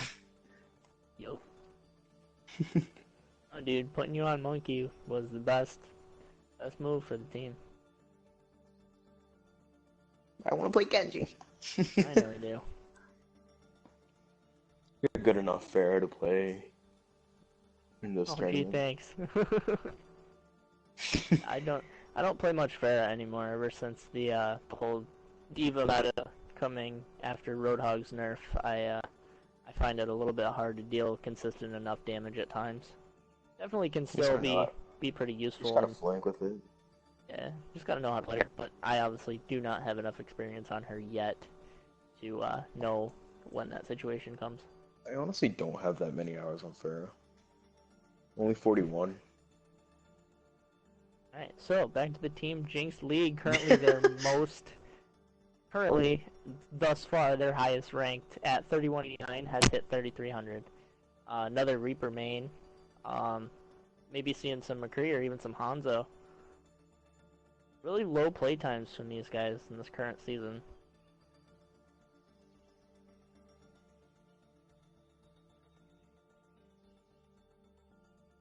And Gravy Spin by far gets the best name award. Is going to be High Plat, nearly touching Diamond at 2971. Seems to be their Tracer Genji. Really flank heavy player. Well, Gravy is a pretty good Tracer. Now we have the side of Steel Team 6. Steel kills a team captain. Probably going to play Mercy like he did last couple games. Kenji, very good Genji, very good Tracer. Probably going to be on a Tracer though, as we have seen Aeroson on that. As we have seen Aeroson on that Genji over and over again. Aeroson definitely one of the better Genjis in these tournaments. Chris able to build up that. Probably gonna play Monkey. I love watching Aeroson. He's just able to build up that Dragon Blade so quickly. See, you say that, but I love watching Chris Toon because he puts in so much damage to help Aeroson get his resets, make sure he can be all over the place, get the fight going. Without Chris Dune, Aeroson wouldn't be doing much. Christine definitely one of the more experienced Winston players. Probably beat me, you know, Winston 1v1. 1v1. Split cannons only. Mace Kai was playing Diva, very good at Diva too. Knows when to matrix, knows when to help his team out. Hawk, very strong support player. He's an incredible Zenyatta, pretty good Lucio too. And last is Aeroson, who is not here yet.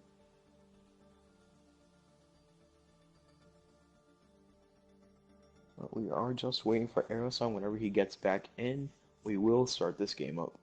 Most likely. If Angel thinks. I hope. I hope.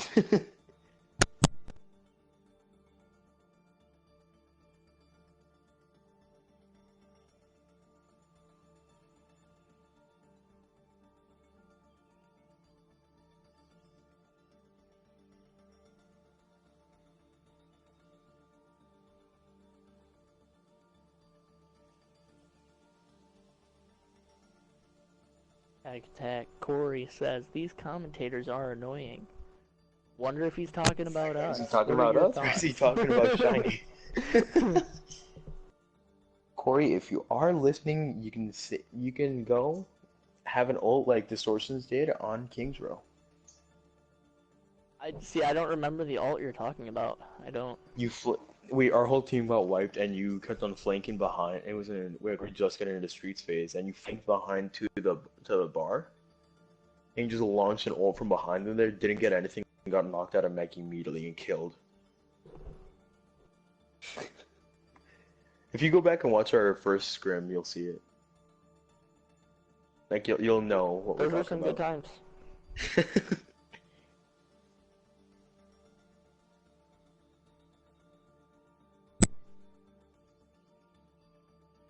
Well, it looks like we will be facing Mutsunata Zai since Matamata did drop out. Not sure why. Another name that I do not recognize. Interested to see who they're running on their team. Really wish we could have seen them play Matamata, see what they're made of.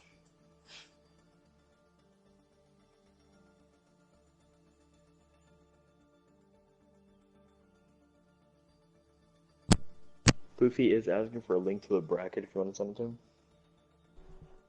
Got you, fam. Actually, just send it in the group so we can all see it. Sure.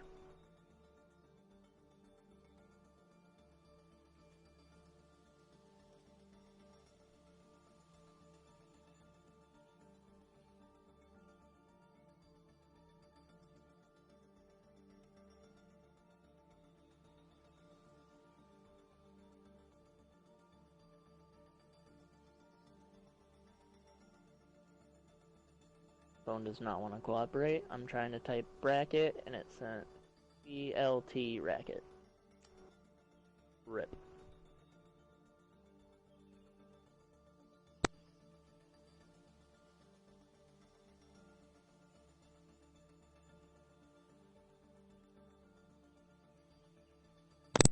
Angel Steel Kills is asking if you can change his name. Steel Team 6 has an E at the end of Steel. Is he in here? Yeah, he's in here. Yeah. Yes, yeah. Sure.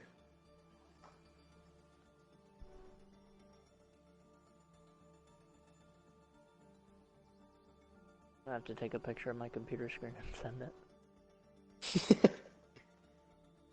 My phone wants me to download the Imgur app, and I really do not want that right now.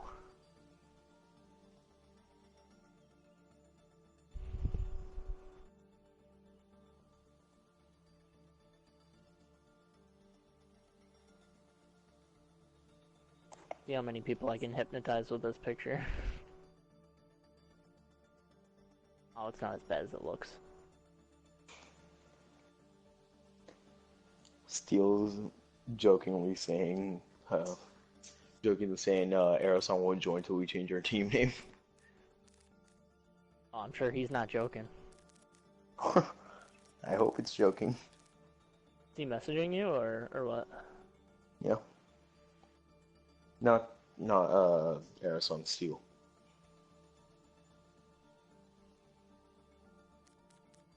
Angel, you there?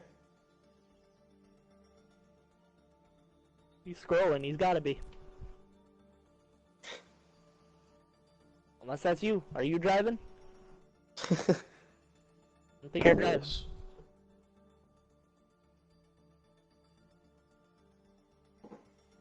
Oh yeah, give me 3 years and I'll drive. Why? 3 years. What's the driving age where you are? Yeah, didn't you know? I'm only 13. Youngest player on our team. Didn't even know that. Ging's 13. See, Gang's got too deep of a voice. I can't believe that. I know, right? That's what I was thinking. That is definitely not believable. Angel, if you are there, can you change Steel and Steel Team 6 to have an E at the end?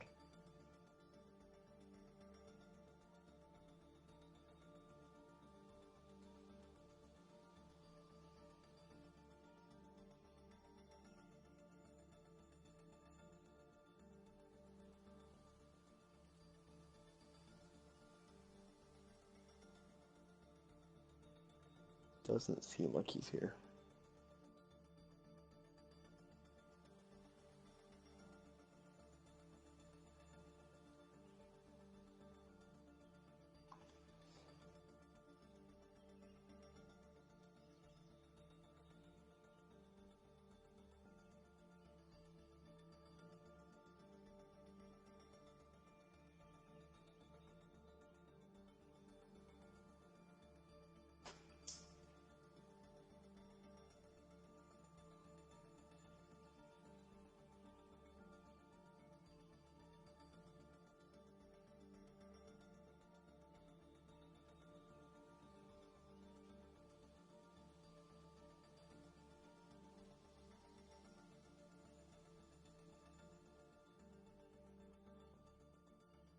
Oh shit. Oh crap, its name.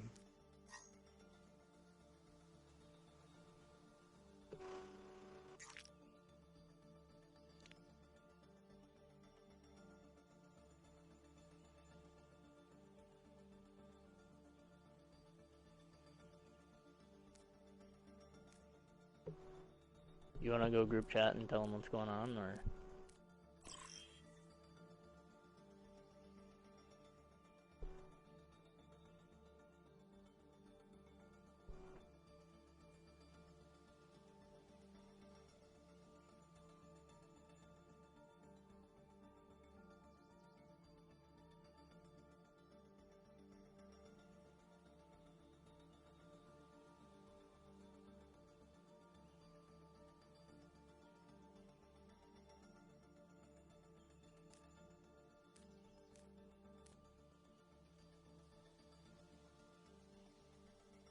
Name came in and said, I guess I'm a sub now, and then they all just left.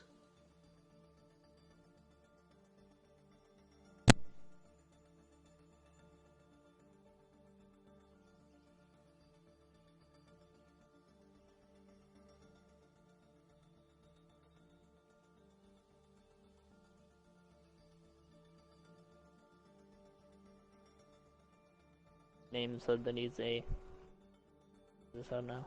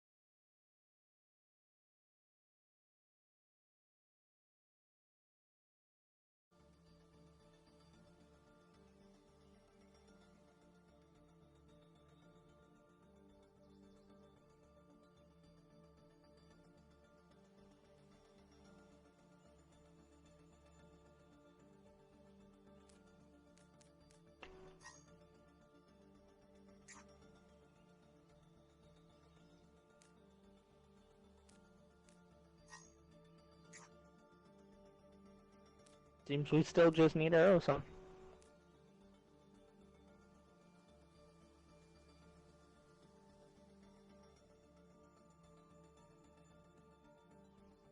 On the Twitch side of things, we are underway with Lazarus Effect versus Omnix Clan.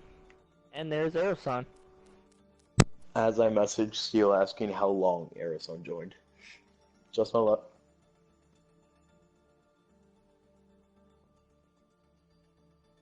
You must have been watching the stream just for it to change. Like, okay, I'm good now.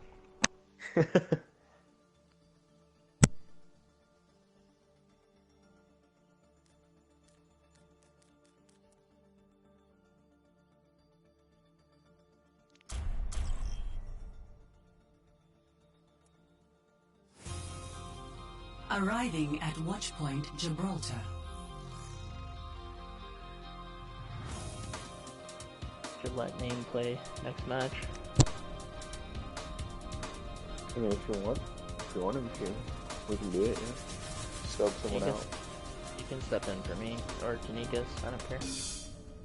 That's Tanikas if he's fine with it. Well, we do see Steel Team 6 coming in with their patented comp, running a double flanker dive. They definitely should patent this comp. They are very good at it, that is true. Genji on the Tracer and Aeroson on the Genji is just electric. Group up with me. I We can't do leave I'm have... playing against these guys and watching them play lots. I wish we could touch the touchpad and see the team names. Yeah, that'd make it so much easier. It says it above their name if you spectate them first person. Yeah, I know. But it does seem like Dark Dragon. I'm just gonna call him DDT because that's a lot easier. DDT is loading up on the defensive pharmacy and running Winston Rhine. Not sure what this Rhine's really gonna be doing with this comp. Maybe just there to hit a fat shatter. But Red Rump is loading up on the Reaper. He is pretty good at this Reaper. Steel coming out with the Hanzo, probably just gonna put a Sonar Arrow so they can check where the he's holding, switching on the Lucio. Or Mercenary.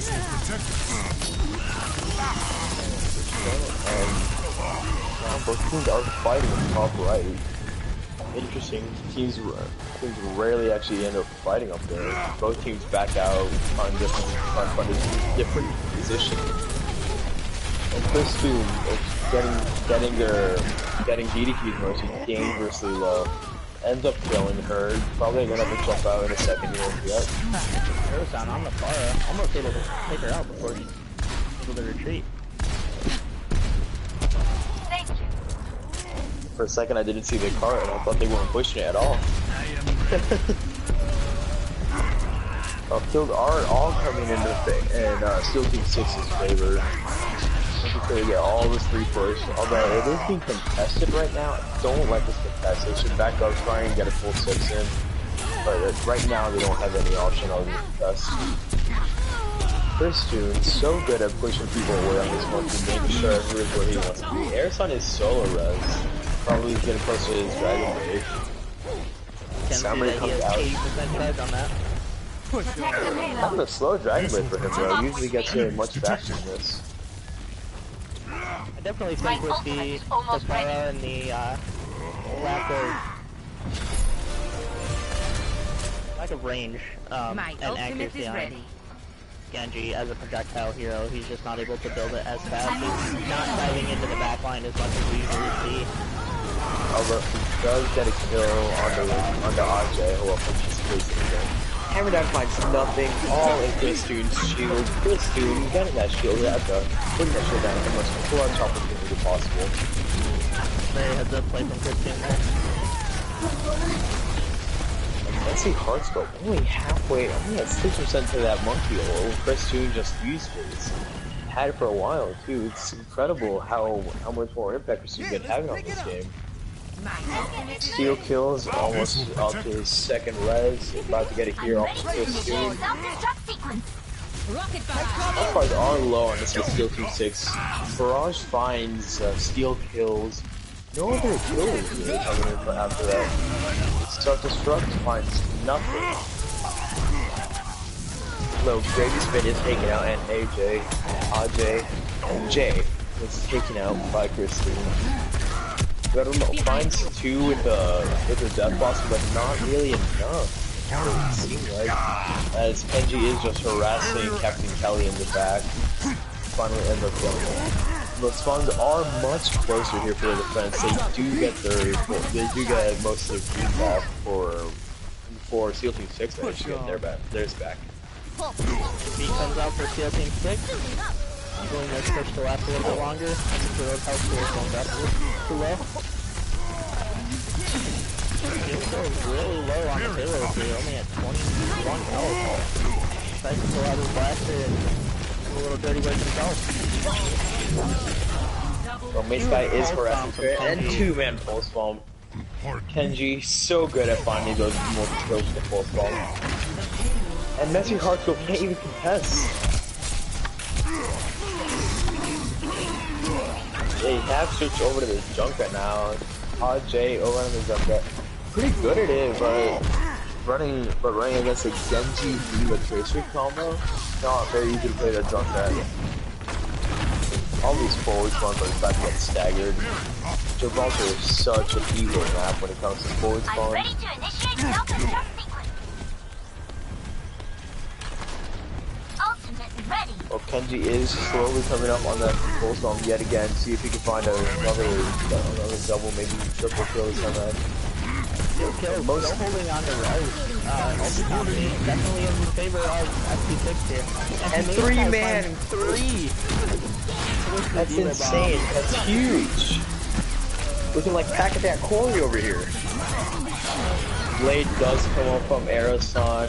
Really a couple people on the car. I don't know if he needed this. Only fine for Baby Diva. Especially Hardscope has switched on over to that Divas. AJ trapped Arasan, but can't manage it. The 3-man barrage after that grab. Time to raise my APM. Finally finding something. Finally getting Saunders' point out a little bit. 3 minutes left on the side of Steel Team 6. Almost ready. Jinx switching over to that May. Yeah. Damage amplified. Don't know how I feel about this pick on this last point. Very difficult to actually get a May wall that really blocks someone off. Probably just switching on there for the stall though. I should say understood as I say that. Getting harassed by the Tracer though from Kenji. It's gonna wait until the beat runs out. And another 3-man Diva Bomb, this time from Messi. This is a game of Diva Bombs, ladies and gentlemen. Get in there. We're watching Corey out here. My ultimate Mace Guy is coming up on another Diva Bomb, seeing if he can find another 3-man. Although with the May now in play, I don't think it will happen. Okay. Red Room coming up on that grab should be huge. No real ultimate combo with it, just gonna have to fire into it and kill everyone down. Aeroson switching over to the Pharah. Didn't have the effect he liked on Genji's. Now gonna try and make sure that he can get these massive hits out, huge damage out. But AJ kills Kenji immediately. Because he did have that full spawn and he is so good at using it. It is a very crucial pick. Arasan is taken out, but as the Messy Heartscope it gets knocked out of his neck as that's going on. Can't really speak today. Back in action. But we are coming up on a Diva Bomb from Messy Heartscope. They're getting on that grab. My ultimate is charging. So there? Almost ready. Yeah, I was taking care of some stuff in the chat. Almost ready. Oh, okay. Zarya, ready for duty. Anyone else want to do their jobs today? And alt economy in favor of Dragon Triad here. Captain Kelly hanging on to res just in case. Red Rum does have another grab available, as well as a Blizzard and That's a big grab, 3 people. Look, Steel Kills is just hiding with the res. No, the actual follow-up though. Nobody got you, man. Hawk finally gets killed very late in the game. 2-man res brings up Hawk on arrows on. Blizzard does come out onto the point. Captain Kelly was 1 shot away from death, but manages to fly out. Chris Dude really harassing the Ilios in this game. Such a good monkey. But it doesn't seem to be enough. Seems like DDT are just gonna hold them here at this corner. Not an easy corner to push past.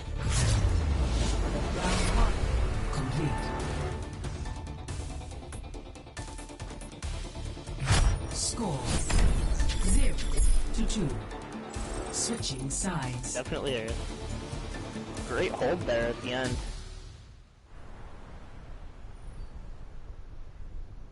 Honestly, I'm just kind of, every once in a while, I just kind of get mesmerized by these players. They're both teams playing so well.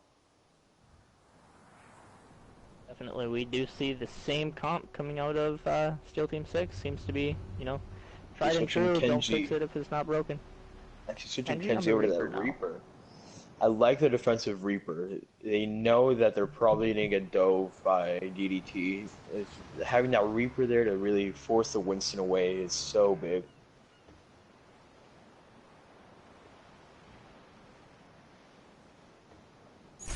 How big do you think that freighter is out to the side of the map? In the water. Freighter? The freighter. Oh, the freighter.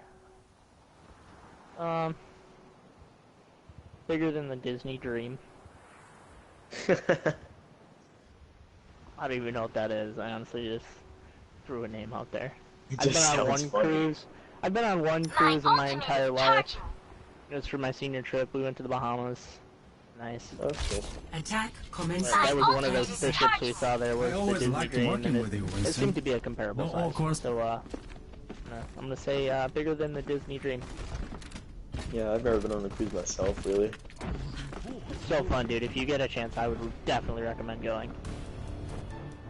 But Overwatch. True. Overwatch didn't exist back when I ventured out into the open water. Back in the day when you were a senior. Yep. Well, double projectile coming out from the side of Dark Dragon's side. DDT. And that Junkrat and that Fair are both really good at spamming damage through tiny corridors like they're doing just now. I definitely like the call of the Pantera against Kristen here. That, getting as much damage as possible onto that Winston barrier can definitely put some team fights their way.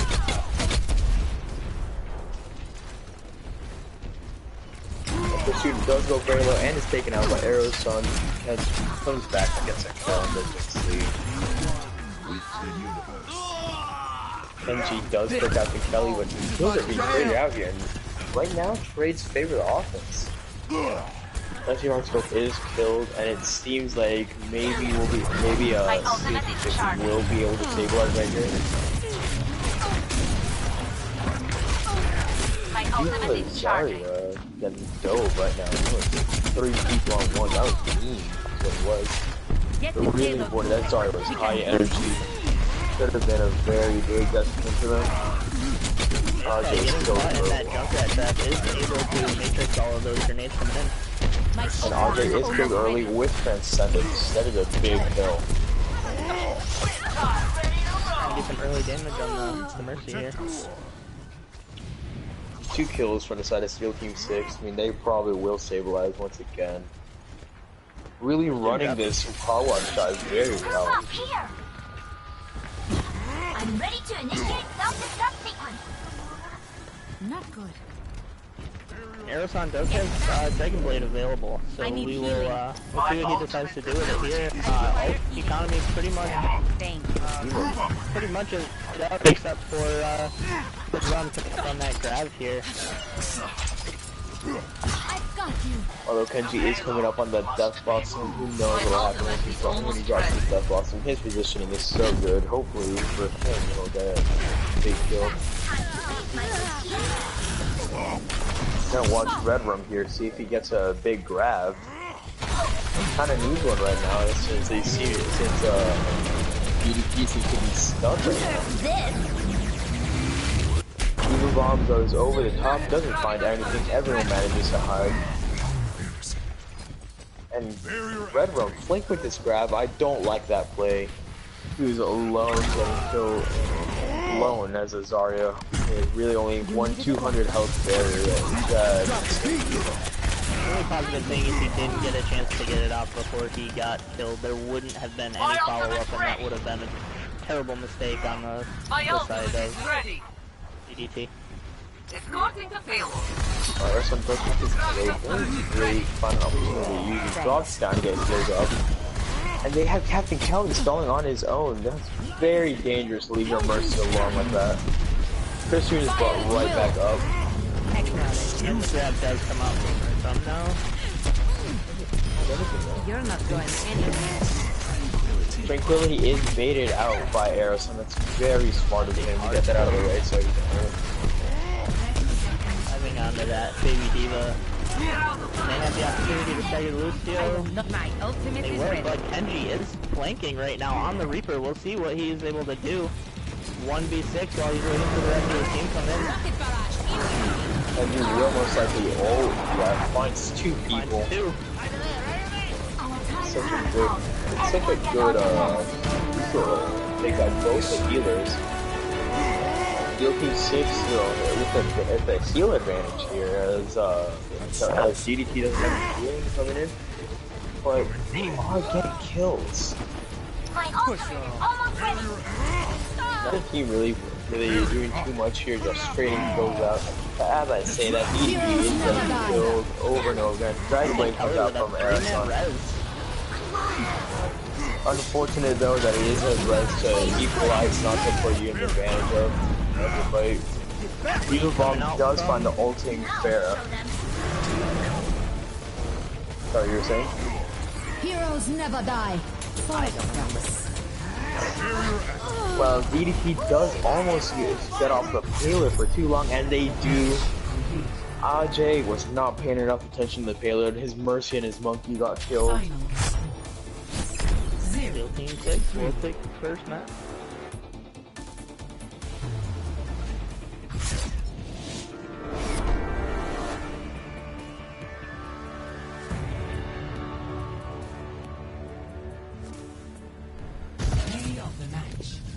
Definitely a huge 3-piece coming up here for Maeskai. Nerf this! Catching everyone out of position here. Perfect timing as the bomb blows up as it lands, dude. Epic. Mission Legendary. I serve with distinction. Wow, all 12 votes going in favor of Jinx League. Definitely had some impact sports for, are like teams. Yeah, definitely had some great barrages. Both sides.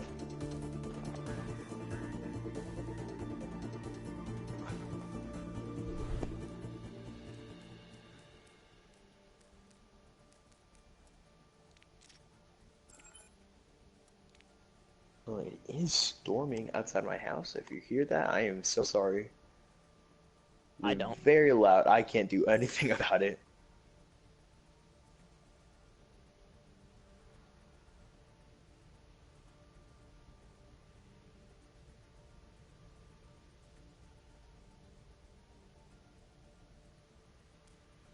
I don't hear much. Well, that's good. We will be loading up to control. I don't know. Ilios will be the pick for this map.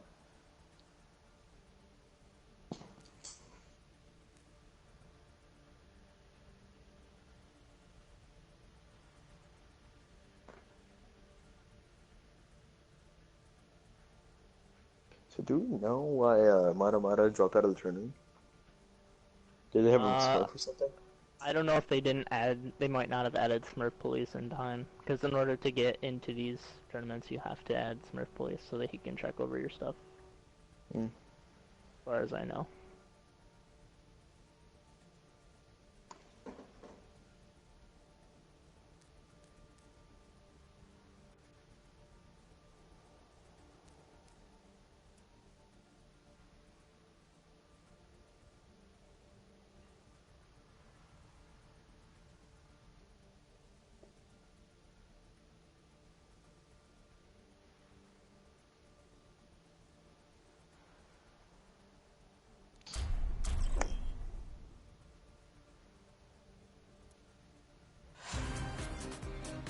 Now arriving at Ilios.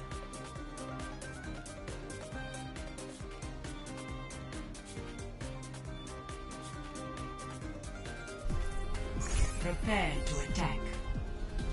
Select your hero. So you're not playing next game instructions? No, Name is gonna take my spot. I want to give him a chance to play and see how he does with the synergy of the team. Are you gonna cast and make me look really good? I don't know if Amateur will let me. I'll spectate, but yeah, I just want to give him a chance to get to know everybody else in case we end up teaming with him in the future. Yeah. Plus, we don't know what Mutsu no Tazai can do, and I really don't want to take any chances. I know he's better DPS than I am, so.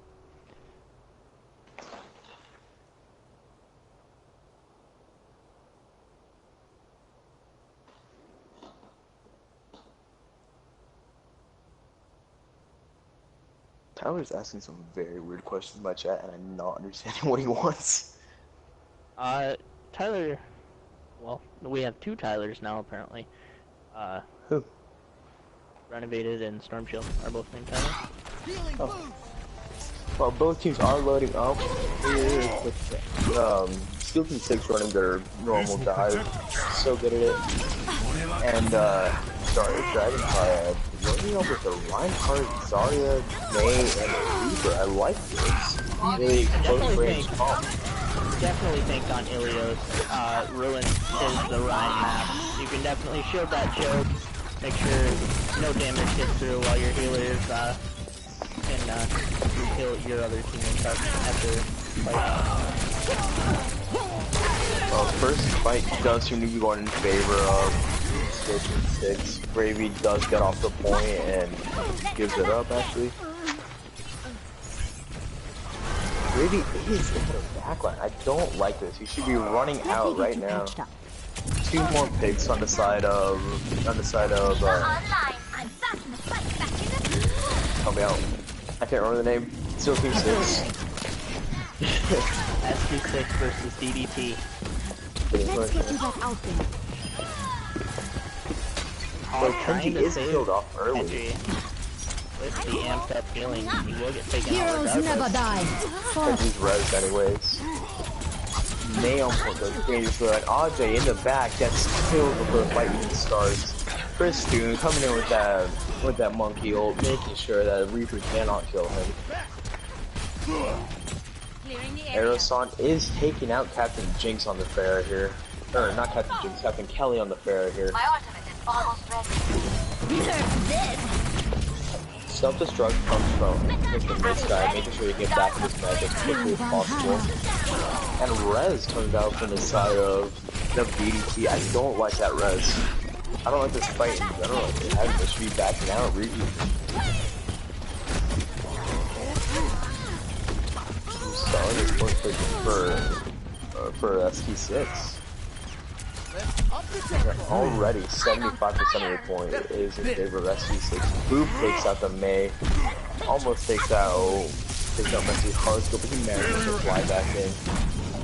See Hardscope taking out a match here. They will choose to leave him alive and try to tag him. Maybe so. 90% Battle on the mercy board action already. going on. Those kind of BMing a little bit.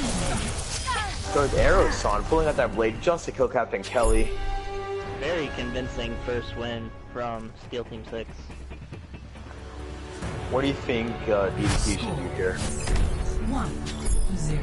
In all honesty, I don't think they've quite found a counter for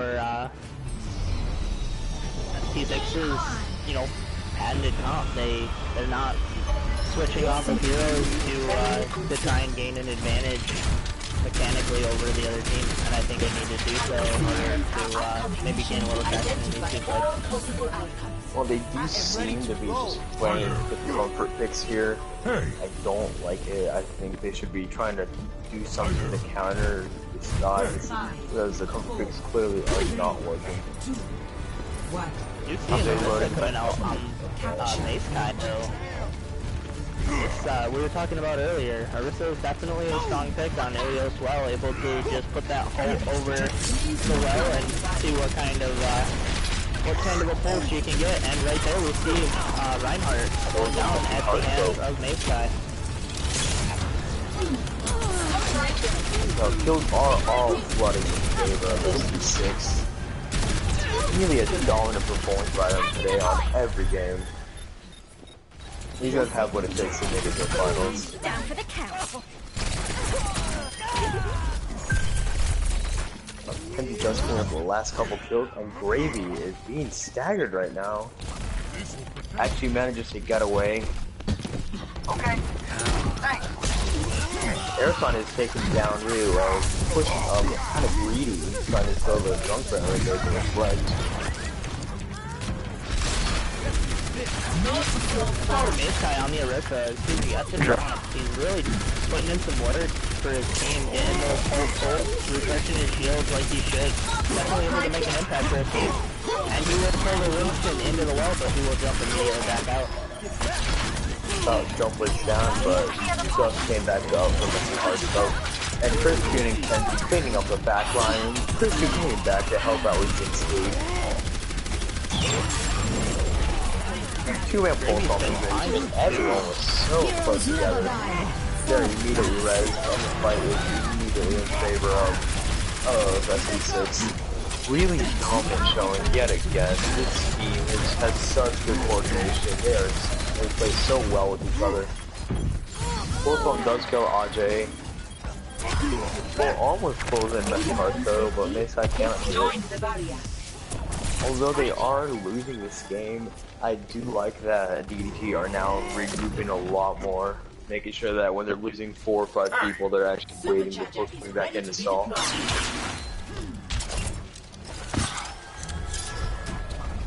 First grab still hasn't cut out for Red Rug, only at 75%. He hasn't been able to do much with this Zarya pick. Mace Kai in trouble here as he gets blown by the Winston. Mace Kai does get hit by that sound barrier. Red Run taken out again. Red Run's been denied his grab so much. Only getting up to 80% just now. Steel Kills woke up on the side of Steel King 6, but it won't seem to matter as Junkrat is taken very low. This will protect us. And Steel King 6 are able to nearly clear out the point. But a huge res coming in from Captain Kelly keeping the fight alive.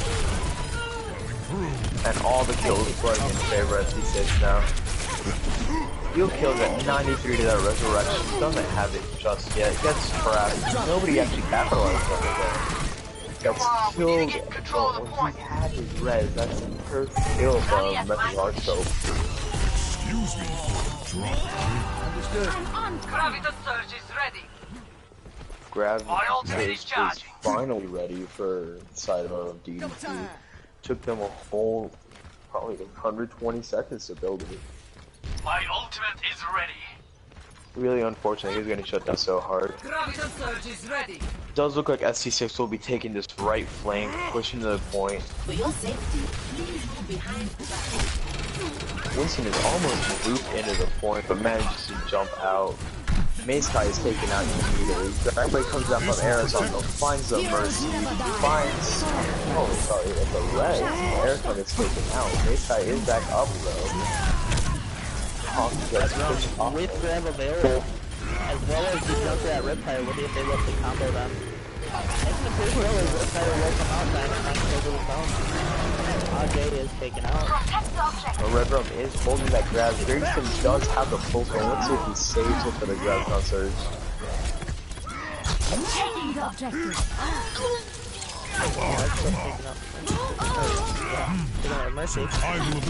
Red Room coming back with the grab. Has to hit a big grab here to have a real effect. Once the Sandbridge goes down, grab will most likely come out. But no, he's taken out and Gravy Spin kills himself somehow.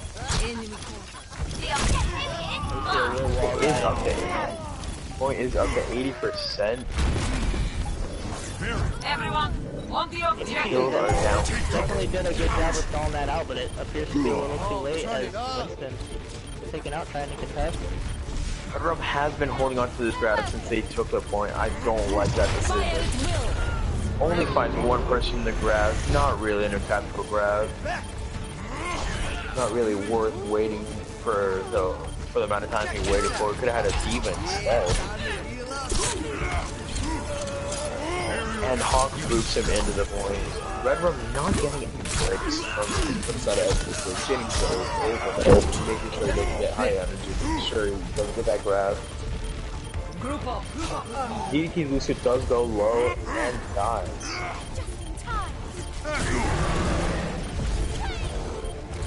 Messy Hardscope, able to contest for a while. Maytag gets knocked into the pit.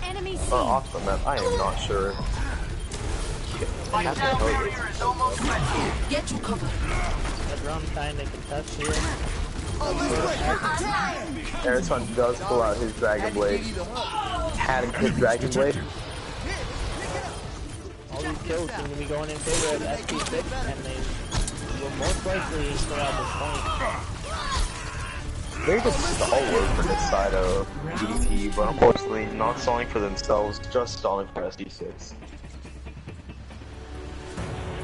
Really crucial to know when you should come out and try to get the rest of your team back in there to retake the fight, or to just back out and get a full regroup. I don't think DDT did that effectively. They definitely contested more than they should have. They should have made the call to back out and get a full regroup so that they could go 6v6 in the next fight. This guy is loading up on this Zarya. Pretty good on tanks in general. Actually, going back to the Diva, never mind. But Jinx League is pulling out this Pharah with a Mercy on him. Who knows what'll happen here. No Lucio from the side of DDT. I don't like this. Very slow coming out of spawn. Definitely an interesting choice with the Pharah, as they're not going to be able to run the Pharmacy as much as they would like. And Red Rum is on the Reaper actually. Probably trying to take out this team. Takes him dangerously low. Air shot once, twice, almost 3 times in a row by Jinx Lee. Does land an air shot onto the Mercy of SC6, but it is not enough. They're getting the DDT is getting wiped out. Hawk is pinned into the wall. One of the worst noises in this game. Lucy getting pinned. Feels bad, man.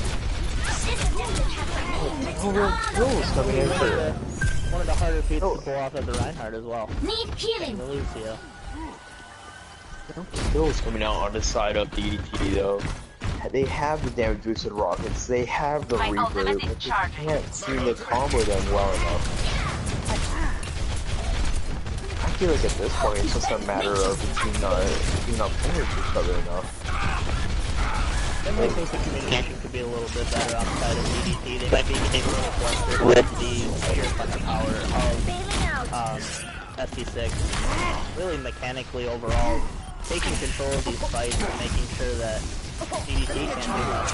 And there would be a big group on the Reaper from Hawk. And DDT once again is pushed out of this point. Clean fight on the side of ST6. All these switches that DDT are making aren't turning out well for them. Nothing's really working. They don't really know what to do now.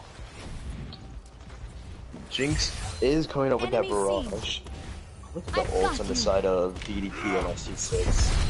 Ajay literally hasn't even been able to build up his res. Captain Kelly hasn't built up an Earth Shatter. Messy Hardscope just now switching on to the Lucio though. He does come in on the ST6, making sure that everyone is wiped off the point. And now the ult economy, still hasn't shifted. Only used 2 ults to take that point. To hold that point, I'm sorry. It appears they'll only get one more full fight and maybe a half of one, and Tracer is able to contest, or Lucio is able to stay in there long enough to get his teammates back in. Correct me if I'm wrong, but Andre hasn't gotten a res the whole game. Mercy Pick's not really getting much value. Definitely think Steel Kills waiting with the res gets 4. Reaper is very low on the side of DDP, and he is taken out. They have to commit every ult to just get those 4 kills. Now they don't have anything to take it back with. Rez does come out inside of DDP. Hawk getting close to that sound barrier.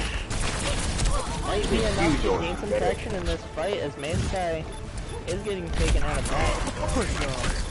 Ajay again falls before anybody else on his team. Hawk dodge with the res. It does. Sound barrier, that's a huge kill. Yeah, the intro kills onto the Mercy on the side of DDP from Steel Team 6 are definitely tipping these fights. You can get that Mercy out of the fight early and make sure that they don't have very big healing. You can definitely snowball things pretty easily. And this fight is finally over. DDP comes out on top. They have to use every ult they have to take it. Jinx is coming up on a barrage. Gravy does have his ult, but I don't know if it'll be enough compared to the 5 ults that Steel Team 6 is about to have. Not a lot of synergy here for Tracer Pulse, so look for them to be sticking to the opposite Mercy. Self-destruct, unfortunately, doesn't find a window. Not really much fun from that, but Aerosol coming in with that blade. Finds a Mercy again. He's targeted her every single time. She's always dead. Jinx on a bit of a flank here, firing in behind the Ryan shield, able to hold off the point.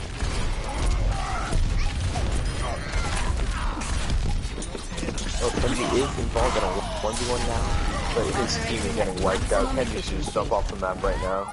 I don't like that call from Hawk to go in and contest him all right like that. I think he definitely made himself vulnerable just to be taken out and have to regroup with his team. I don't know if that was called on purpose, but I think he definitely could have backed up. Well, ult economy is now turning in the favor of DDT, as ST6 did use almost every ult they had that fight. 60 or 70%. More impactful reses, but he seems to be resing more, making sure that they stay up in the fight versus letting everyone die and bringing everyone back when they still have ults to use to wipe them out.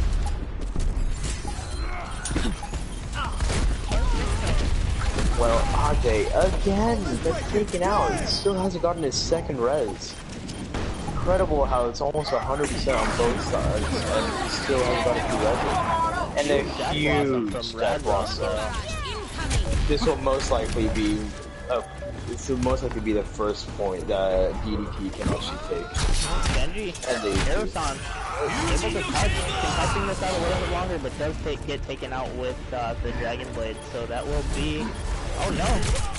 Christine manages to get in with the monkey ult. And Aerosol is getting res with the blade, that's clutch! Jinx does kill herself, but is res immediately, so that Ajay doesn't die. Jinx on fire seems to be the only one on point. Really taken down. First dude going down to pretty easily by Hawk. And ST6. Go ahead. ST6 really fighting back in this one, able to take the point back, and now they've only got a Tracer to contest until they can get the rest of their team in here. See if they can do it. We see Wraith Form coming out of Red Rum. He's able to touch. Yeah, the Snowball just coming right out from Steel Team 6, not able to get anything going on the side of DDT. Steel Team 6 taking this game. Very strong showing from both teams, actually. Unfortunately, Steel Team 6 just had that advantage. Heroes never die. So the sources are we playing now? The next match on Twitch is between Velocity and Velocity and Fable. So I believe we will be legendary. Like, are we playing right now? Because I kind of want to go get a snack. I don't know.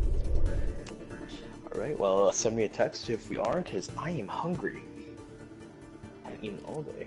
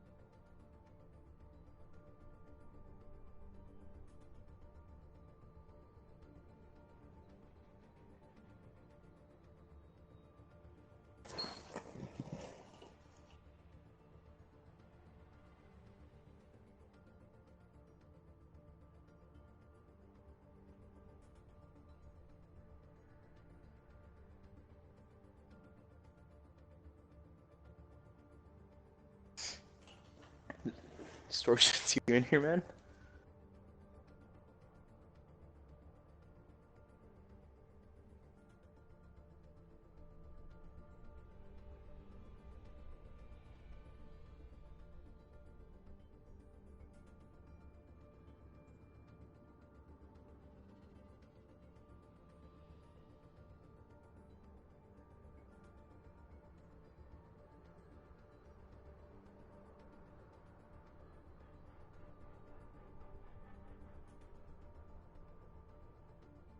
Yes, sir, what's up?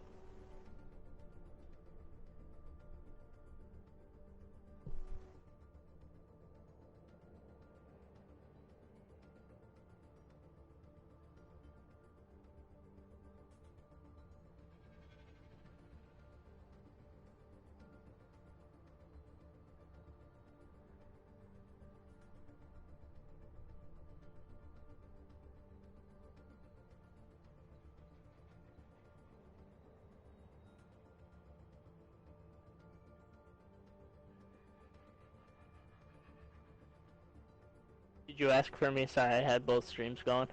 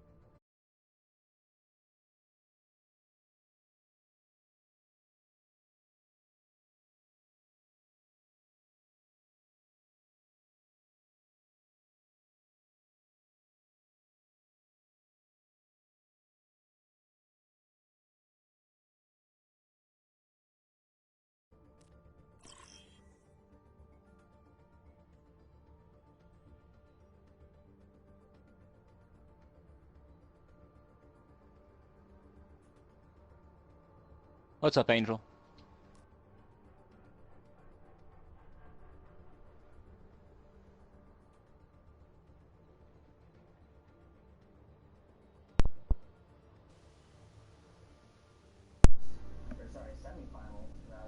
How's it going? Hey man, what's going on? Not much. Yourself? Doing pretty good. Oh, so Phibbs is playing. Do you want a solo cast or do you want a co-caster with you? I prefer co-cast. But since I'm more of an analyst than caster, but I can still do both. Alright, let's see if we can get you on. So, have you ever done this before with us? I solo casted a scrim a few days ago. Okay. So you kind of know how to do it, like the introduction of, you know, the teams before we start up. There's introductions as well? Yep, so basically you just go through the team and, you know, check out their career profile. And based on the time that they've played in the competitive season, you just can predict who they're going to be playing. Alright, so I know I was actually casting Phibbs' scrim a few days ago, and they're going to be playing this next game? Yep. Yeah, Phibbs is playing this game. Okay.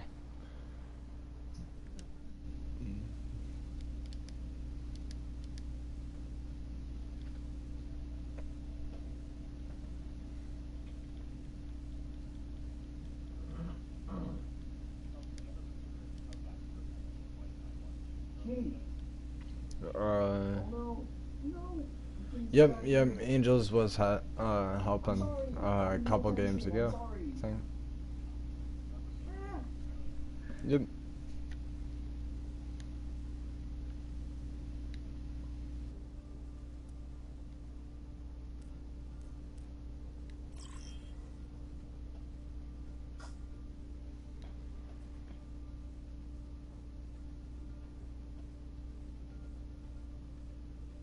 Did you see a message today? Yeah, I'm still figuring out what's gonna happen right now.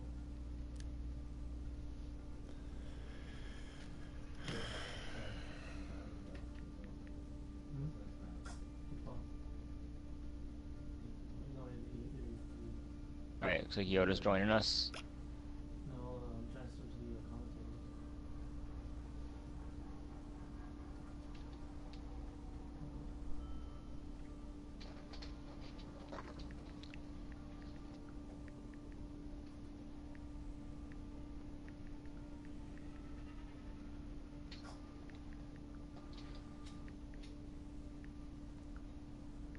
Yo, do you have Yoda or Soda as a friend? Yeah, I do. I do.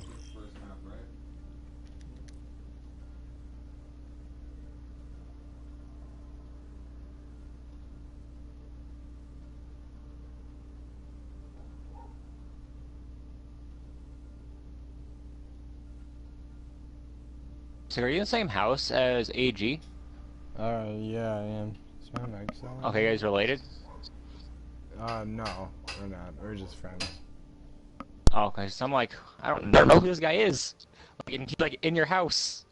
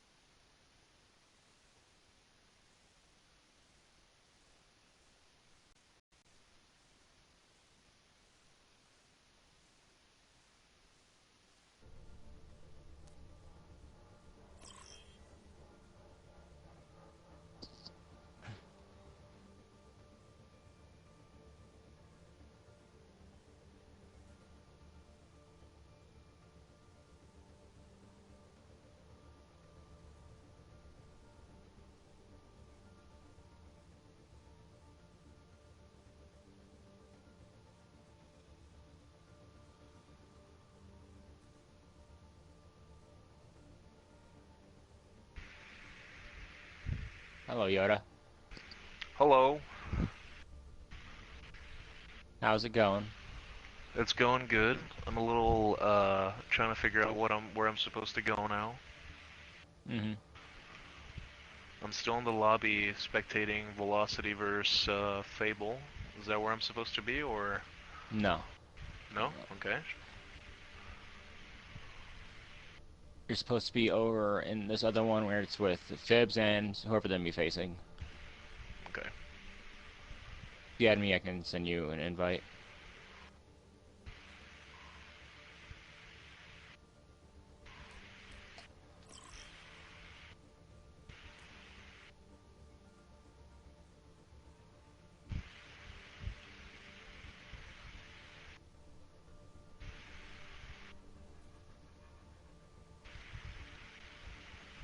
Okay, I'm here now.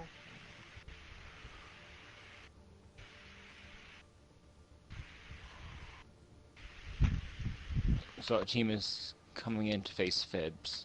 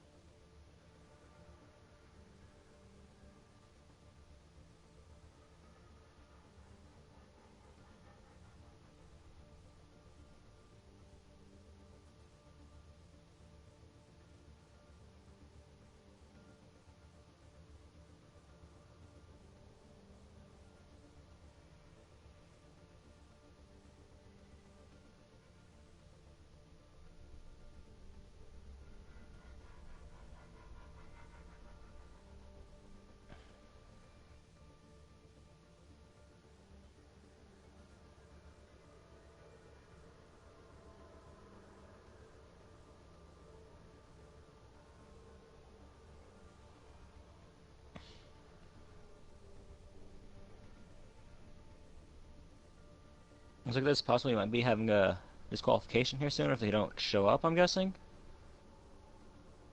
from what I'm looking at. I see. It's possibly like me having a disqualification here soon. I'm just figuring out how long they have until they get disqualified. Alright, here they are. 5 of them are in.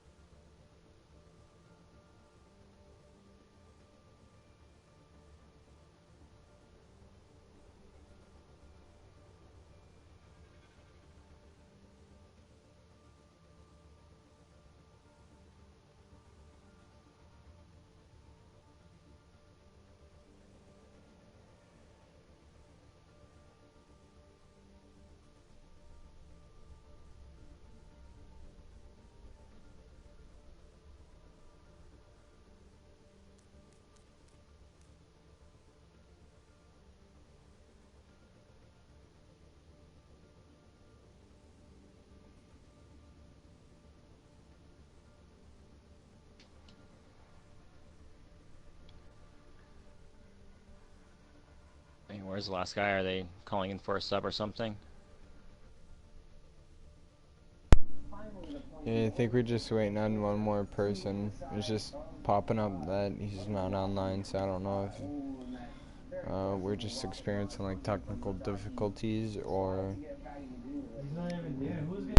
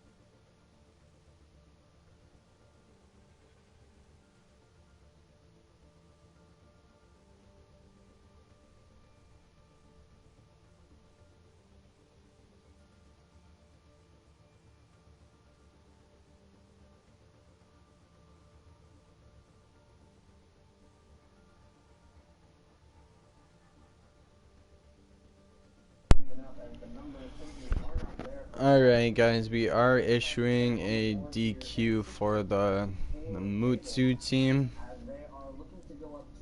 It has been a 27-minute wait, so it's a little bit too late to start the game now. So Yeah. I think they just got their 6th person too as soon as that happened.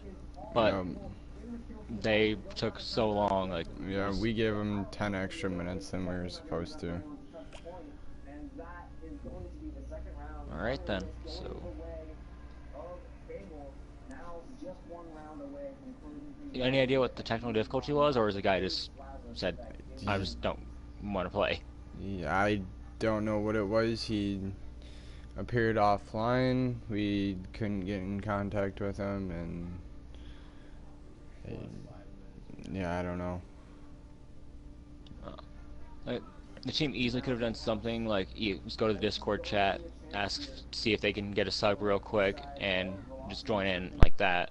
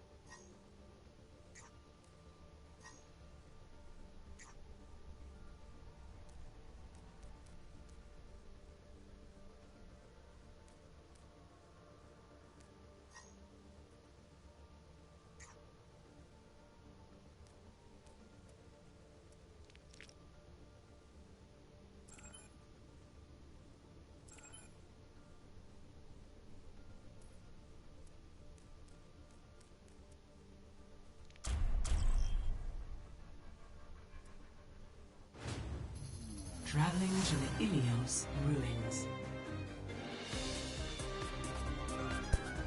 Does the team want to do a 3v3? Prepare for battle. Select your hero.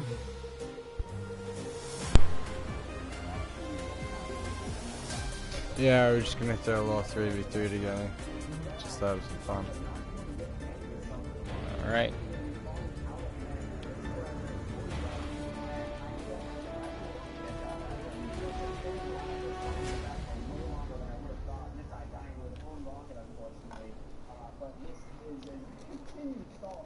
Like Storm Shield is actually AFK right now.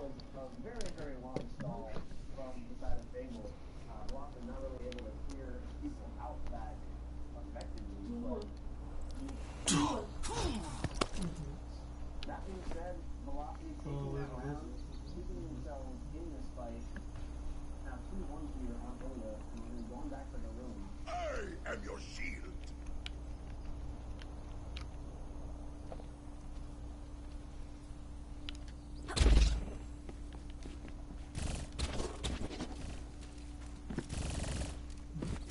How embarrassing. I'll see you in hell. I'm back in black. I have spotted the enemy. Hello.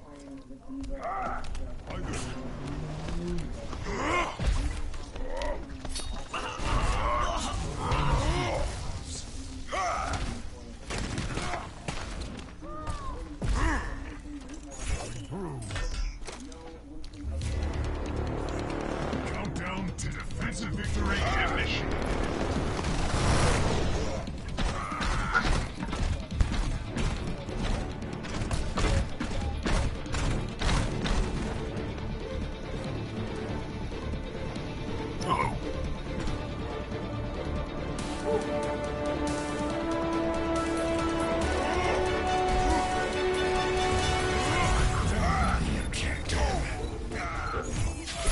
Score 0-1.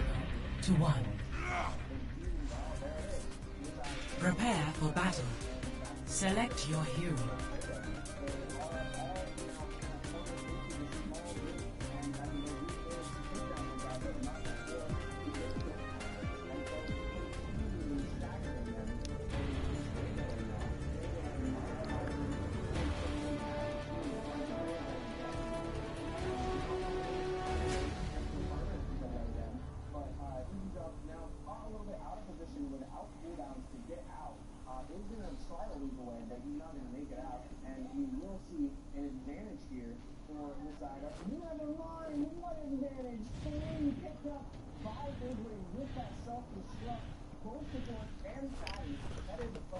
Damn, dude. Rookies got their ass kicked. Yeah. Who? Oh, the AG rookie. Enemy turret ahead!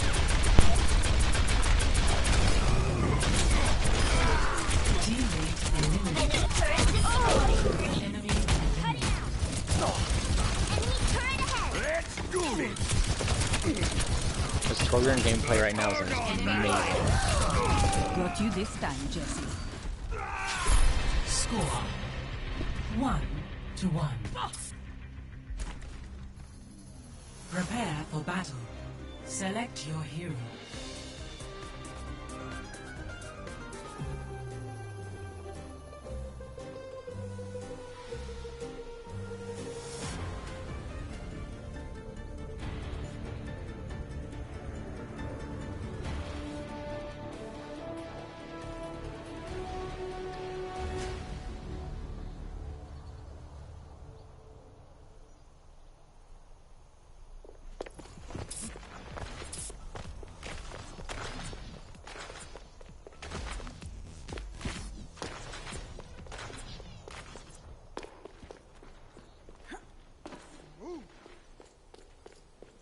Crashing the party.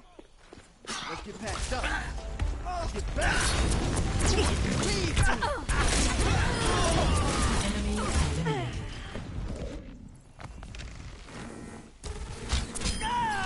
Enemy eliminated. Last hero standing.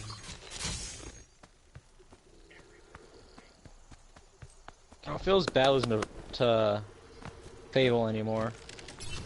Blocked by the dragon.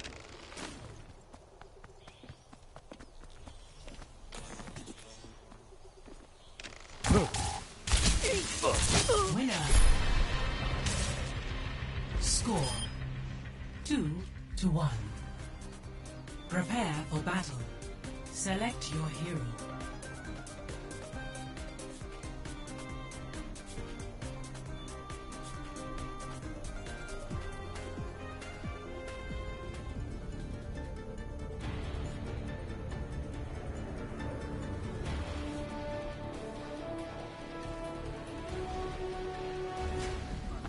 Match point.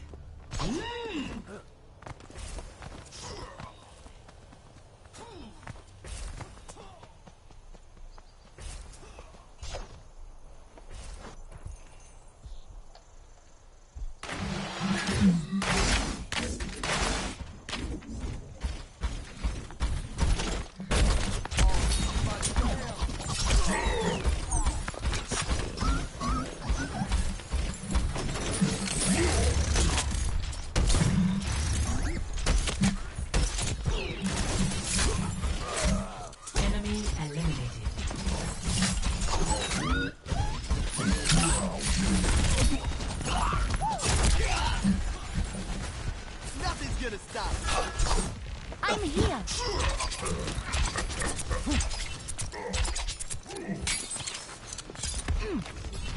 Enemy team.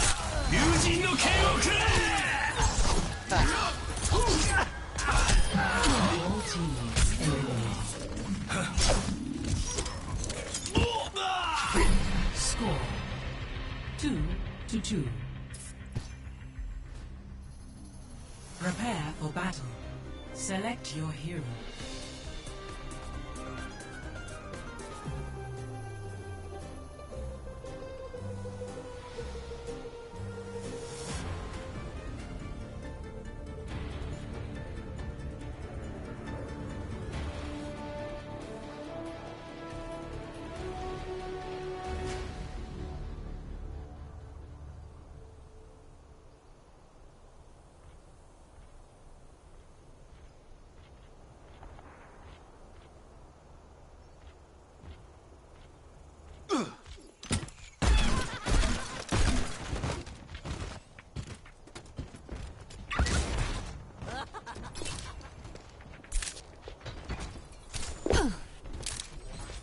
See through the dragon's eyes.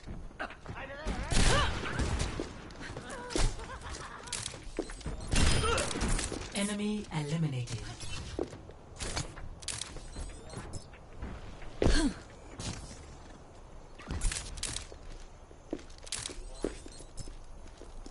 Sniper. Amateur. Enemy eliminated.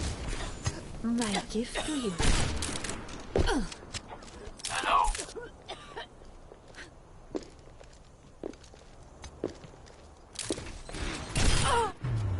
Enemy eliminated. Victory.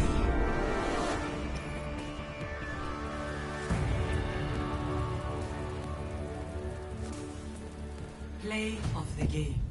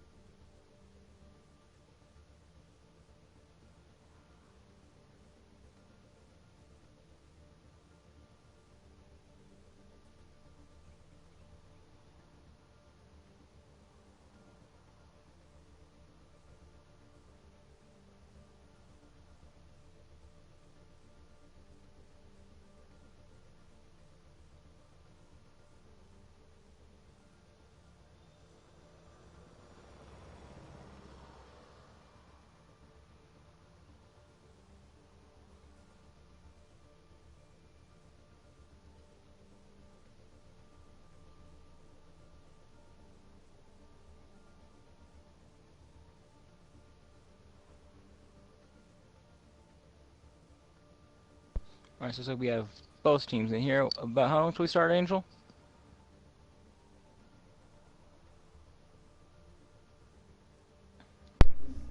I'm just trying to confirm with Fibs on what map they want to do. Okay. Also, just so you know, in 15 minutes I will have to leave for a few minutes so I can go feed my dogs. Alright. Thank you for warning. Mm-hmm.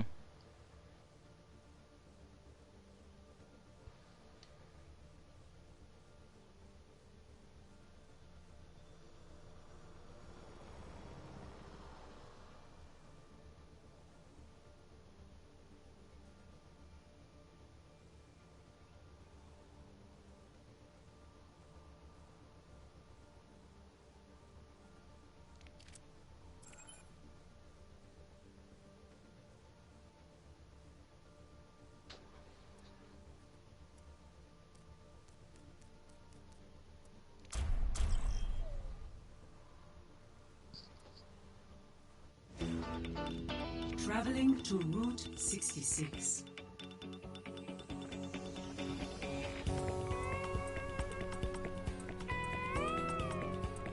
Alright, as this team loads into Route 66, I'm just going to go over some of what they play over here. Over on the side of Fibs, Angels, it's like his most played this season is Ana, Far, and Lucio. But I know it's like I've seen the Far on him, for him quite a bit in scrims, and I saw him play a little bit earlier. I haven't watched this one too much. Name, date, age, looks like he's me primarily playing Genji throughout the day. Storm Shield looks like they're me on support. Primarily that Mercy. Poofy's gonna be on the Lucio.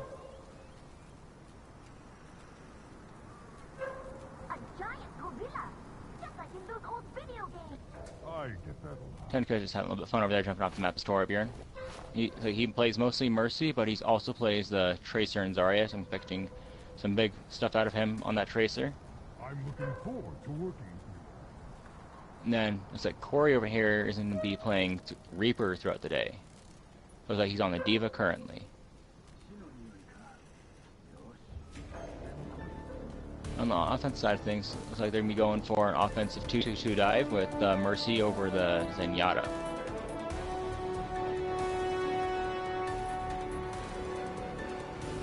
They're playing a defensive dive over on the side of ST, over on the side of Ips, so these only difference between these two comps are the Tracer and the Genji.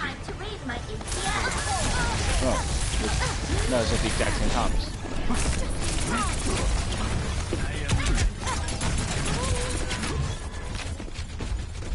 Storm Shield's over here a little bit deep on that Mercy.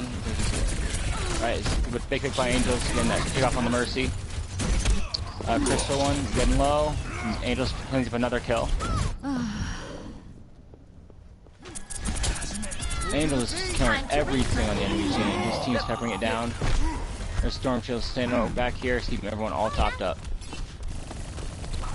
My ultimate is charging. Hiya! My ultimate is charging. 안녕. My ultimate is And into this next fight, you're going to be looking at the Tracer and the Genji on the side of ST6 to try and get big pick off, preferably on the Mercy and or the Lucio. And that works out real big by the teamwork of Arrowsan and the Mercy on their team, picking off the enemy Mercy. That's Crystal 1 to pick up the Genji on the enemy team. And it's like Ken Jing actually isn't just throwing this pulse bomb out into the center of Big Girls. It could have been a misclick. But Angels on the other side of things is bringing things back by taking out that Diva.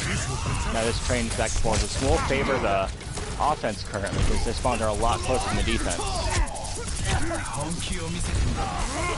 But it looks like the defense over on Fibs is just taking this easily. And Dragon comes out from 888, drag for the res, trying to get a few picks off that and keep his defense alive. Just get too much of Sound Bearer, and he also taken out by the D-Bomb, and Corey comes back into this team, get another double with his explosion as well, taking out the Lucio and the Genji on the side of ST6.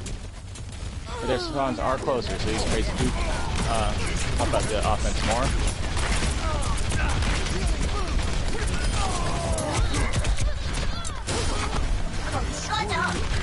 Watch your back.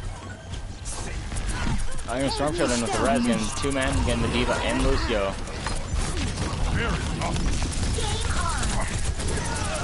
And Jing here has pulse on, he throws it out.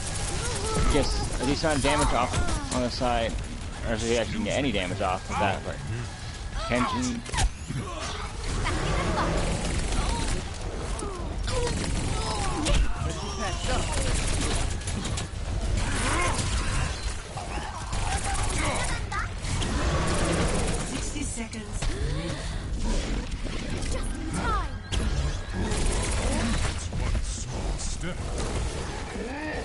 Check this out. Looks like Chris One just ends up wasting his own ultimate, he's trying to get out of the fight, and they're just setting out their economy. Or the defense side of things, they are coming up on a couple of ultimates here and have the self-destruction, the D.Va, and the pulse bomb that can really just keep this fight just going.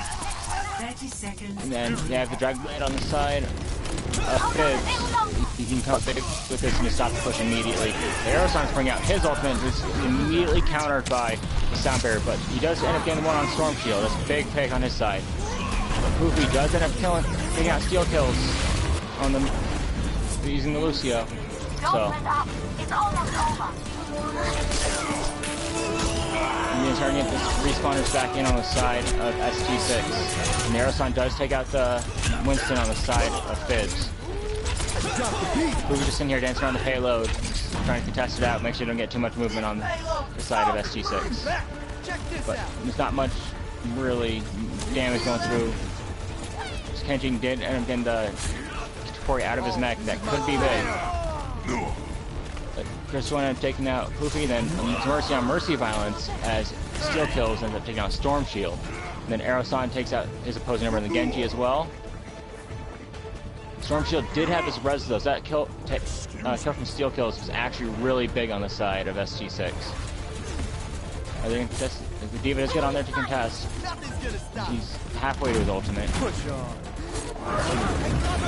Kenshin does come in with Death Block and puts out a ton of damage, and the Storm Shield comes in. It's a huge res in order to just keep this fight going, keep his team fighting in this. Good pull from Tenicus taking on the Mercy, and Poofy takes out the Lucius. Both supports down onto the offense. So this does really big off the side of Fibs. If you hit both supports, that means the enemy team has no way to really stay alive. All damage here will be permanent.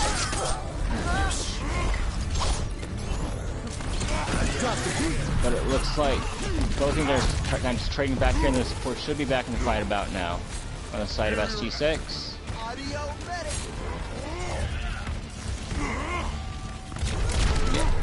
This fight should be won by ST6 here, because Steel Kills does still have the res in case a couple of people on his team do die, but he's getting really low over here by getting poked down by his enemy team. Steel Kills pick off the Tenicus. That's big since he does have the res.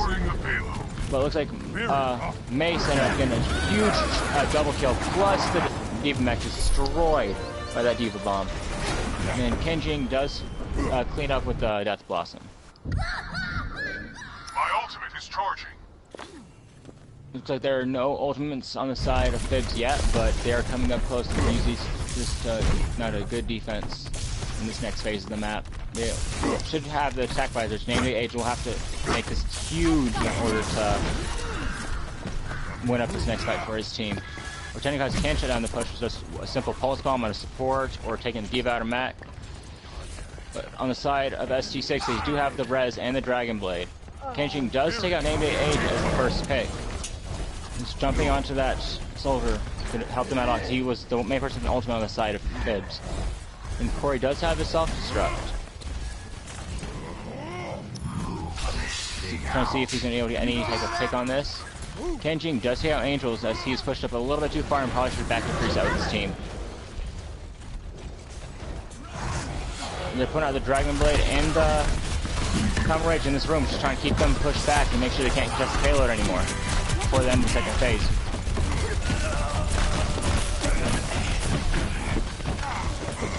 He's trying to keep him down here and spawn. Someone is on the point. Who is that actually? Oh, Angel is down there. Corey does end up getting a double, but still kills. He immediately rests them back up. Goofy should not have died right there. Like, as soon as the resonant came through, he should have gone through and used that sound barrier. That's a beta 1 combo, guys. They need survivability after that. And Ninja Age still sitting on attack fire. He's been holding on to that one for a long time. Hasn't been able to find any type of spot for that. And Ken Jing just wasted his ultimate right there. Just wanted to make sure they were dead.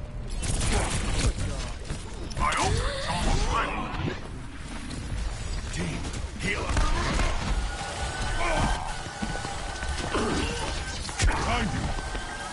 Raising the volume. Alright, those come into this thing. There's 4 ults, almost 5 on the side of Fibs on the defense. We should have this next fight against the 2 to 3 ults on the side of SC6, but SC6 does get a big pick off in type because on the Trace SC6 got a lot of DPS from the defense. He's close to ult 2. Named H goes down to Tactical Visor again by Ken Jing.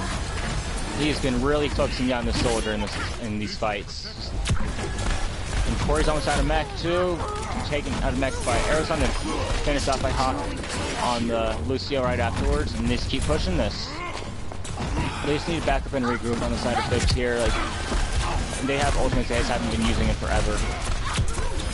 Like, I would say they need to back up, regroup, and just not die here. Like, they need to just back up, regroup, and push the sound barrier to defend this.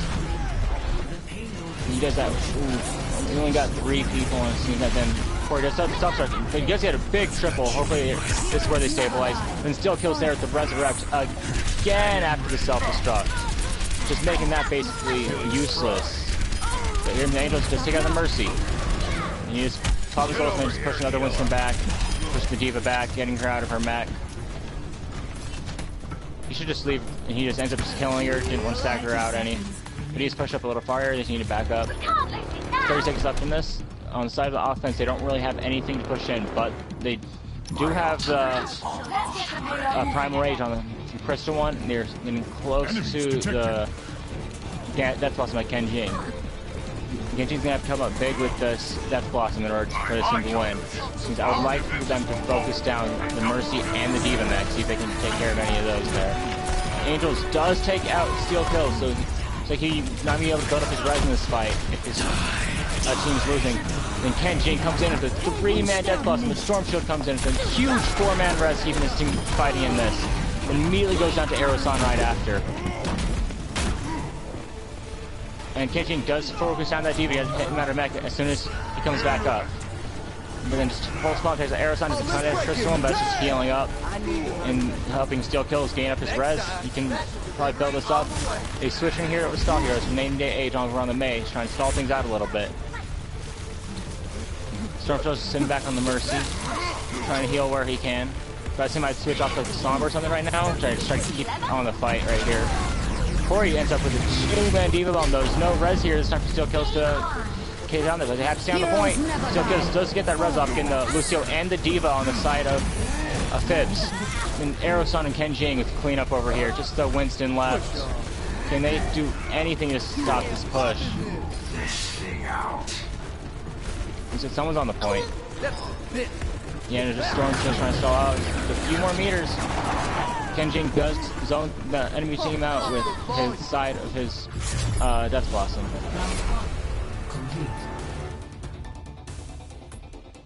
And I'll be back.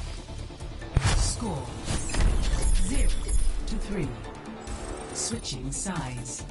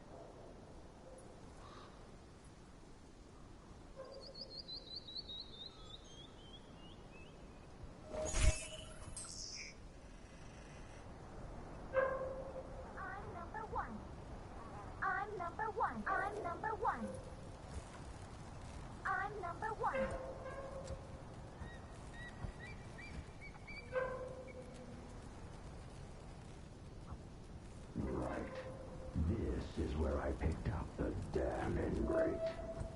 Group up!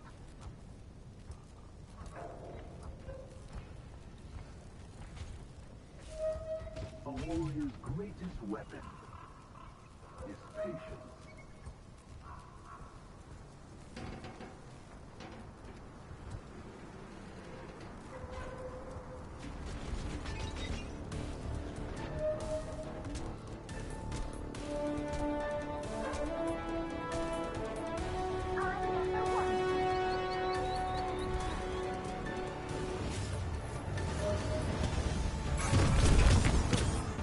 Escort the payload.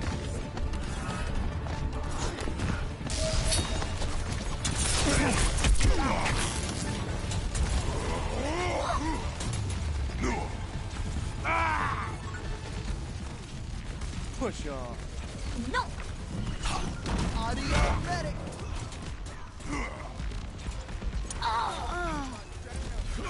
Raising the volume.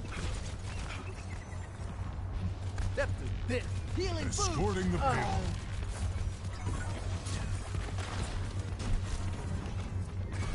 Game on!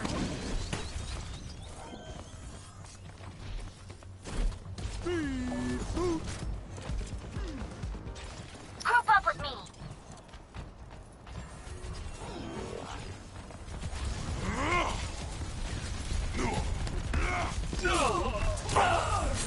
Cut it out!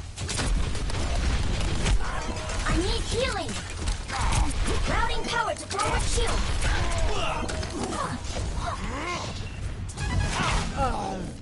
Barrier. Excuse me for dropping in. My ultimate is almost ready. Oh, we have to get this thing moving again.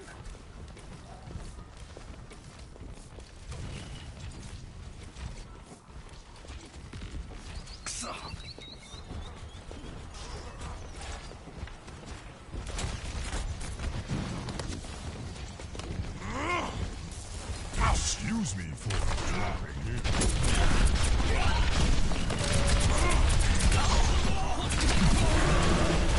Let's drop the beat. Experience tranquility. Audio medic.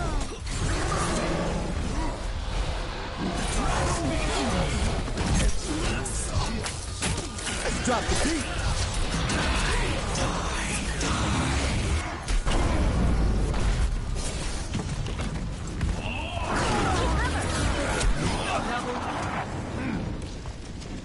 Suiting up!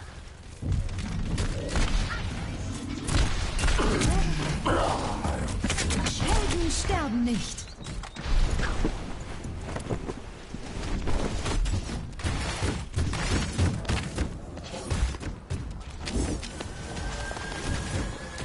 My ultimate is charging. My ultimate is charging! Sit there.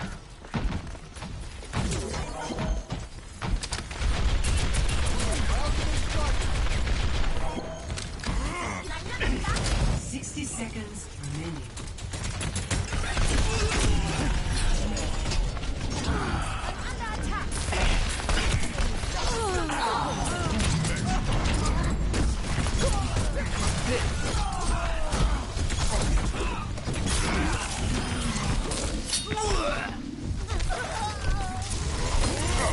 This will protect us. Fire. 30 seconds remaining. Defenders won. Victory is near. Heal up. Let's do this! Barrier activated.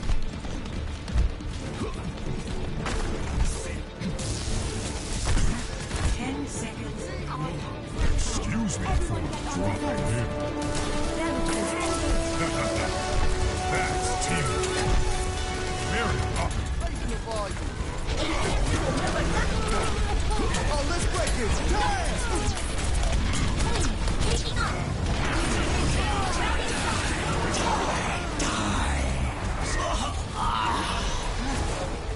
Enemy spotted!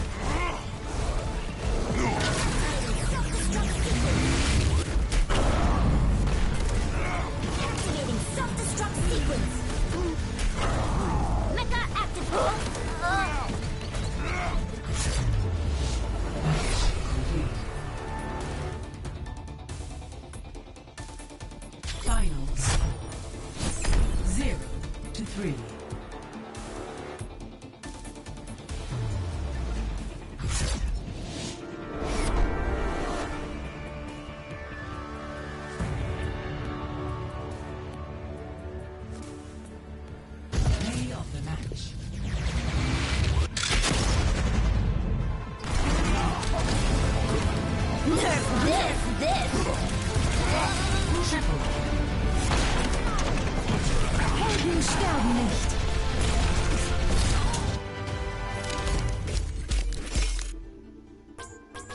Epic.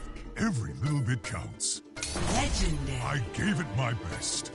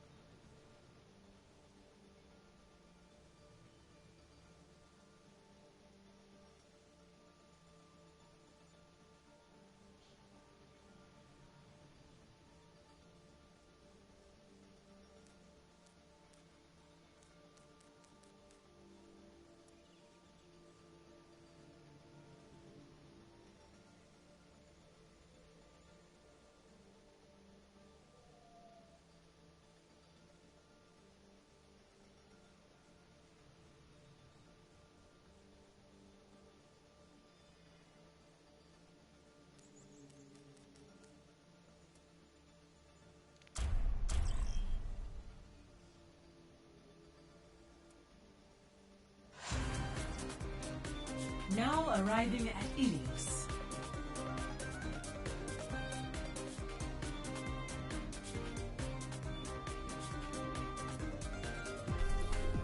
Prepare to attack. Select your hero.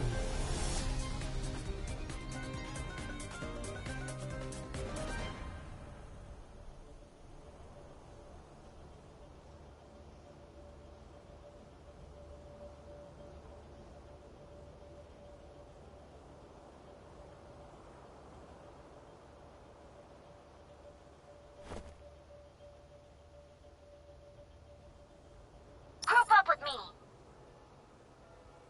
Group up.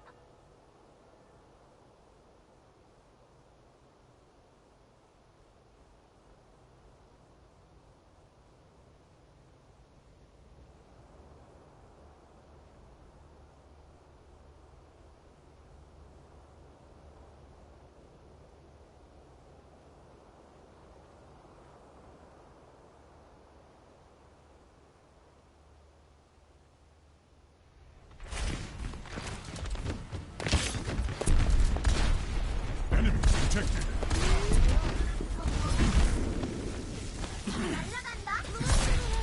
Clearing the area. Time to raise my APM.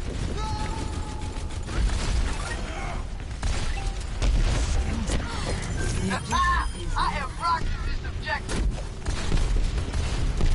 Taking the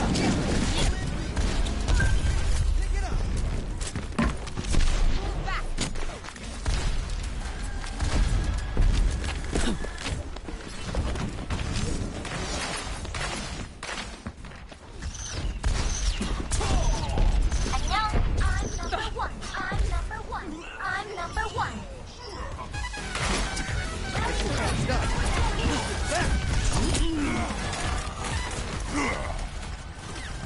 Push her.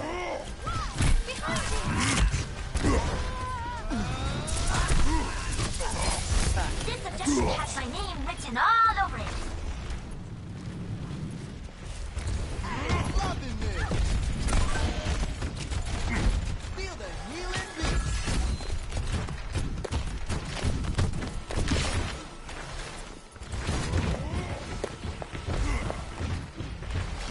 Yeah, let's move it.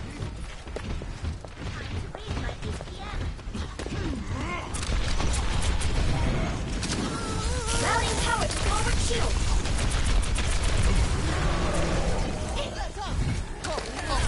Drop the beat. Put them back. Helden sterben nicht. Nerf this. Incoming. Nerf this.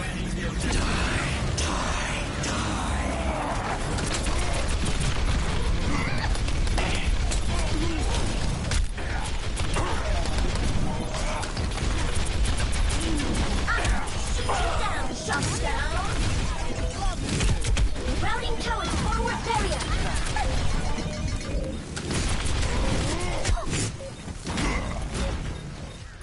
too good. Feel the healing beat. Oh, let's break it. Hey!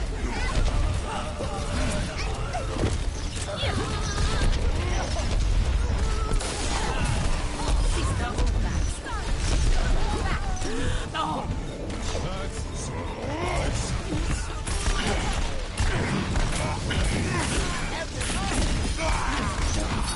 Double. Best round. 1.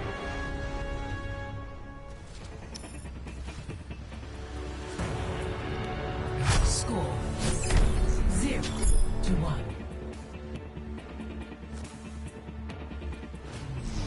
Alright, I'm back now. So what's happened, Angel, since I've left?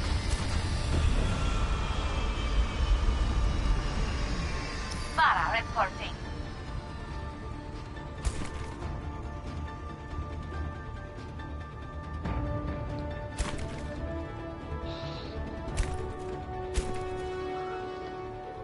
It's just like both teams are hovering over a Far Mercy setup with a Reaper for this point here. And I've seen Angels play the Far before, so I want to see how Named It 8 does right here. Teams are off.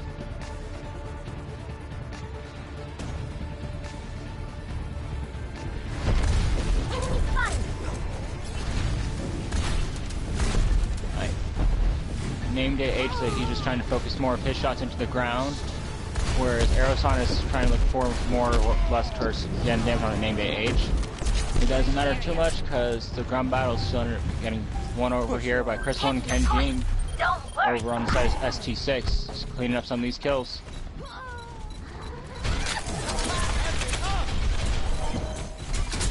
Ken Jing over here slaying Diva, knocking him off the point, and this is the one fight and good first take off ST6. And Ken Jing did a ton of damage in that fight, getting himself really close to a Death Blossom. And Tactics on the other side getting close to self-destruct, Named It H, which is right off the Pharah into the Soldier. Didn't want to go up Pharah v Pharah, so decides Soldier would be a little bit better for this.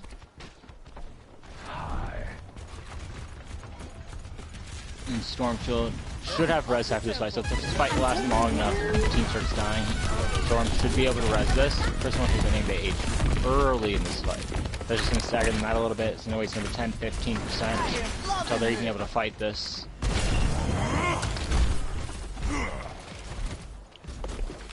I'm taking care of you. The more that Fibs is waiting around trying to regroup, the higher percentage is getting to the enemy team. Maybe Age is trying to focus on this Mercy. You needed a doctor?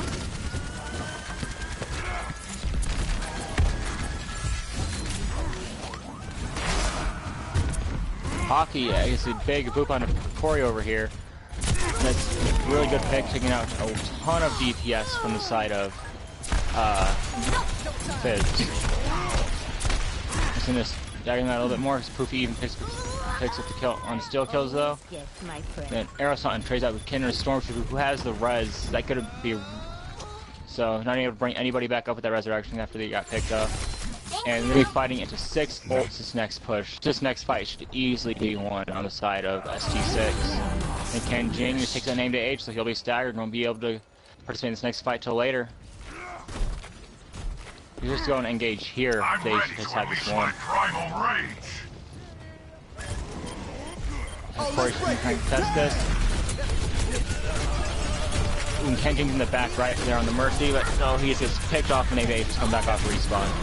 Could be big. On side of SG, on side of Fibs. And Aeroston just straight back up on Poofy. Named It H doesn't kill the Lucy on the enemy team.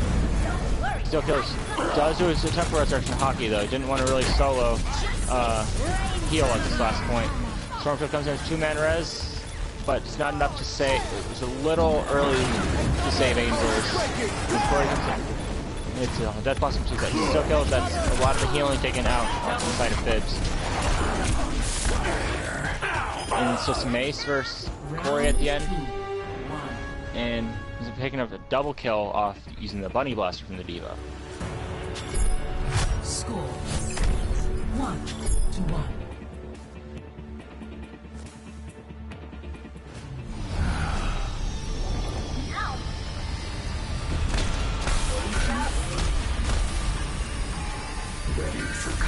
operations.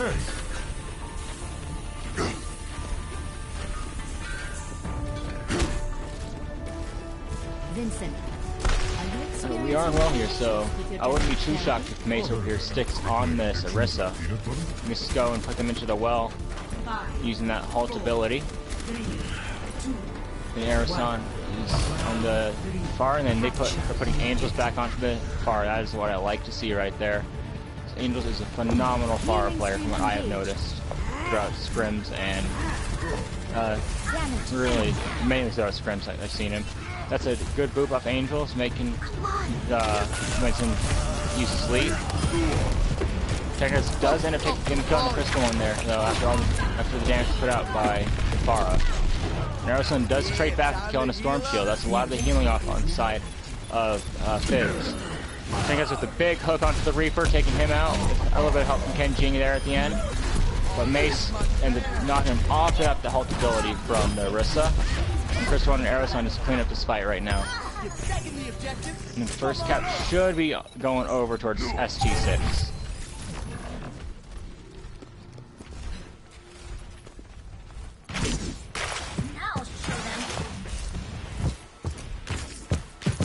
Aeroson is sitting over here just looking, just trying to see where he can lay out some damage into. Dogs. Alright, Angels sitting right there in front of him. Bit of far battles and missed shots coming through. No real poke in between the teams yet. But Angels has been taking a little bit of damage here. Corey does get a nice pick off onto Mace though. That's a pretty big pick, taking out one of the tanks. So Steel Kills does realize how important that was, so he immediately reses him. And Arasan does win the far battle in the sky. Yeah, Storm Shield, Arson has Mercy down to 1, and Crystal 1 does finish up on that, a lot of that damage. It seems like the side of Fibs need to back up right now, just reset, and come in, try and one more push to try and force out some of these ults on the enemy. On the side of ST6, if I was them, they should try to force out the sound barrier and the Orisa ult here. And then they can push in with a lot of their own ults. And so I'd like to see Corey actually hold on to this Death Blossom here, but they immediately get started as Angels lose the far battle in the sky.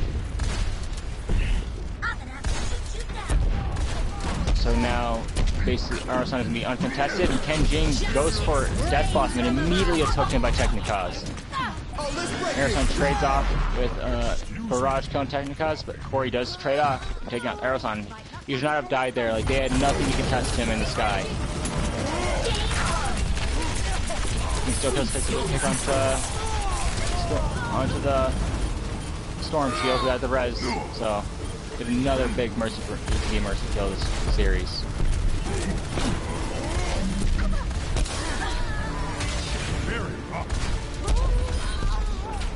Round 3, 1.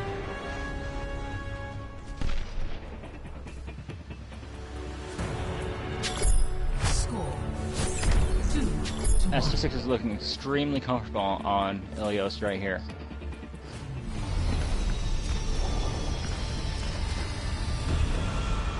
And Mace switches back over to the D.Va from the Orisa. Angels is actually switching over from the Far to the Tracer on this point. You still don't have anything to deal with the Far in the sky unless Named H can do some anti-air Genji. No, Angels does decide to go back over to the Pharah for this.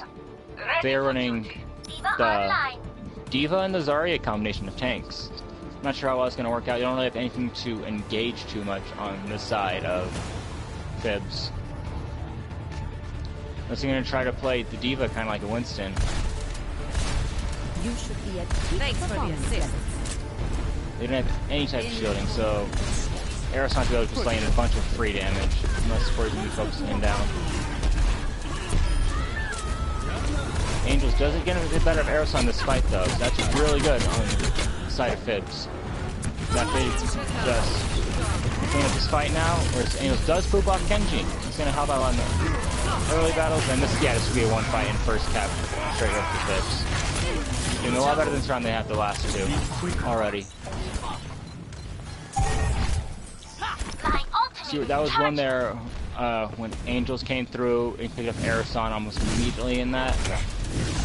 And you see this is the difference in their ult charges. He's up to 60%, and Aerosol's down to at 20%. Then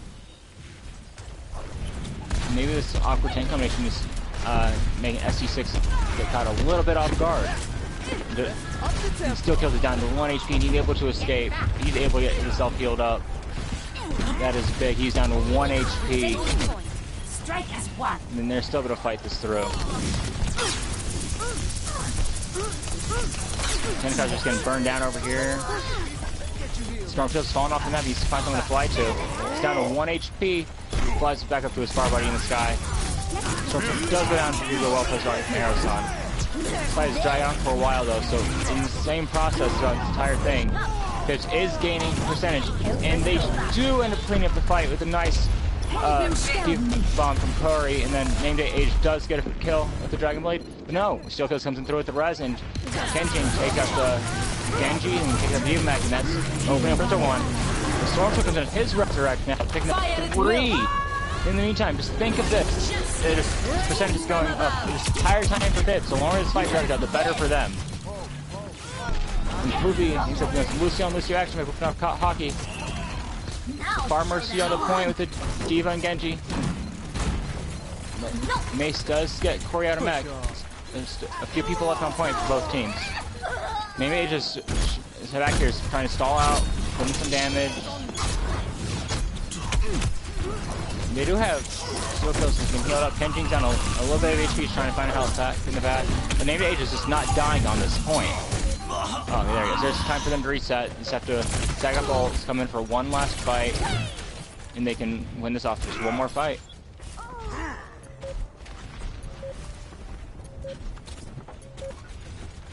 My ultimate is charging.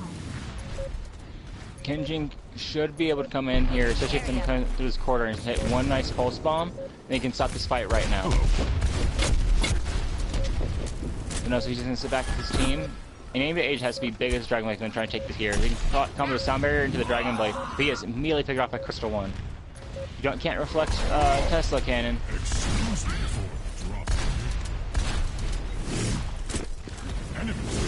They're just trying to poke in some damage on the side, but remember they're still down the Genji just for a few more seconds.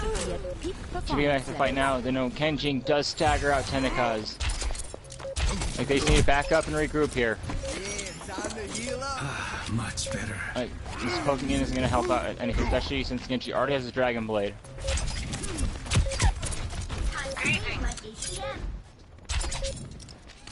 Alright. Should be coming in here to engage here soon. No, they're just giving Hockey a chance to get a sound barrier. She's going to easily counter out this Dragon Blade on the side of Name Day Age. No one else is close to an ultimate on the side of Fibs. Here comes the sound barrier. They're going to Dragon Blade into this. They are, but immediately countered out by the barrage and taking out Name Day Age. And then Winston goes Primal Rage and takes Tennikaz right off the map. Storm Shield is taken out by Kenjin as well. Kenjin is, I say, a really standout player on the side of ST6. Him and Aerosol both are playing phenomenally. And Mace has been playing a really good diva as well. Good use of his defense matrix.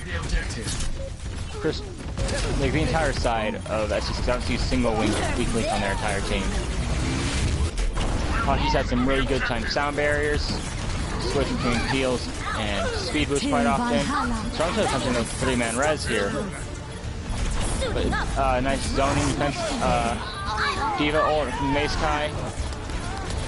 Name Day Age and Poopy coming in, getting into the support on the side of ST6.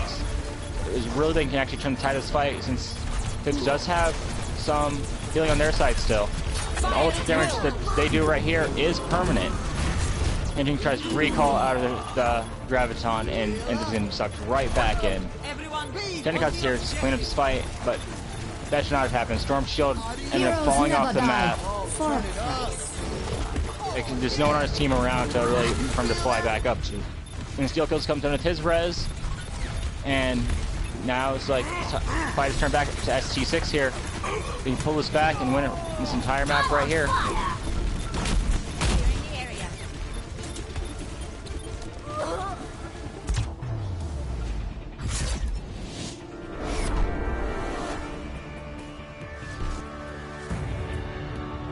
I did not like the way that Fibs was engaging there. An issue I had with them a few days ago when they were scrimming. Their engages were a little bit off. Like they kept staggering in at times. There's Fibs Storm showed up here, hit him a nice play of the game for 3-man res.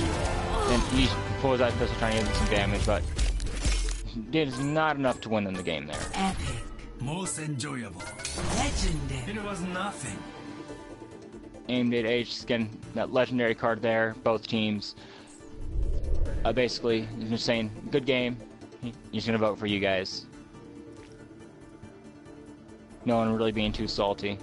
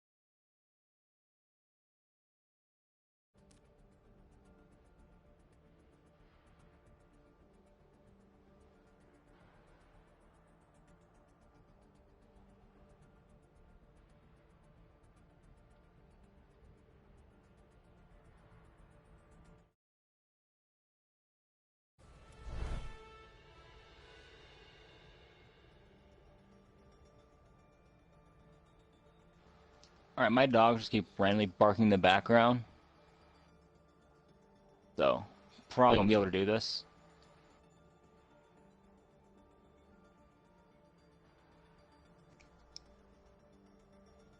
Hello. Hi. What's going on? You said probably won't be able to do this? What you Yeah, mean? because my dogs just keep barking in the background. Huh, buddy? Oh. Well, that's... So it's probably not good for the streams if they start barking in the middle of the finals. Then I had to go for like half the last game because I have to go feed them, so... Well, alright. That's cool, man. That's cool. I mean, if you... Yeah, I don't want to mess with the quality too much. I wasn't really able to cast too much in the last one, then it's like I keep missing out on things, because solo casting is a bitch at times. Excuse my French. I feel you, man. I feel you. Hey, thank you very much for coming out at all. It's hard to get casters, and I was watching the YouTube. You were doing a good job. So yeah, I'm more or less an analyst anyway. Like I more or less look at it without like trying to like cast or anything normally. But it's like I'm like, there's no other person here. I have to still talk. Yeah. Like I can probably mute myself, then watch, then like analyze it afterwards and break things down. Like what went wrong for what game, what were the issues. I can do that type of stuff very easily. Hey, if you want to do that, that's actually great. I'll just take I'll basically solo play call rather, and then you can do analysis. That Same game great. might be full, so I can't even join. Okay, well. Dogs! That'll be amateur. He'll increase the size of the lobby, I guess, here for you. I say Angel's gonna join. Yeah. Dogs, How many calm casters down. do we have right now? I think it would be you and I casting, doing play calling, and then it would be Ace Trainer doing analysis. Being an analyst is after that the cool? game. Okay, yeah, that's fine with me. Word. Having issues getting into the game right now, saying lobby's full, so AG just has to increase size real quick.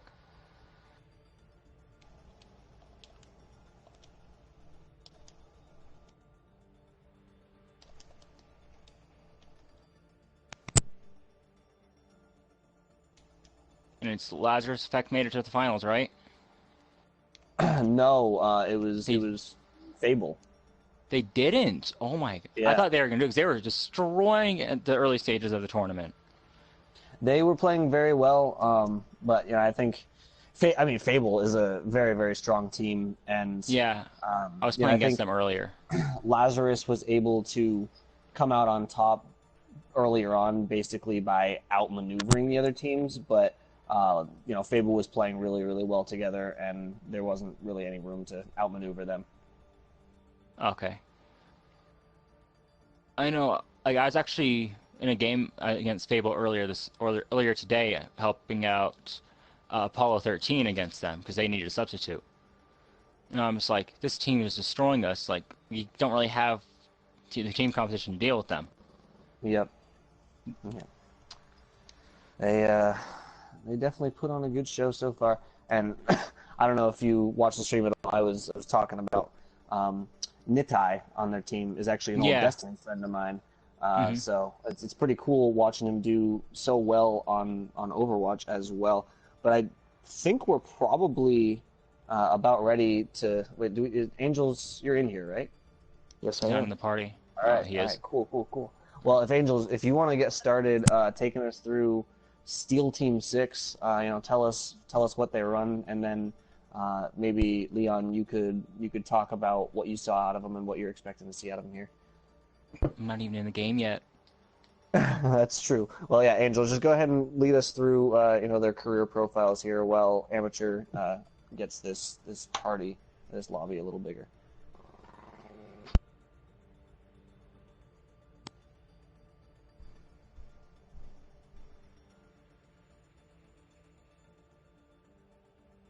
Angels?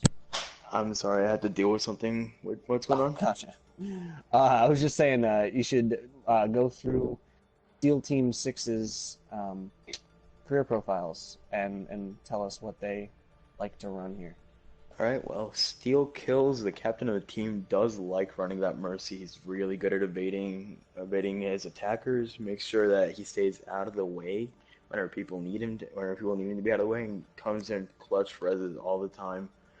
Mace Kai running Reinhardt or Diva, probably going to be running on that Diva because they've been running so much dive. Mace Kai really coming in clutch for his monkey, matrixing when he needs it, making sure he stays alive.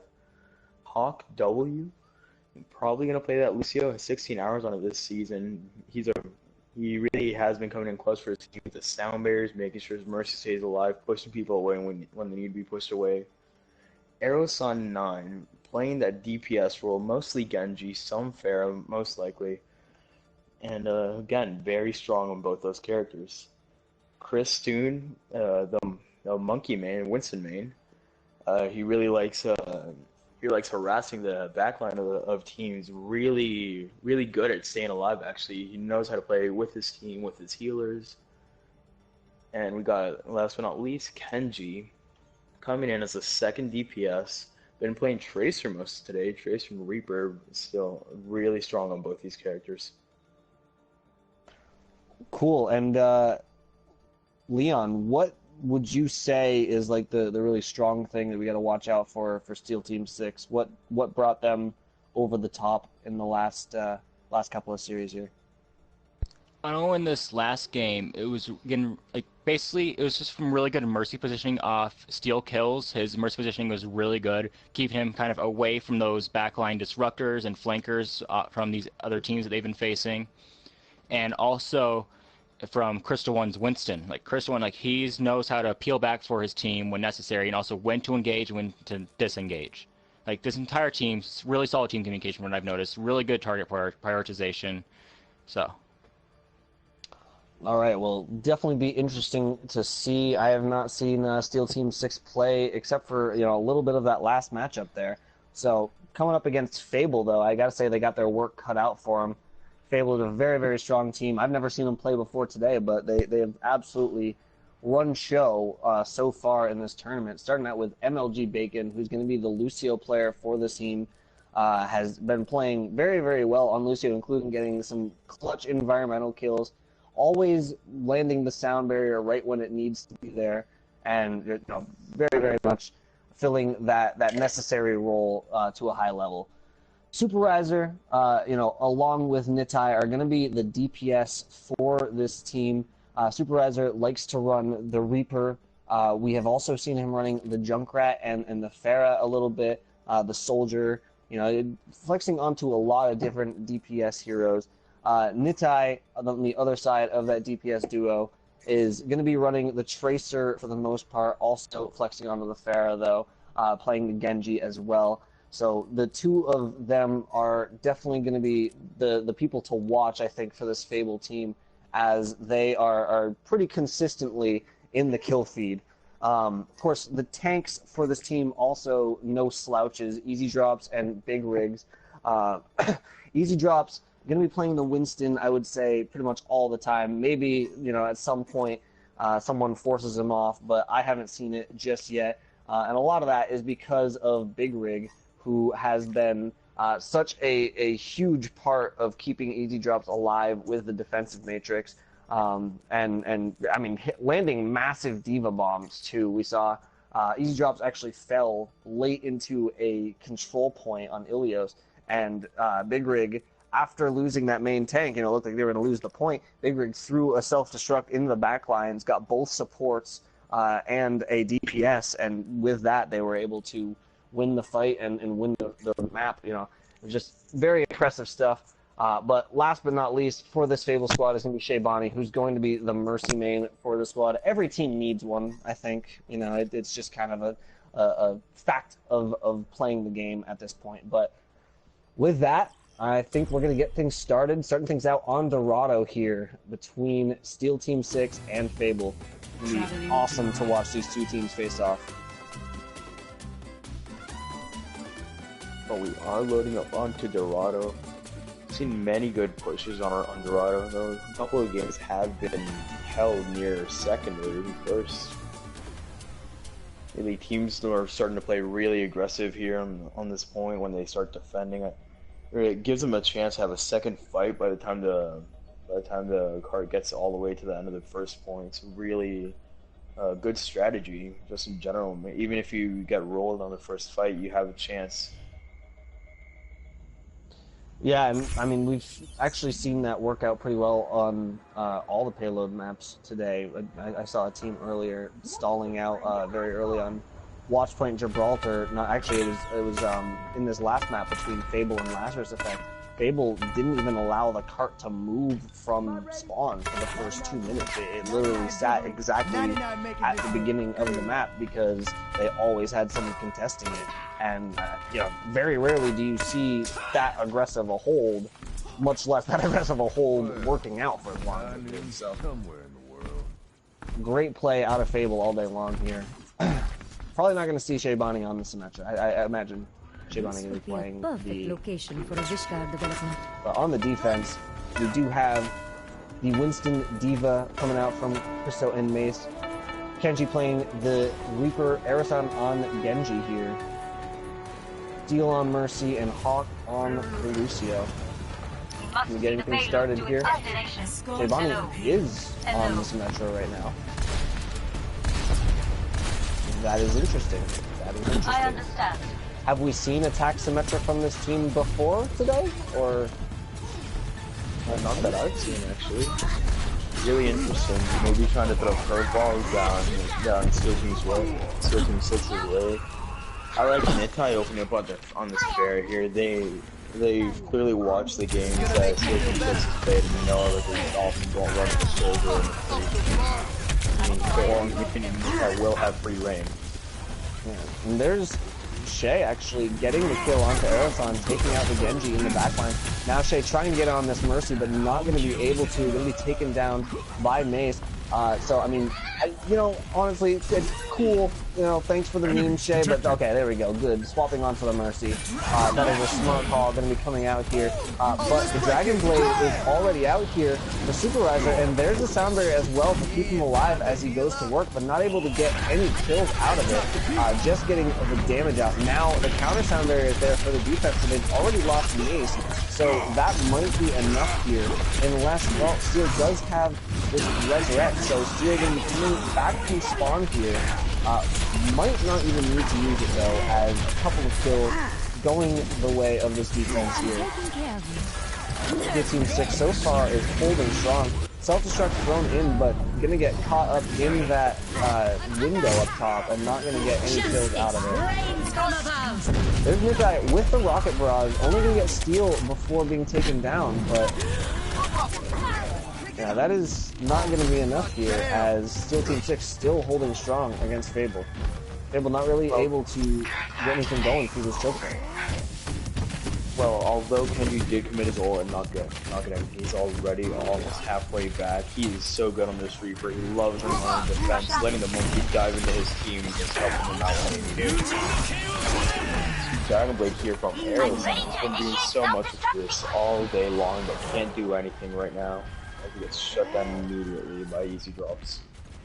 And we still see a lot of ults available here for this defense. They do have a sound barrier coming in though from Hawk. Going to be keeping his team alive, but you know they still are holding on to this Resurrect. The Primal Rage now coming out from Fisto. MLG with his own sound barrier. Going to be keeping his team healthy through this Primal Rage. Now they've got a Reaper of their own though. Superizer getting close to his Death Blossom. Kenji, they're actually pretty even on it, but Nikai taking down Steel, so now the res advantage is definitely going the way, but a huge Death Blossom coming in from Kenji, taking down Shebani. Neither team has that Resurrect available, so now it's just going to come down to getting these kills. They're all going to be permanent. We do see Easy on the cart, just going to be him versus Aerosson and Heroes never die. Worked out until Kenji got back in there, but that is going to be a Resurrect coming in from Steel as well. And with that, Steel Team 6 still holding strong here, less than 30 seconds left on the clock, and things aren't looking good right now for Fable.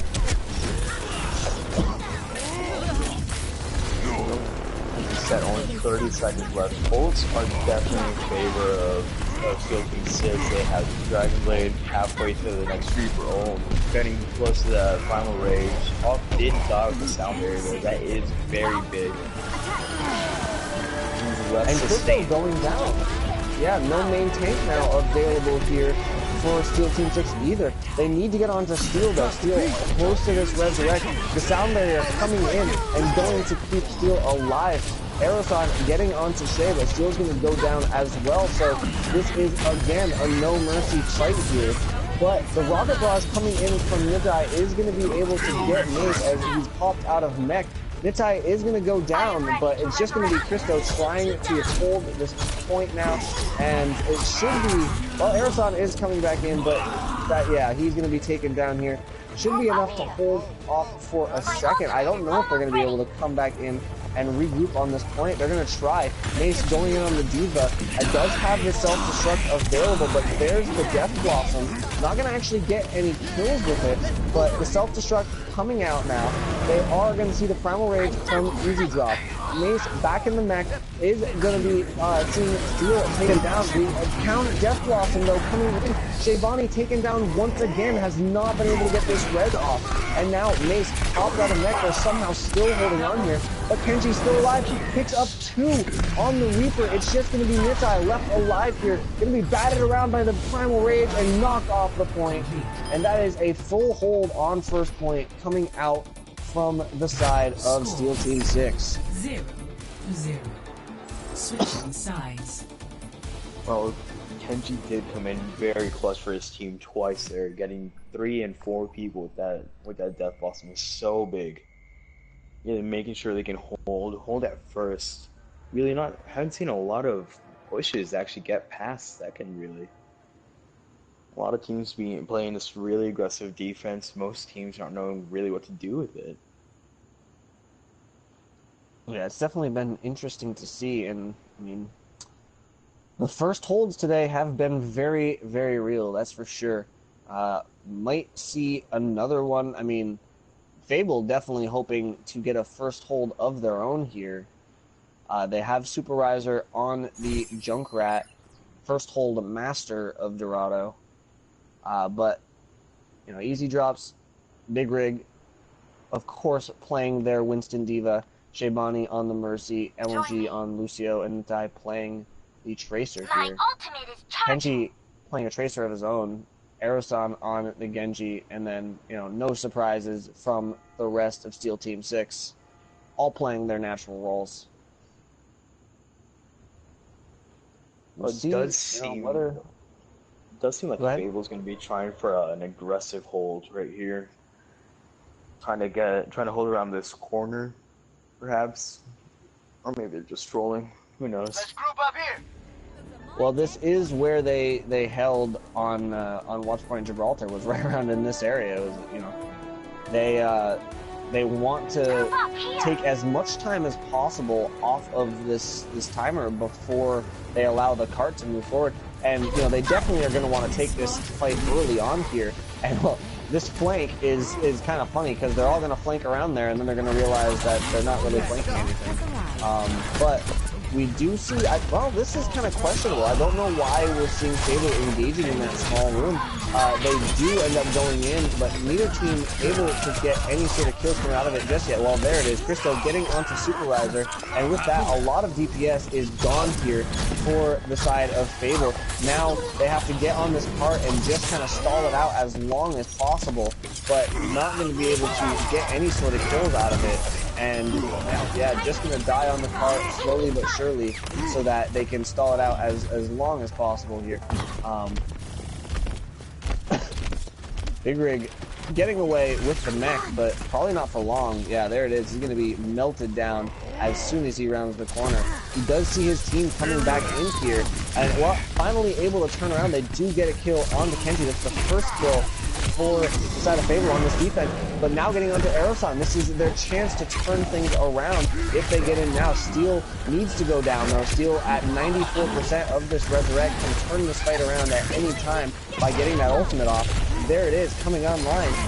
Both Resurrects are available here. Shaybani, however, has not been doing a great job of staying alive so far. The self-destruct coming in, and there it is. Shaybani taking down, Steel getting the res onto Christo, and that alone could be the difference maker. MLG landing that sound barrier and keeping Supervisor available through that Death Blossom, but that might be the difference maker there. Shaybani continuing to go down before being able to get that res off. Supervisor's good, just switched to the weakling. I already got a kill. Ended up getting off with it. Self-destruct does come out from the side of Fable. It's 2 people. Such a good self-destruct. Really Big has been hitting huge self-destructs all day long, and that was no different there. You know, just when it looked like they might have lost that fight, that self-destruct came in and turned things around entirely. And Hawk kind of wasted his sound barrier there. He used his sound barrier and it's just an automatic debuff. No real use out of that. Yeah, we haven't really seen the greatest sound barriers coming in from Hawk so far today. There's the self-destruct coming in though from Mace. He is able to get easy with it, and so that might be the opportunity that they need. And yeah, with no main tank, we see Super Reser falling, MLG falling, Big Rig out of the mech here, and yeah, that is going to be a lot of kills here going the way of Steel Team 6. Nitai somehow staying alive for that long just by darting around the point, but they are going to be able to start pushing this forward. Easy jumping in to try to stall it out, but going to be taken down very quickly by Kenji. Super Riser not even going to touch the point before falling himself. MLG Bacon trying to stay alive, asking them to please try some Lucio O's, but not going to be enough. They are all going to fall slowly but surely. Shebani coming back in, but not able to get the res, and that is going to be it. Steel Team 6 taking this first map 1-0.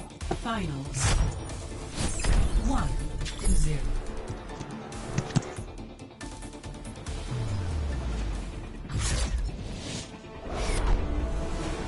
Although dominant performances, Steel Team 6, all of the A really had pretty one-sided games. Play of the match. And Aeroson coming with that Genji Blade. All seems to find really pretty evil this somehow. He doesn't even use the blade, he's outright kills everybody with his reflex and his shurikens. Epic. Right. Legendary.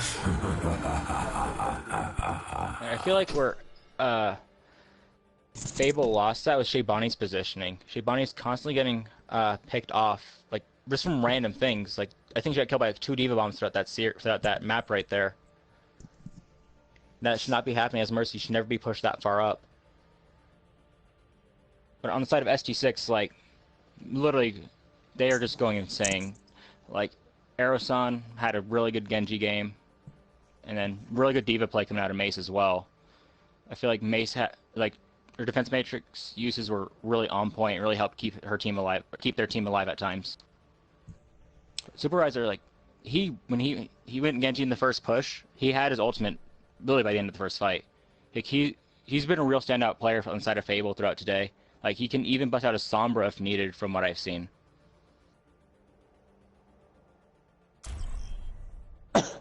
Well, we are going to be getting things started here on Nepal. Traveling to Nepal. We got ST6 up 1-0 in the series in this best of 5 finals between these two teams. Fable, despite having a very, very strong showing in their first tournament with us so far, you know, they did not do quite so well on their attacking phase there. And, you know, really they just couldn't decisively win fights. That was what it came down to, was they could get the kills. They were able to get the first pick and start to, you know, get some more picks, but they were never able to effectively steamroll a fight, and that's what you need to do on these payload maps, is fully, decisively win a fight, and then, you know, start staggering it from there.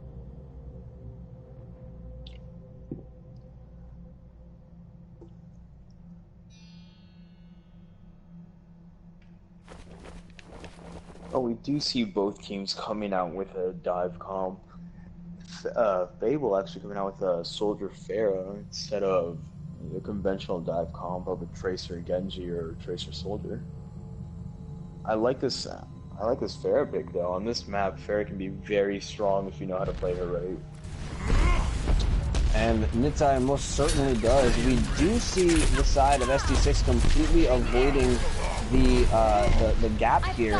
Probably a smart play with this Pharah on the map, but we do see Nitai up above, just laying some rockets down on top of Steel rather, and trying to get this kill. It's actually going to be Christo taking a dive after Mondada's gold, and you know, hopefully he finds it at least to, you know, make that a little bit worth it. But we definitely see ST6 getting positioning on the point. Not going to matter though, as they lose Steel and Aeroson. So this is going to be the side of Fable coming out on top in this first fight and taking the point, starting to build up that control percentage. Let's up the tempo. But they do have, actually, ult advantage isn't really in favor of anybody. Although Steel Team 6 did get shut out, they put out a ton of damage. Aeroson at 70 to that blade, Hawk at 81% for the Sounder. Really good play by both these teams to make sure that they have the equal advantage. But Kenji is immediately pushed into their point fighting attack. Yeah, and it continuing to do work on this Pharah. Now MLG getting that boop onto Christo into the pit as well. And so this is going to be a continued hold here by the side of Fable, who have definitely turned things around now, coming on to King of the Hill. We'll see if they're able to keep up this momentum. Now they have a lot of ults though ready to go, almost up to a 6th ult with MLG Bacon just 10% away from it. And so I would expect that we see, well, never mind, we're going to see the self-destruct thrown out. Not going to get anything with it. Nitai probably going to be looking for a chance to set up this rocket barrage here. And now everyone pushing through this small choke point. It looks like the time to do it, but there's the self-destruct coming out from, wow, the other side. We get taking out Shayvani and Easy Drops going down as well. So no Resurrect is going to be available here for the side of Fable. ST6 able to just push in onto the point here pretty much for free, but Nitai actually not letting it go down that easy. We do see Nit and Bacon stalling this out. Rocket Barrage coming in, very questionable, only going to be able to take Mace out of mech, but that is going to be a retake here. Never mind, Shayvani coming in with this Resurrect. They take down Christo. They are going to get the res to come out from Steel right before that point is captured, but Christo going down immediately afterward. They need to take Steel out and Mace down. Steel's going to go down. Wow, there's the Death Blossom there coming in, taking down 3. MLG and Shay both going down. No support alive. Nitai going down as well. No carry alive. And there's Kenji continuing to go in, putting in so much work, already halfway to his next Death Blossom, the full 15 seconds after the last one. This man is playing a next level Reaper. And just keeps on coming in at the last second and saving this team. As we say that. Really good of him to save his Death Blossom so he sees opportunity to find 2, 3, 4 squishy targets. I don't know if that was DM or what it was, but someone just knocked his body across the map. It was pretty funny to watch. But Supervisor gonna use his tactical visor, only able to take down Aeroson before getting the defense matrix in the face, but that might be enough. And Steel taken down just shy of that Resurrect. There's the self-destruct coming in from the other side. They are able to zone out the point just long enough to get the capture to come over their way. Shayvani staying alive and getting this Resurrect charged up. Very, very close to it, but might have to use it just to stay alive. No, not going to be able to. We do see 94% on the board, 95% on the board for Fable, but they're going to lose the point again. My ultimate is ready. Now, however, yeah, go ahead. Ult economy is in Fable's advantage right now. Coming up on that barrage and that sound barrier very soon. Only ults actually, although Steel Team 6 does have 6 ults, they don't have that Resurrect. I can't read. And as I'm about to say that Hawk doesn't have his ult, he gets it almost instantly. It's insane how quickly he charges up that last 20%. Barrage doesn't find anything. All goes straight into it. It feels bad.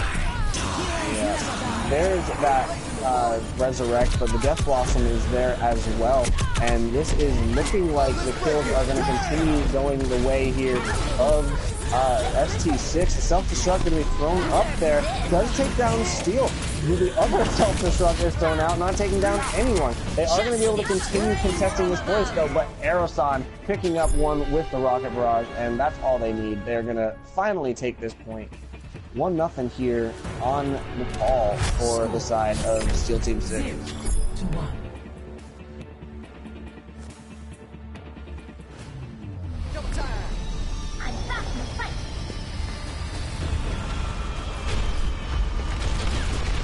A giant gorilla!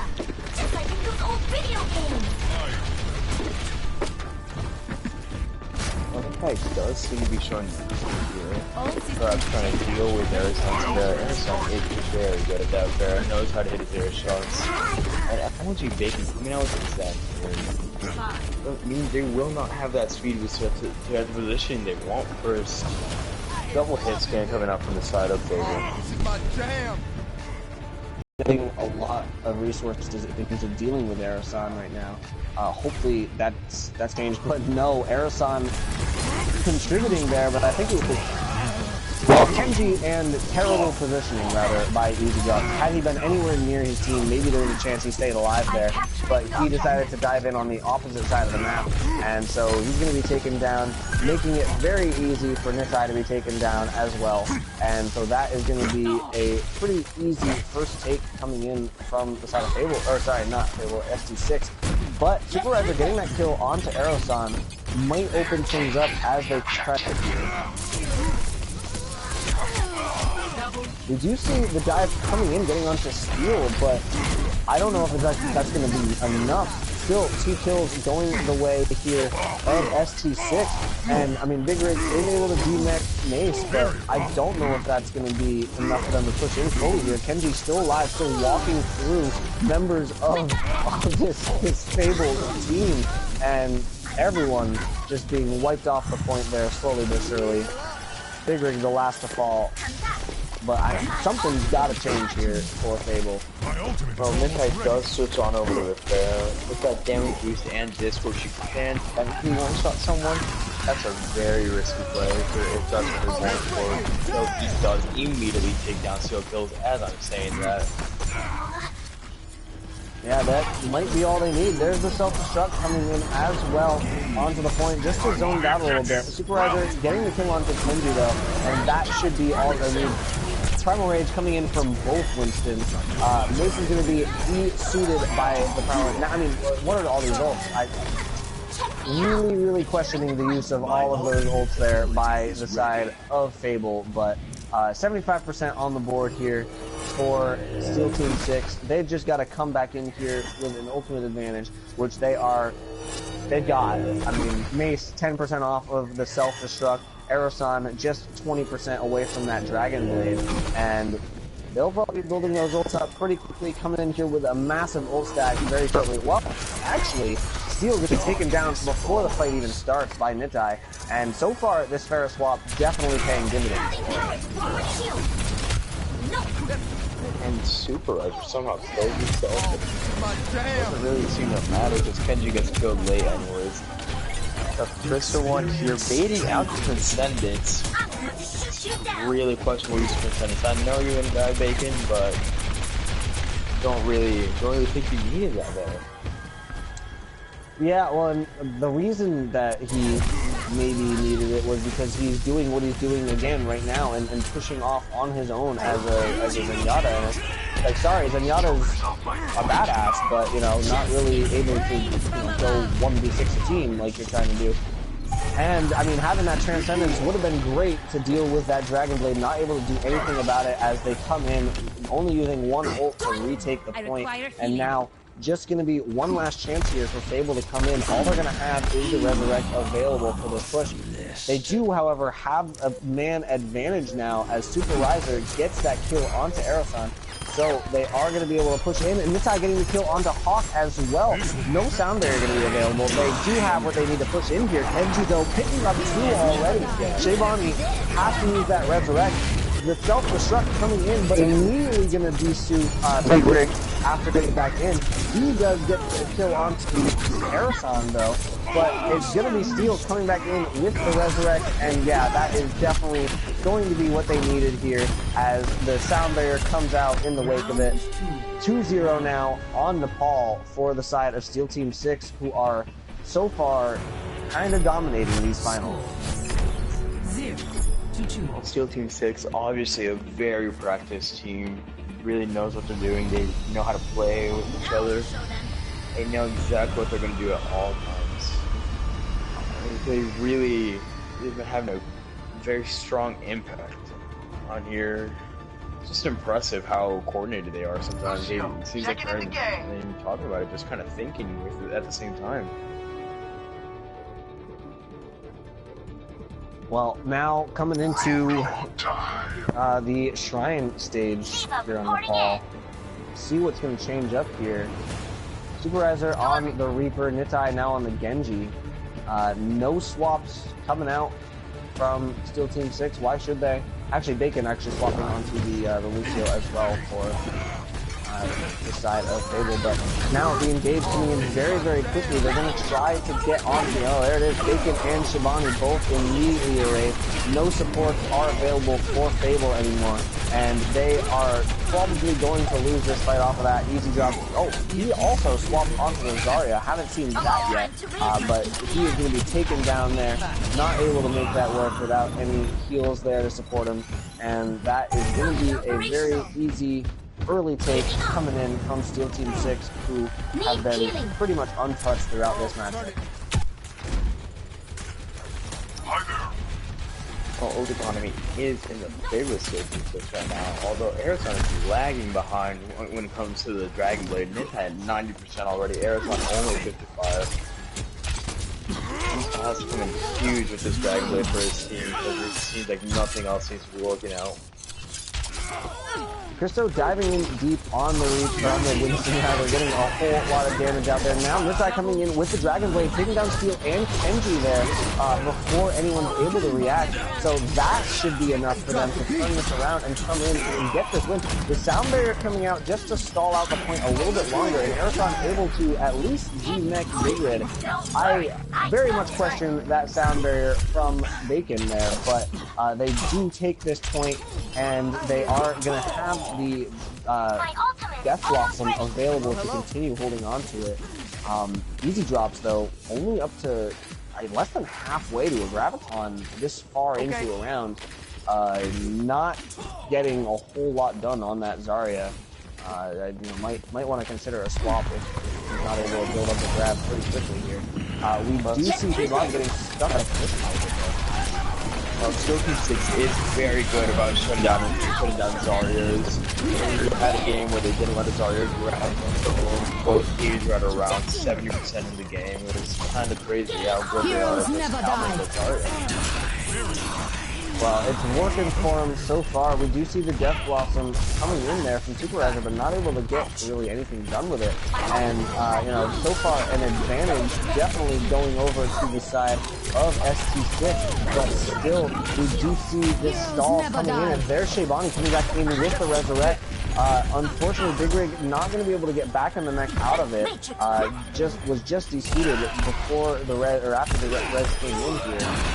But we do see Superizer getting that kill onto Aeroson, but it doesn't matter. The Death Blossom coming in from Kenji should be enough for them to win. And again, another questionable sound barrier there after the fight was already kind of won. But we are going to see Steel Team 6 coming out on top of this fight and retaking this point. 47% and counting for ST6 as they want to close out this map and go up 2-0 in our best of 5. Ready to initiate self-destruct sequence. Really questionable sound barriers coming in from both teams. I think they're gonna have to take some time to practice and make sure that they can actually start leading more effectively. The Kenji instantly takes out Superizer. Such a dominating showing from Blade comes in from mid-high, but actually finds two people, finds both the healers, but can't finish off Crystal one. Gets him to pop Primal Rage just so he can go down to Diva. Eventually runs back to Punish. This is a lot of wasted ults coming in right now for the side of Fable. They're just throwing everything at the point, trying to break in through sheer luck, I guess. And I mean, it's not going to be enough. The Dragon Blade's coming out. They do have the sound barrier there to block it. Finally, the Graviton coming in, but no follow-up is going to be there. And don't play Zarya, please. Zarya is not in a good spot right now. I'm sorry. Superizer is going to get that kill onto Hawk. Oh, it does look like they're going to be able to come out on top in this fight unless Steel gets... No, Steel not going to be able to get anywhere near a res there. Kenji coming back in, but I don't think we're going to see any heroics this time. That is going to be the side of Fable retaking the point. And, I mean, it's definitely going to come down to this last fight right here. No ults. Kenji, though, very close to the Death Blossom. Shay, very close to the Resurrect. we're going to see a couple of big ults have to come into play here. They need to keep Shay alive if they want to come out on top here. Superizer are going to fall way too early, not going to be helpful in keeping Shay alive. Shay already getting focused in the back, going to have to use the Resurrect just to stay alive, and immediately taken down afterwards. There's the Death Blossom, and man, I sure wish you had a Resurrect right now. This is definitely going to be going the way of XVIII. Dragon Blade from Nitai trying for some last second heroics, but not going to be able to do it. That's going to be ST6 retaking the point and overtime ticking down. ST6 goes up 2-0 here in the finals. Very strong start from Steel Team 6, making sure that that Fable can't even get a back. One of them's gonna fall.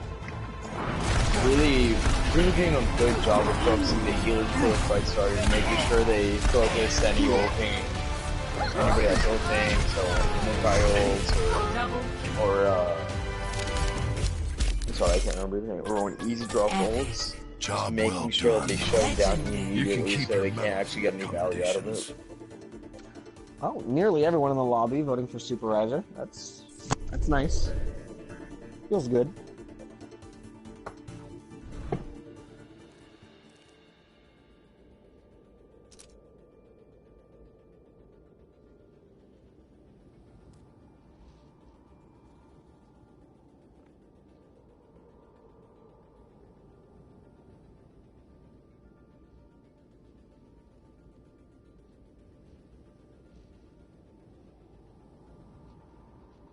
But we're going to be going on to Watchpoint Gibraltar for our next map.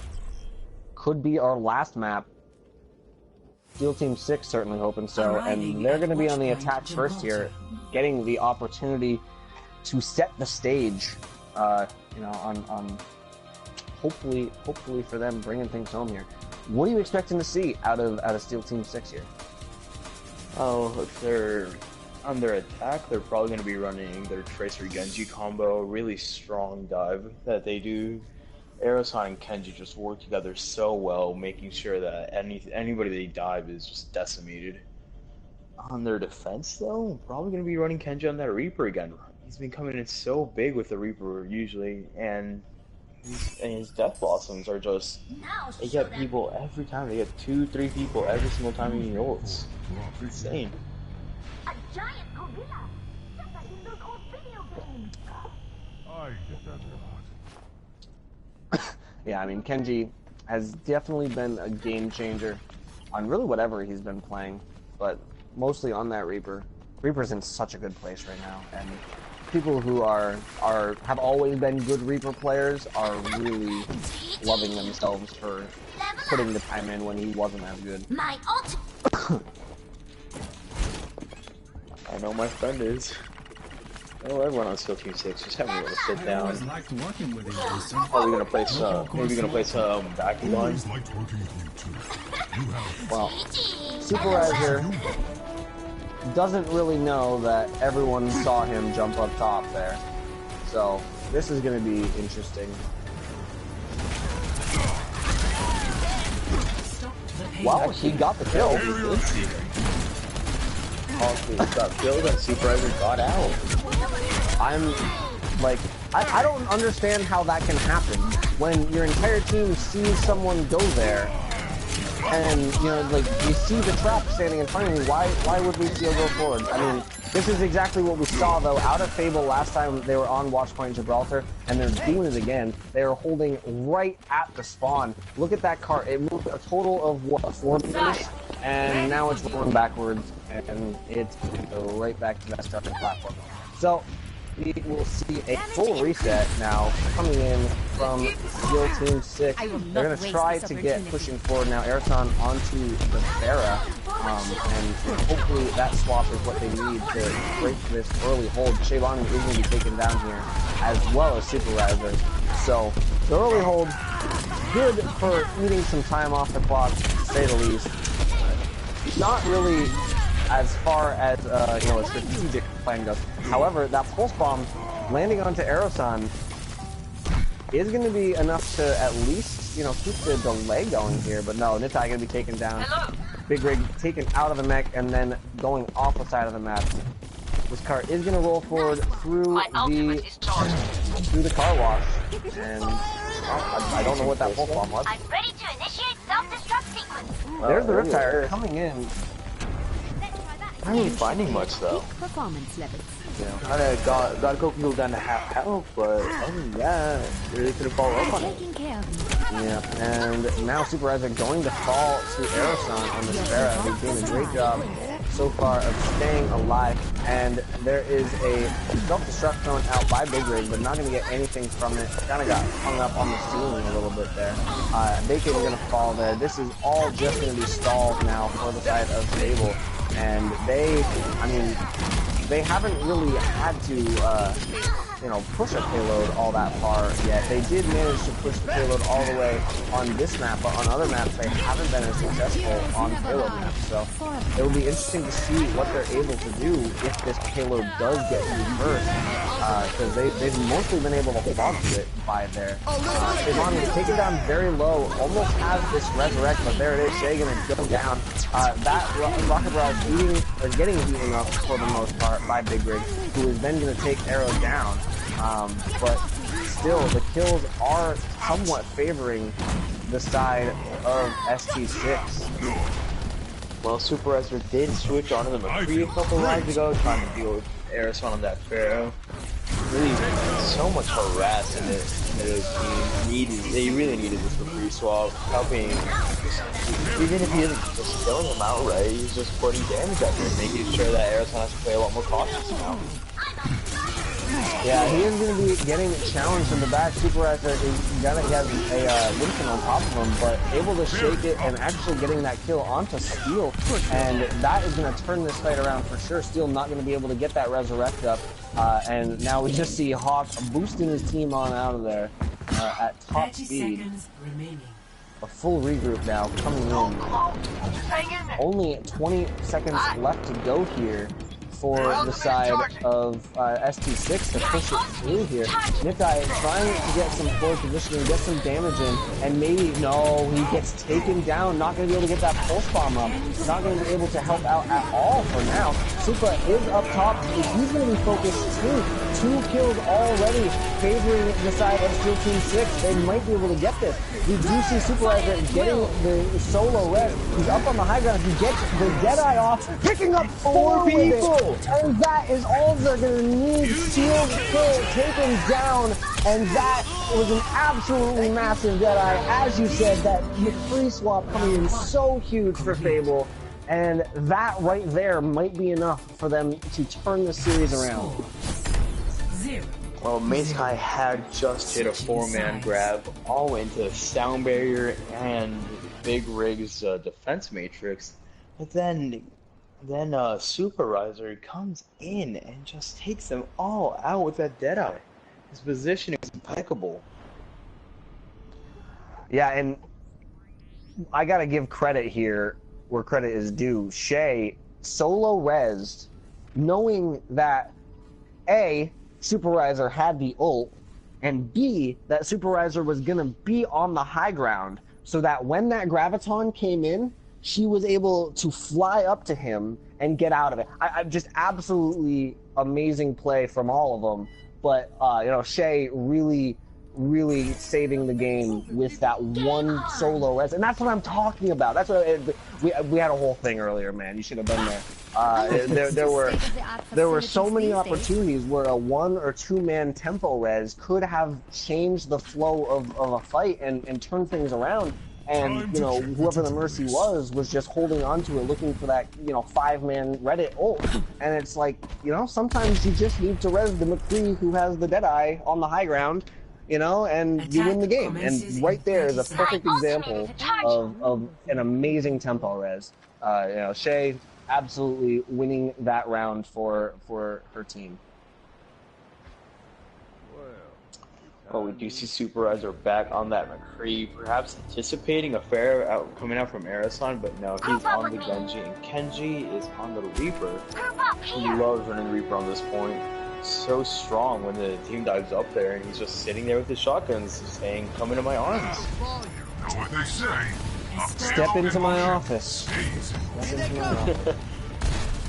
And yeah, and I mean, that's the thing about the Reaper. You know that most teams are going to be running the dive composition these days because it's just so strong and it's so popular. But, you know, Reaper so good at countering the dive, and especially when you can put him in the pocket of a Diva and a Mercy, you know, you are going to be hard-pressed to take him down. However, a whole lot of free card space is going to be given to Fable here, and they're going to be able to push it pretty much through the car wash before being challenged. MLG actually getting that kill onto Kenji, Supervisor getting onto Aeroson as well, so now a huge advantage, both DPS out of the fight here for ST6, and it's just going to be delay here for them now. Steel kill going down. This is going to be very, very bad here for ST6. Mace going down as well, not going to get back in that mech, and this cart is rolling forward, just inches away from that yellow box of victory. There it is, going to be rolling in there. Kenji not going to be able to contest, getting booped off, and that is a complete turnaround from what we saw these last couple of maps from Fable. Fable's back in it. I do like to see myself in a competitive game. I don't want to steamroll. Those aren't fun to watch. Absolutely not, especially in the finals. That last map team roll, though, was amazing. Play of the match. I feel like Supervisor, he really this stepped up in this game. Well, with the Mercy, let me just Deadeye so I can kill her anyways.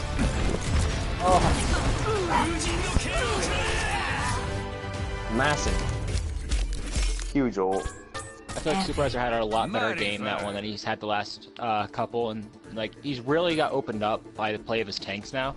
So I feel like Big Rig and Easy Drops, they played a lot better that round. Was able to give their DPS more space to work with, especially Supervisor on that McCree. He really came into his own in that game.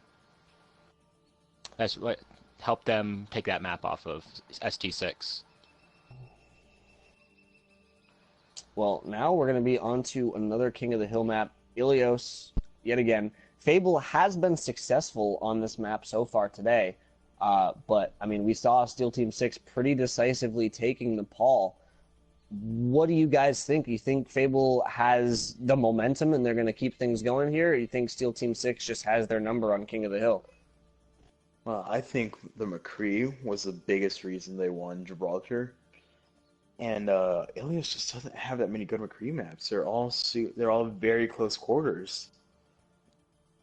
Like, you have Lighthouse. It's a pretty small map, and everything is like walled off. Then you have the other two maps. Everything is too spread open for McCree. He doesn't have any cover and real cover to hide behind. I feel like you're going to want to look more at the air battles between Aeroson and Nitai. I feel like that's going to really say where this map's going to go, like who's going to win this. But I would like to see probably Supervisor play the Pharah, right? Not really the Pharah, possibly the Widowmaker here. We saw he was on McCree. Maybe you can transfer that over to Widow to try and shut down Aeroson. That would definitely be interesting to see. Aeroson, oh yeah, Aeroson is going to be playing the Pharah. He was showing the Genji there for a few seconds, but swapping over. And yeah, we will see that Pharah versus Pharah up in the era. Gonna be interesting to see which one of them comes out on top. Aeroson did seem to win most of those engagements on Nepal, to the point where Nitai actually swapped off at a point. But we'll see whether that's any different here on Ilios. Well, we do have both teams loading up onto a fair Mercy combo. Yeah, really good to see what's actually happening here. These teams love their fair mercies. We do see, however, the dance of the Winstons as they both dive to opposite sides. It's going to be Nitai getting the first kill onto Hawk, but Shay taken down as well by Kenji, who the tracking on this Reaper is actually so good. He's able to follow Shay as she's flying through the air And just by getting that kill onto the main healer, you completely open up the fight for your team. There it is. They are going to be able to take that fight very decisively and start ticking up percentage. I'm starting to think it's just that they have their number on King of the Hill. This is absolutely looking like it's still their game mode right now. But we do see old economy advantage coming in here for Skill Team 6. Aeroson about actually never mind. Actually kind of traded for both teams. Shay only on 50 to that res, 60, and Steel already has it. Ninja does get the early barrage, and a 3-man res comes in from Steel Team 6. This objective has my name written all over. Yeah, that res is definitely turning things around there after that rocket barrage. But, well, not going to be able to turn things around after that. That's going to be a huge self-destruct there coming in and hopefully opening things up here for them to come in and retake this point. Shay, though, going to be taken down by that Winston. Kenji falls as well, though, and still the advantage favoring Fable right now. Both Primal Rages are going to come out, but, of course, the point still being controlled right now by Steel Team 6, so the longer they can stall, the better. Hawk is going to fall, though, as soon as he rejoins the fight on the point. Steel taken down to half, taken down very low, and there is a rocket barrage coming in from Aeroson, shutting down Supervisor's Deadeye. Now, Shay, honestly, you need to, this is what I'm talking about with the tempo, that you might need to just pick up Super, but he's going to respawn on his own. The kills are coming in here, but so slowly, and Shay Bonnie going to be taken down with the Resurrect. No main source of healing available now for Fable. They're looking like they could lose this fight. Bacon's gonna have to use that sound barrier to keep his team alive. The self-destruct's thrown in the back, nowhere near anybody. And this, I mean, now the kills are going in again for the side of Fable, but still 99% here on the board for, Heroes never die. wow, now they're baiting out the res. Steel Team 6 is delaying this point so long, putting so many resources into this fight from Fable. Now, all they need to do is build up an advantage here, which shouldn't take too long, maybe 1 or 2 eco pushes, and they're going to be coming into an advantage here. Oh, Kenji has swapped over to that Reaper if he wasn't on it already. I honestly cannot remember, thanks to my bad memory. But, Poke being traded out by both teams here. Aeroson landing some rockets, Ninja landing some rockets, both ultimately being cleared up. Ninja does let the barrage catch Crystal 1, but instantly res as he tries to kill Steel kills. Yeah, Aeroson getting the kill onto Super now he's able to just go wild in the air. Nothing really there except for Nikai, who only hit one of those rockets, but there it is, hitting the second rocket. Now self-destruct being thrown out onto the point by Big Rig. Not going to get anything with it. And actually going to be immediately desuited by Mace's self-destruct here. So still, we see Steel Team 6 keeping themselves in this fight, but not able to get any decisive advantage just yet. Super with the Deadeye picking up 3 again. This man is absolutely nuts. And that McCree buff, oh my lord. Oh. Great positioning by his Super. And I mean, you know, we talked about how McCree wasn't good on this map. This is Super's. Honestly, this is the best map for McCree of the Ilios maps. We do have Kenji at 60% to the death loss. He's been able to do so much of that all game long. Really hoping to see what happens once he actually builds it up here. Shay getting close to the res. But Shay dying as soon as he gets the res! Oh my god, it happens every time, why? 99% to 99%, we're just going to see the stall coming out right now. Easy drop though, going to go down. Not going to be able to stall for too long. Big Rig taken out of the mech. Shay needs to somehow get back in here, and I don't know if it's going to happen. Nikai up in the air. Shay's going to fly to it. Nope. That is going to be the first round of Ilios going the way of Steel Team 6. And they are looking very, very strong on King of the Hill. Definitely looking like it is their game mode to win.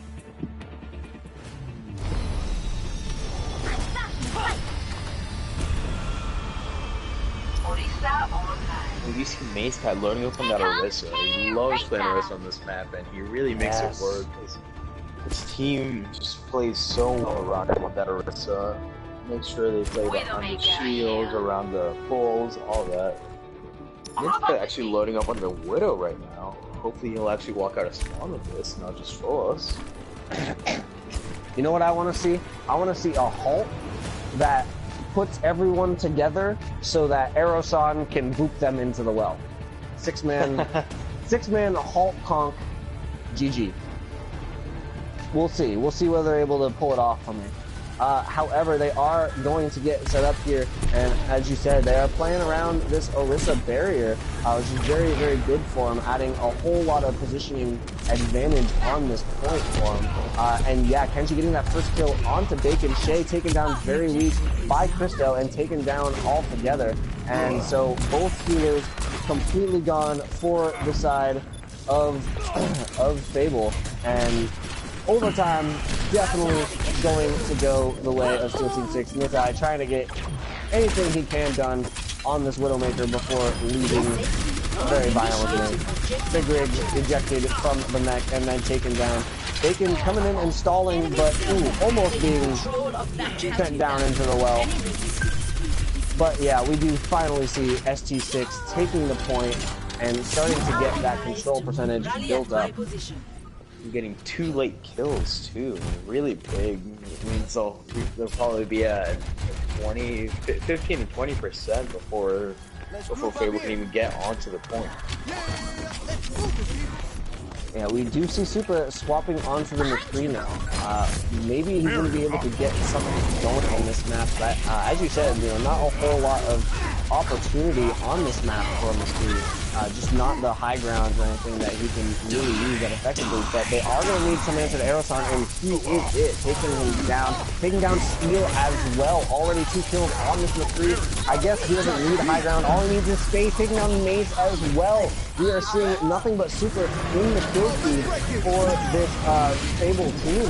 We do see the self-destruct from Big Rig taking down Hawk, Kenji going down as well, and that should be enough for them to take it. But Steel coming back in here with this Resurrect, if they are not able to clear this out in time, yeah, there it is. They're going to have to deal with that now. Steel up in the air, getting hit a couple times though by, yeah, there it is, by Supla. Just getting enough damage in so that we can see Easy finish her off, and that is going to be enough for them to take this point. Fable finally gets control and starts building up percentage here, but 61% already on the board for the side of ST6, and they've got ults. Well, they probably will be able to retake this, all the ults they have. Only Kenji had that Death Blossom, and that Death Blossom Supercharger combo is so strong. Kenji does get an early. Yeah, Super Resurrect is being focused in the background. There's simultaneous Resurrects coming in, but this post-Resurrect fight absolutely going to favor the side of ST6. They've got that Supercharger up. They're all building up Ultimate Charge off of it as well. But yeah, that is going to be a retake coming in from ST6. 50% on the board here for the side of Fable. How did that happen? I've remembered their name all game long. We do see Supa and Nitai both with their ultimates, but Nitai getting blown up there. Not gonna be able to use Kenji is coming up on his ultimate. Steel Coat actually about to build up that res, getting really close, out of danger. And Kenji again coming in with 2 kills from that Death Blossom. He is so good at finding these openings. First one does find Mace Guy, kind of dropped on the floor. I think Mace Guy might have walked into it a little bit. Yeah, Nitai is alive on the point, stalling it out, but going to be taken down there. We do see a couple people getting injured on the point. Big Rig actually taking out Aeroson, and Steel taking down as well. Now the guy coming in, not going to get anything with it, but they are going to be able to retake this point, surprisingly enough. 99% on the board here. Christo jumping into the well, rest in peace. And yeah, control going to be building up here. 60% on the board for Fable. ST6 does have both support ults close to the supercharger, close to the rocket barrage coming back in here. Only going to be the sound barrier from Bacon to try to negate that damage coming in, but going to be a very, very tall order for that sound barrier to last through all of that. Group up with me. Well, we do see that Genji's kind of looking for a flank here, putting up on top of the lighthouse. Actually just drops on him with point and outright kill lead drops. And all these kills on the favor of Steel Team 6. No real resistance at all from the side of Fable. This seems like it will be a second point. I don't think these drops can make it in and he gets moved away now. He did have that ult though. Actually, never mind, now that I'm watching the stream back, he did actually build it as he died. 2-0.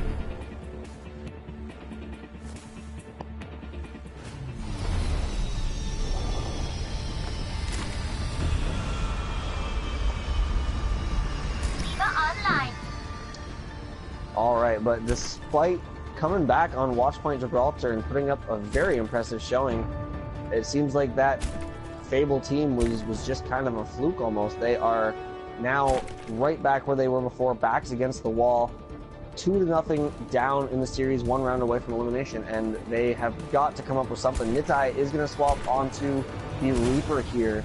And actually, Shay going to be playing the Zenyatta. Probably not a bad call, as Shay, I don't think, was able to make any sort of difference with that Mercy pick last round. So, Shay does keep getting shut down because he hasn't really been able to do anything. And instantly, Super has leaped off the map. Hawk is killed in return, though, so straight off. But, man, these teams are both just getting so many kills. It's impossible to tell which team's actually going to win this. This guy is knocked out of the mech. Oh, that's Nitai, though, yeah. There it is. Once that mech is down, and that's ultimately what it comes down to in this Diva, or, well, in this DPS meta, where there are so many damage characters who are so powerful right now. If you are able to stay in your mech for longer and manage your defense matrix better, you win. And that's ultimately what happened there. They were able to get Mace out of the mech, and then Nitai was able to just walk through the enemy team. Now, we do see this re-engage coming in, though. Getting onto Supa immediately. Supa has to really be sure he's staying in position here. They have been killing them so far. And we do see Kenji getting in here and getting... Well, actually, no, not going to get that. He's going to be Hawk taking down MLB. Hawk going to take it down himself, but there's Kenji with Jedi, Death Blossom, not going to... I thought I already used Death Blossom, never mind. Now he has Death Blossom, though, as he got that Resurrect. We'll see whether he decides to use it. There it is. The defense matrix is not going to be there to stop it. And Mace actually going to use their self-destruct as well. Maybe a little bit too much invested there into that fight. Now the sound barrier being invested there by Bacon, trying to hold on to this point, and really only just feeding extra ultimate charge into the side of ST6.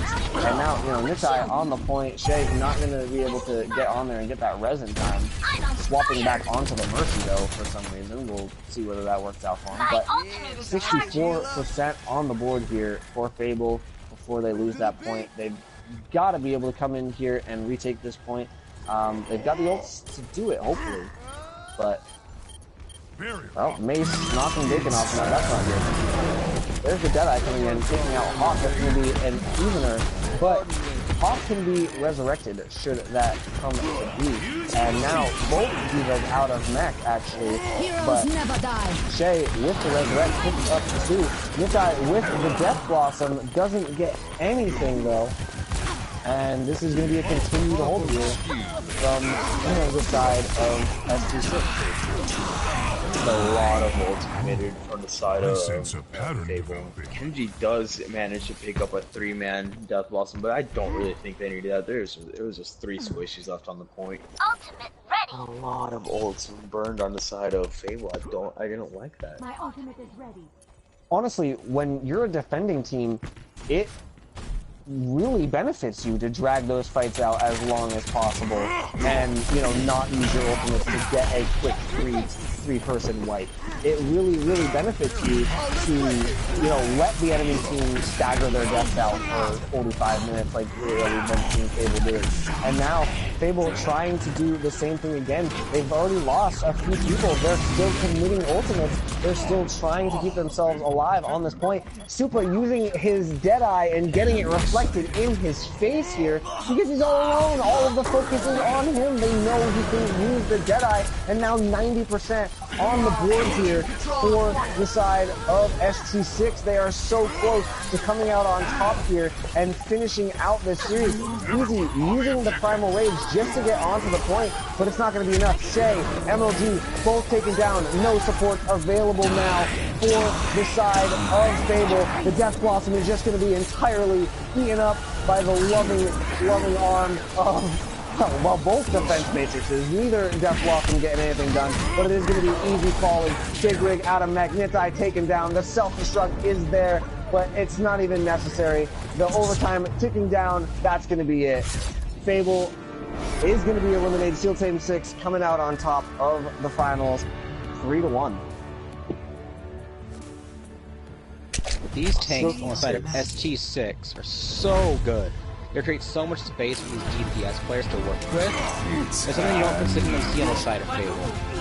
Like you can just put a lot of praise on these DPS players like Kenji and Aeroson, but as soon as you see these tanks play, they're always creating so much space for them to work with. Epic. Mission accomplished. Crystal landing 20 jump pack kills. That's incredible. Making sure that his Kenji and Aeroson always have the room they need, as you were saying. Alright, well, that's it, isn't it?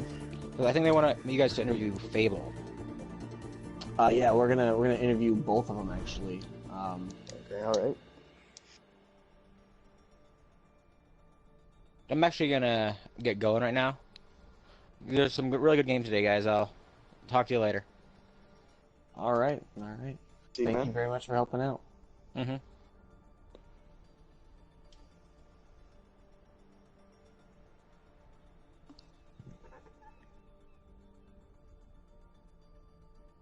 All right, well, we are going to be getting a couple people from each team in here to do a little interview in just a moment.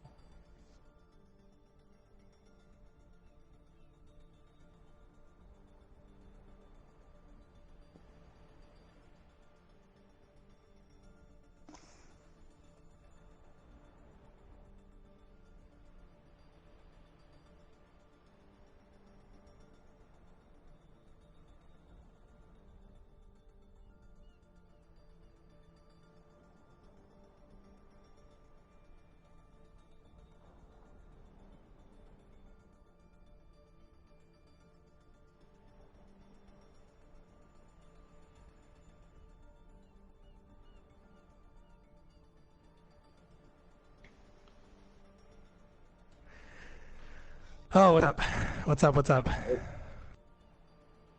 How's it going? Hello? I know.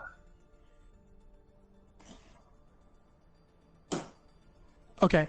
Yeah, definitely invite Arrow. He'll join up. Anyway, thank you guys for the games, dude. That was a really fun tournament. We think the play style of it, everything about it was amazing.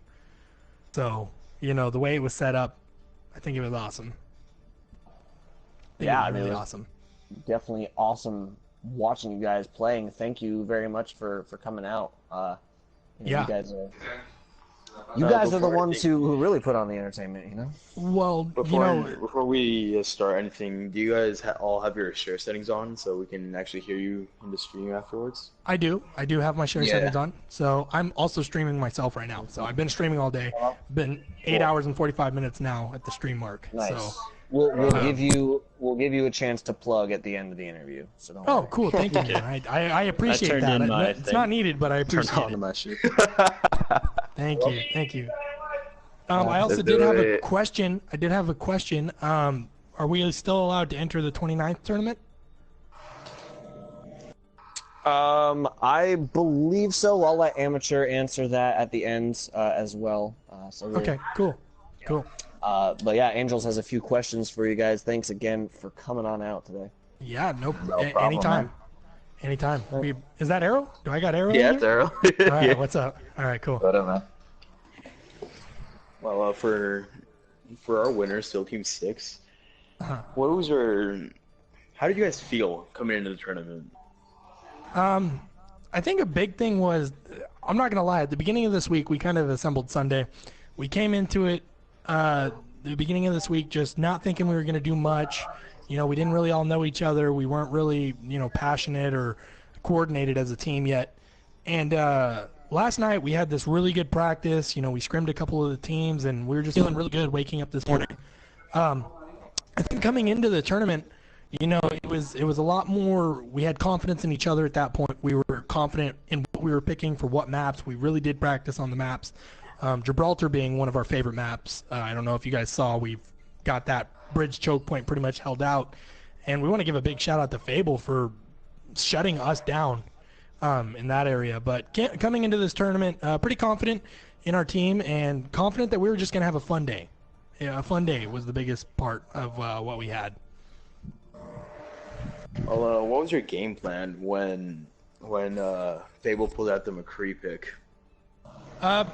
We changed that up. We saw that McCree was devastating us. I mean, those high noons, everything about that McCree, the Mercy single resing him that first round on Gibraltar to get that quad noon. We recognized that, and we started to use. I'm gonna throw Chris 2 out there real fast. Chris did an amazing job getting on that McCree. Even if he was losing his life, he was really shutting that McCree out. His damage was getting blocked. Our big game plan was attack that McCree. We knew he had some big potential. We knew that he was gonna be shutting us down. So our game plan was to shut the McCree down and really focus on those people that were taking out our priorities. You know, which were our healers needed to be staying up and our tanks needed to be staying up. So, Arrow, who gave you the most trouble this game? Hands down, the McCree. I think honestly he's the best hit scan McCree player I've ever played against. So kudos to him. And it obviously shows because I was going down so fast. I was surprised. All right. So now we're moving the questions over to the side of Fable. Bacon, what do you think made Steel Team 6 so hard to beat? For one, we made our team last minute. We weren't very coordinated. We didn't have much practice in. We were just all good friends. But they had some pretty good dive. They took out our supports quite early, including me. I don't know, we just weren't coordinating very well, and McCree came in clutch though a couple of times. Talking about the McCree, Supa, why do you think McCree was so effective on Gibraltar? Honestly, it was just a last-second instinct pick. I just did it just because I tried to counter the FAR that they had, knowing the FAR was extremely good. All right, well, thanks to all of you for playing. This was a really fun match to watch. It was a really fun tournament to participate and cast for. And you guys all played super well. Thank you. Yeah, and we were, you know, super excited, you know, to have the opportunity, you know, and we'd love to scrimmage against you guys and add you guys as friends and play alongside you guys. You know, on a personal note, we're excited that we're indulging in a bigger community of Overwatch and, you know, coming into this, you know, finding a community and finding something as such as PS4 tournaments is something that, you know, we've never seen before. So thanks to Amateur Gamers for, you know, putting this on and bringing us in. Well, now that you're saying that, before you guys leave, how do you think the tournament was? Set up well. I think if you're gonna say anything, I think the tournament was set up really well. You know, there's still some things, you know, such as teams dropping out and stuff that's, you know, probably pretty harsh on the community and the streams themselves. You know, you lose a couple of games of content, but you know, as far as that goes, you know, it's set up well. It's easy to find. You know, the promotion for it, you know, came to us through another community that we hang out with, and you know, I just kudos to Amateur for, you know, putting it on and doing such a good job of putting it on. I found out about these tournaments completely by chance. I was asked randomly by someone to join their team. I said, why not? And just join. And I had a lot of fun with it, so I signed up my own team for this tournament, and we actually did surprisingly well. I wasn't expecting us to make it this far. Yeah, same thing here. Well, that's awesome. That is super awesome. Thank you again to everyone. You guys really you put on an awesome show for me personally. You know, that's why I got into this whole casting thing is so that I can watch people who are like way better than I am play the game. You know, it's a whole lot of fun. Yeah, I know there were several times that I kind of lost it a little bit. I especially that 4-man Deadeye there after it was a solo res. You were on the high ground. Just everything was so perfect about the setup for that play, and that's what makes Overwatch one of the best games to watch for me. Oh yeah, and yeah, kudos to your guys' McCree. I know he's in here. You awesome, dude. Keep up the good work. You're McCree, dude. Stunned us all. We came out and we had to get you down. Yeah, our immediate game plan was just dive McCree. If you guys wanna make any promotions about anything really, now's the time. Okay. Yeah, YouTube channels, Twitch, anything like that. Yeah, I just want to shout out the team real quick. Yeah, go ahead. Shout out to Chris, Mace, Hawk, Kenji for all showing up to practice. We had a rocky start this week at the beginning, but towards the end we just went to the tournament and being optimistic, and I'm glad we all gelled at the end where we needed it the most. Yeah, I'm going to give a shout out to Arrow for being my co-pilot in this. He was setting everything up all week for us, and big shout out to Space Esports. They're going to be competing in your guys' Masters tournament, but great organization. Thanks for letting us know about the opportunity, and shout out to my Twitch channel, Steel Kills Twitching. You guys can find me and find my view of the entire tournament. And man, just shout out to my whole team, man, backing us up, and shout out to the enemy team for shutting us down. Awesome. Also subscribe to YouTube YouTube/Rosenan. I mean, I don't use much social stuff, but I do have a YouTube where I upload videos from time to time. It's Peyton Godwin. It's nothing serious. Okay, cool. I'll give a follow. You, Supa, you got anything? I know people want to watch that McCree play firsthand. The only thing I got is just a YouTube channel. It's nothing too big. It's only regular D1, I'm pretty sure. Yeah, that's about it. It's nothing too major. I would actually love to watch McCree gameplay from you. I can take some notes. Definitely. Also, I want to give a shout out to my friend. He's the one that actually taught me how to play Junkrat properly. They helped me out where I am now.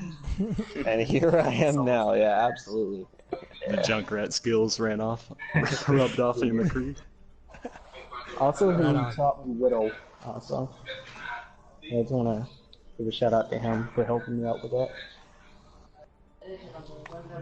All right, well, we're going to wrap it up here. Amateur, I hear you. What do you got to say, my friend?